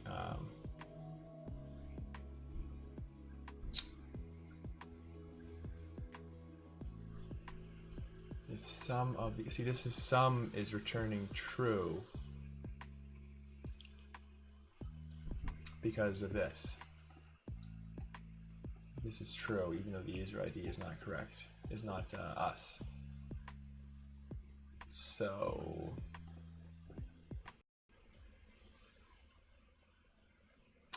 I guess we could just add another check, right? So we could get the all the time range keys for us, and then do something like this. Our time ranges includes, so our time ranges is going to be all the time ranges that have our user ID.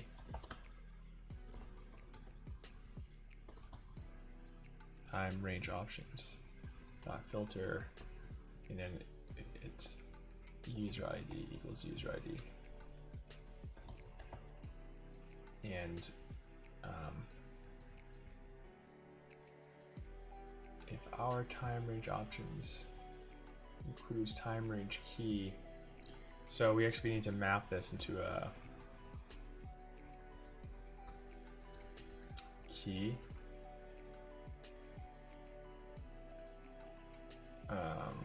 Like this.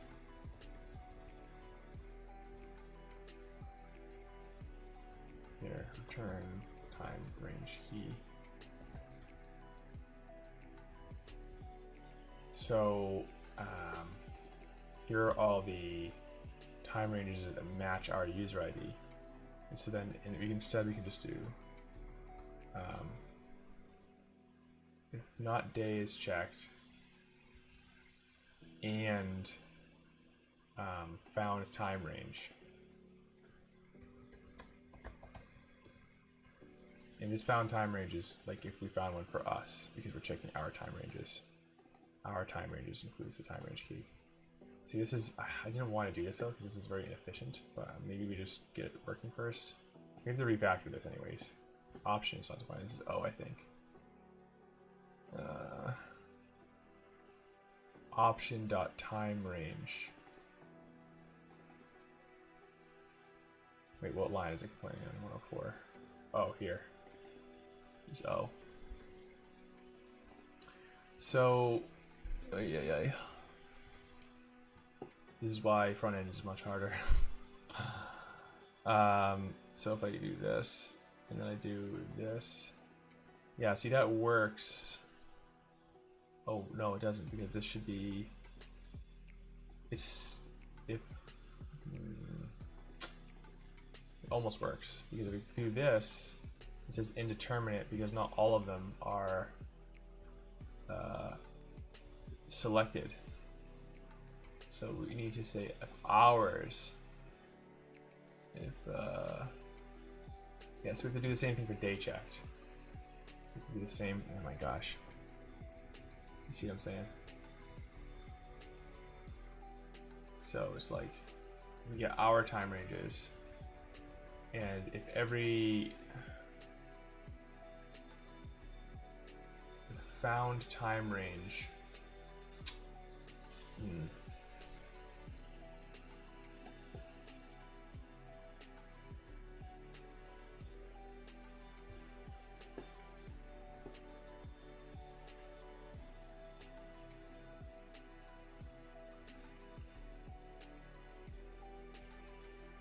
actually no, that's not what it is. This is true because day is not checked. We did find some, and we found some, and found time range is true. All of these are true, not day checked. Oh, so this is no, I was right. This should be resolving to true, but it's not. Because not everyone is truthy, because the one that's not ours is still falsy. So we don't want to do the day map. Only want to consider hours. I don't want to have to do this. That's my point. Like we're constructing the day map. Where's the day map? Here. I only want to worry about hour time ranges. So I guess I could do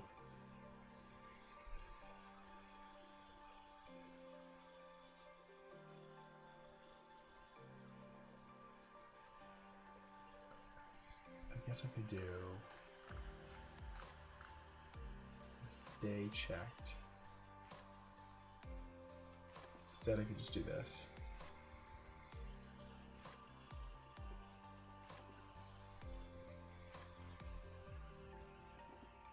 So we get all of our time ranges over time range keys. And then we say if every single one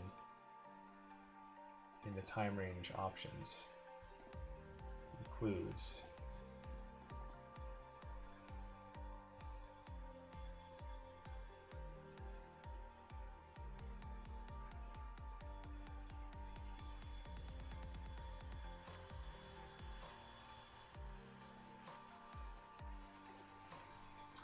this is a hacky way of doing it, but like, oops, all our time ranges,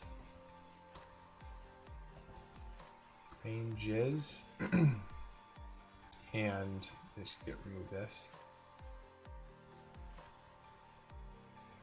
and then we do the same thing, but this time selected. We just compare the count. Selected time ranges, and we say return all our time ranges dot length is equal to the selected time ranges dot length. See, we don't need any of this.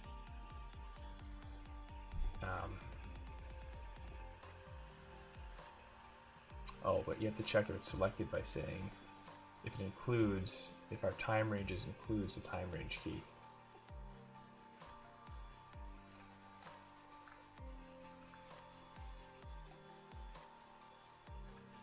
Has time range here. Has time range. And it has time range.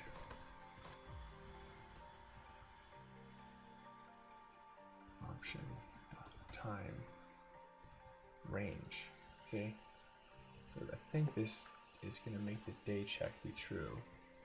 It's just this code is like so inefficient at this point. I was trying to use those hash maps. Alright, it didn't work. Why not? If the day is checked, if all our time ranges. Oh no, what am I saying? We still need the day map.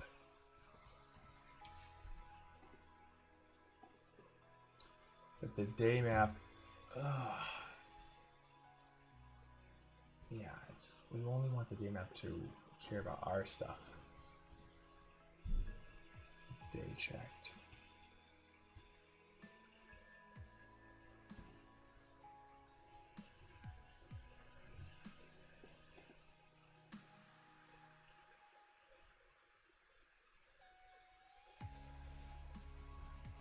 Yeah, see?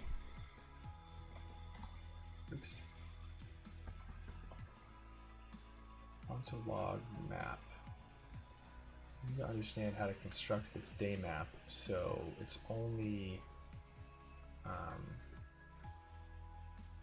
calculating hours. Boom, boom, boom. Here. So see, it says false, false, true. One of them is true. Because it's not ours.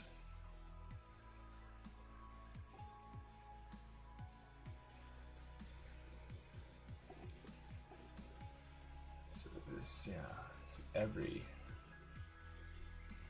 100 values map.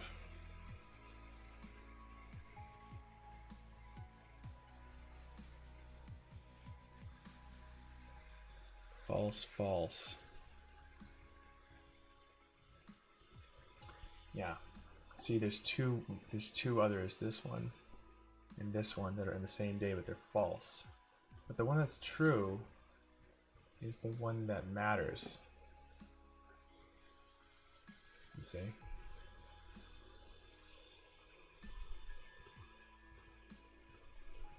Because it's the one that we are, our user ID. We need the user ID to come into play here. How can we do that? I guess we could. I guess we could check to see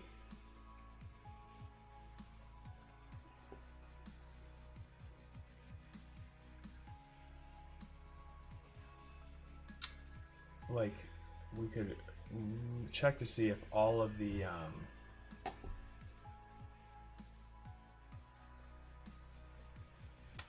if all of hours in that day are true.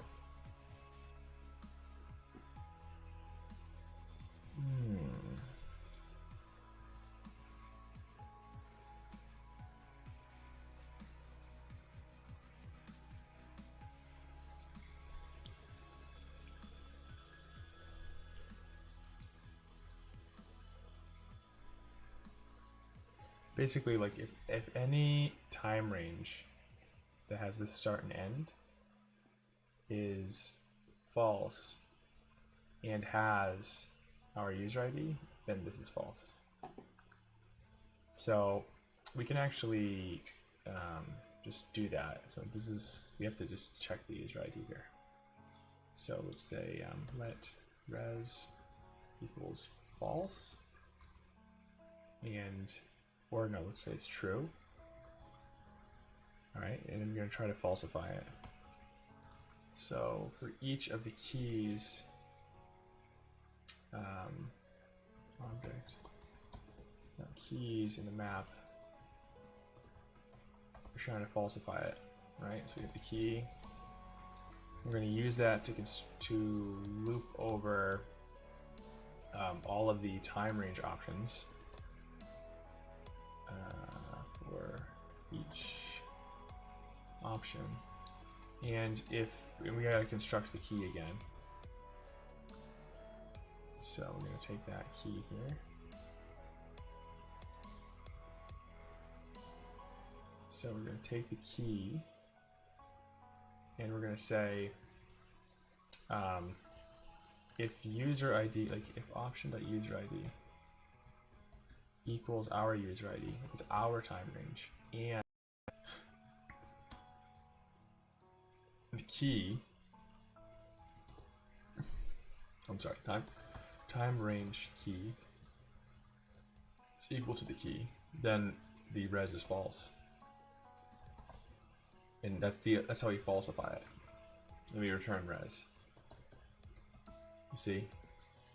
We need to only worry about the time ranges that we have selected, not everyone else's on the table. So let's go ahead and test that.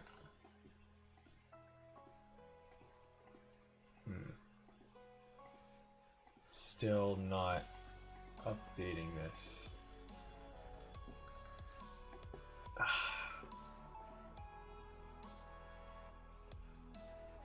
Oh, okay, so this needs to return false by default.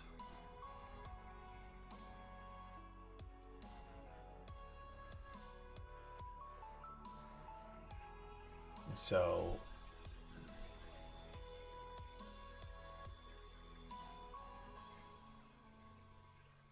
this logic is still right.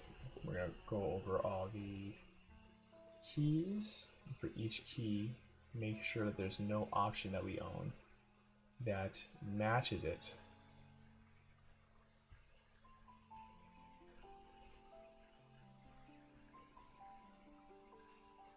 And is not checked. And is, what was it? Has time range. not has time range. And we're gonna give it the time range. I think we can still do it like this. So return true by default. Oh no, you can't return true by default actually. You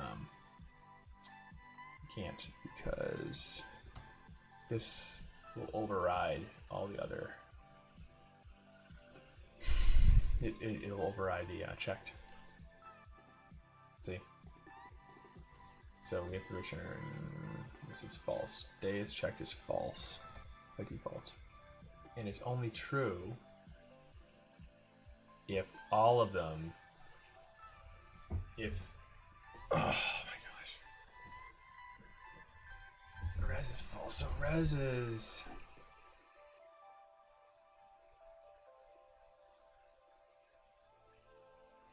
how can we structure this logic?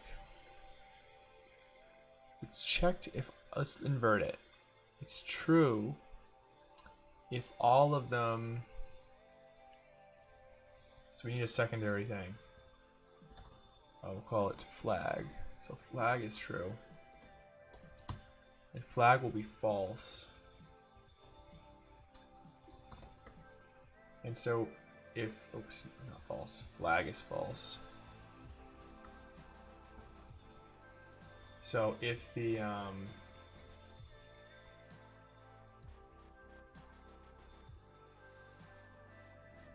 flag is true, so we're going to return not flag. Wait a minute. If flag goes to false, then res is true.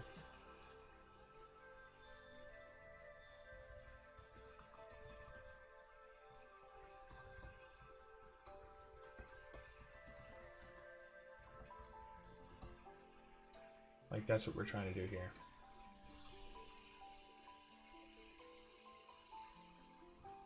Weird, it's a weird logic, man. My brain is just totally fried. It's still saying true though.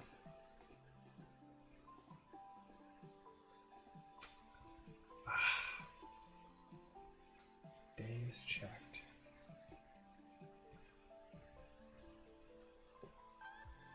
Days checked if all of ours.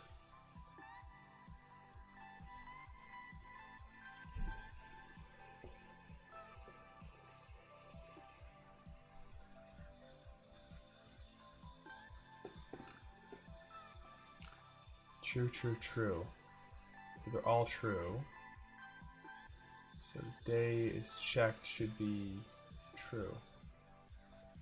But, oh, it's because this is sending true. This day is checked is false. This is true. Yeah, it's checked is false.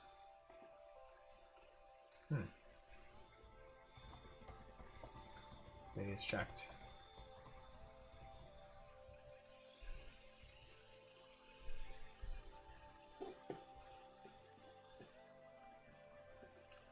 So J is checked is false. Right. So that's wrong. It should be true. Day is checked should be true.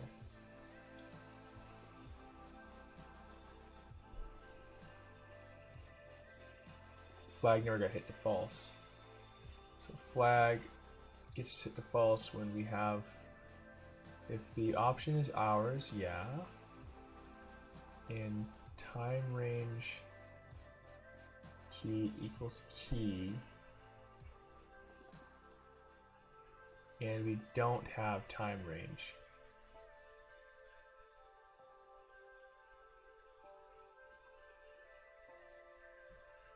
Oh, this logic is not right. What we're trying to do is see if all of our, if any of ours we don't have, then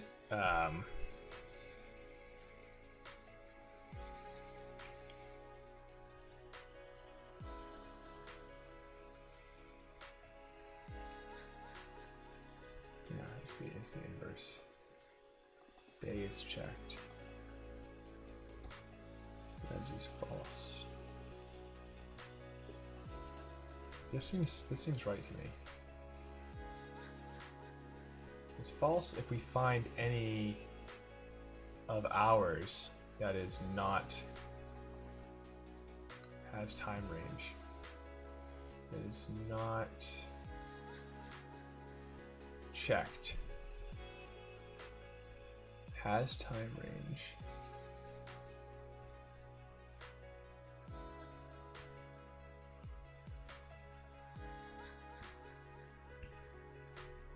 Yeah, are there any time ranges that we don't have? That's the way to look at it. That's the way to look at it. Yeah, I was looking at it wrong. Are there any time ranges in that day? So here are all the time ranges for the day, right? Yeah. Are there any of these that we don't have? If so, then this is false. Yeah. So out of all the time ranges,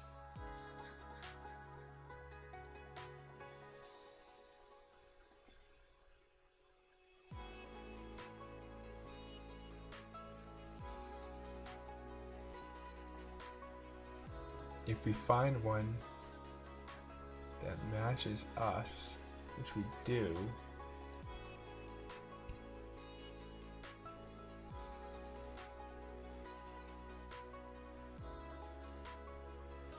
oh wait, no.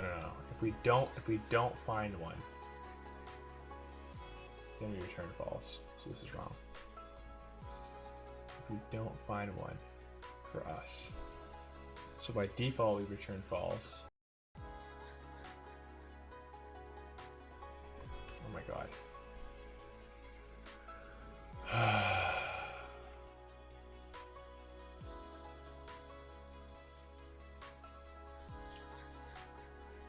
If any of the time ranges in the day, if we cannot find one, let's just do it like this. Instead of map, let's just do for each. I mean, instead of for each, just do map. I'm just gonna be found ranges. Okay, so we need to make sure that for every key we find one for ourselves. So for each key, we're going to go to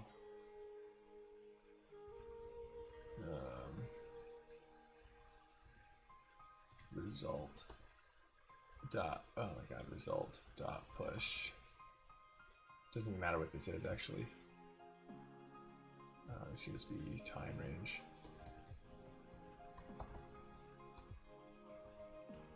Oh, because we just want the count.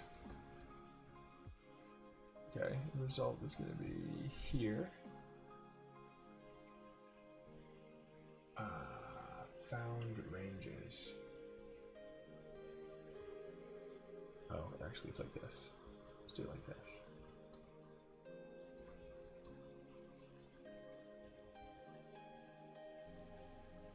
Yeah, we can still do for each, just no need to map. So found ranges push.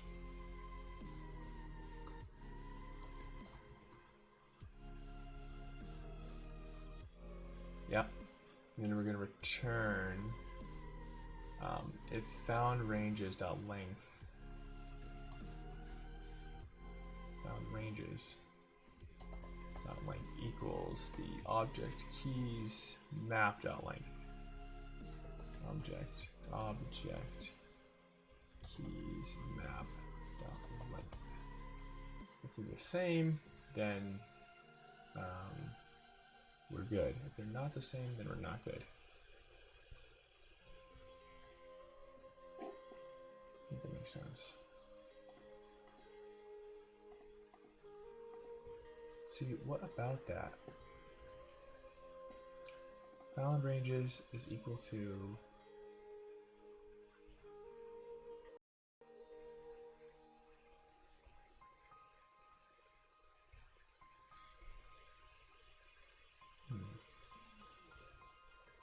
Oh wait, no, this is doing what I'm telling it to do.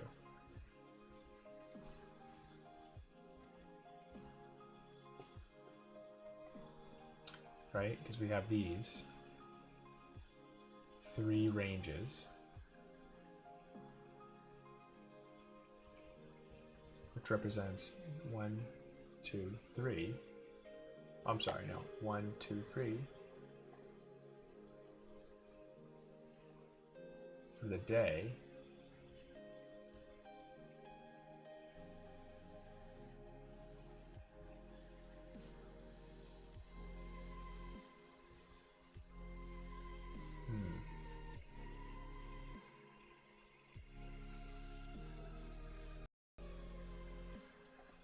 Is day checked. So the day map.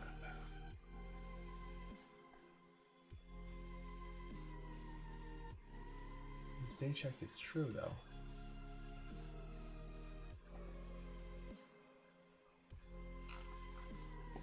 Day is checked. True.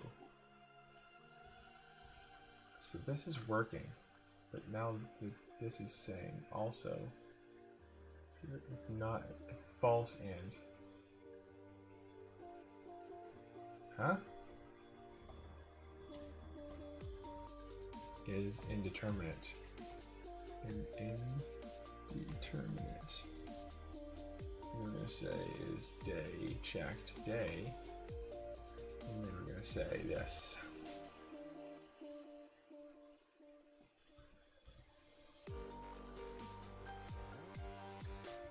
Okay. So I think this is working. Checking if the day is checked, but the is day indeterminate is now messing up. So this is always returning true. Right, so if I come in here and select this one, day is checked is true, and is determinate is false. What? Oh no, it's because is day is checked is false. Is day checked is false, and it says is day checked is true. Alright, something's messed up here. Is day indeterminate? Is day checked?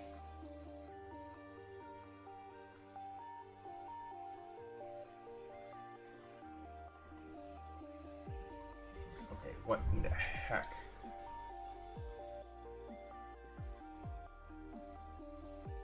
Is day indeterminate? Is day checked? Oh. It's because we're normalizing the days. I knew this was a mistake.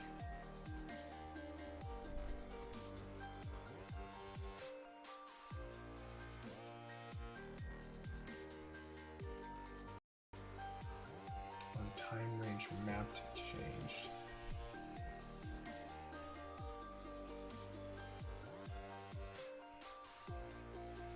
Oh. Oh, I see. I see. Yeah. Highest time range.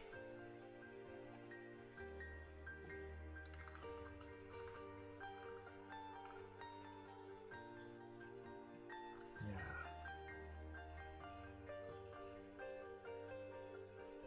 Normalized day.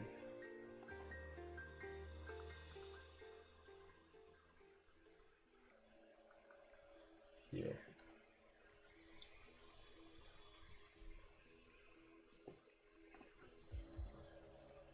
Day is normalized day. We're not normalizing the day on toggle. Who calls toggle day?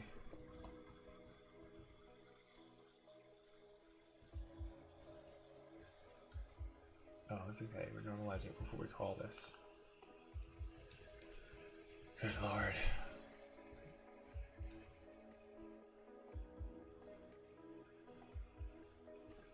So right now, the problem is we're only rendering hours. Okay. We're not rendering everyone's. It's because we're doing unique by in the events here. Unique by, and then we're just doing this time range start and end.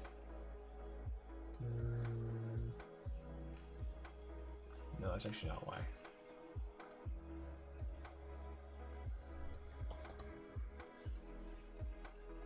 There's 3 time ranges. They all start on Sunday at the same time. And they all end at different times. So interesting. Interesting.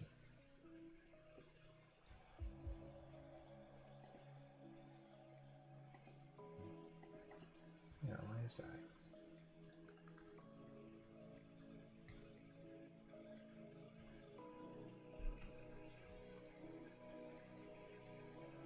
Day map.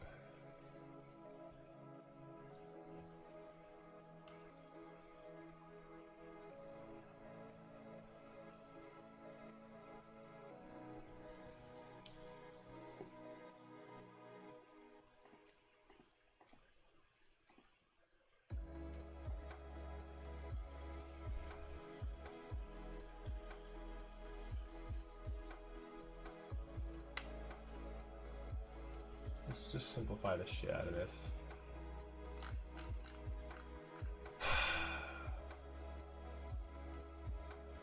If we just put the day on all of the time ranges when it comes in, we don't have to map it. The day map is what's messing us up. You see? So,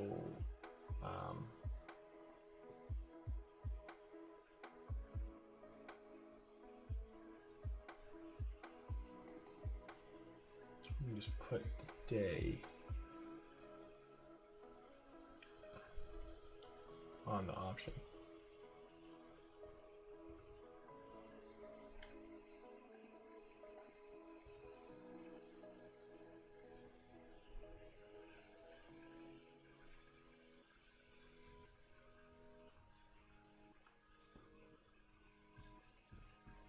Is day checked?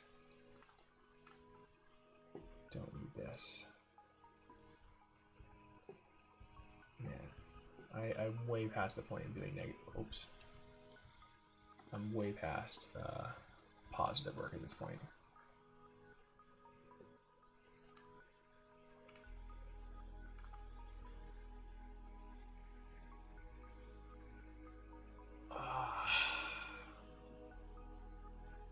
I think I should just cut my losses. What do you guys think? Pick it up tomorrow morning when my brain is fresh. Man, it's just so frustrating. It should be so simple. But at least I have a much better understanding now of how to use this calendar component. So once we get these day map synchronized with the time range toggles, we're going to replace this mock data with data coming from the back end, and then we should be good to go. And we'll do some updates on the components so we can sort and filter, and then we should be good. But geez Louise, I don't know why I just got rat-holed on this state management. But I'm gonna attack it tomorrow when my brain is fresh. Thanks for anyone that stuck with me, man. This was a long friggin' stream. So I'll catch you guys later.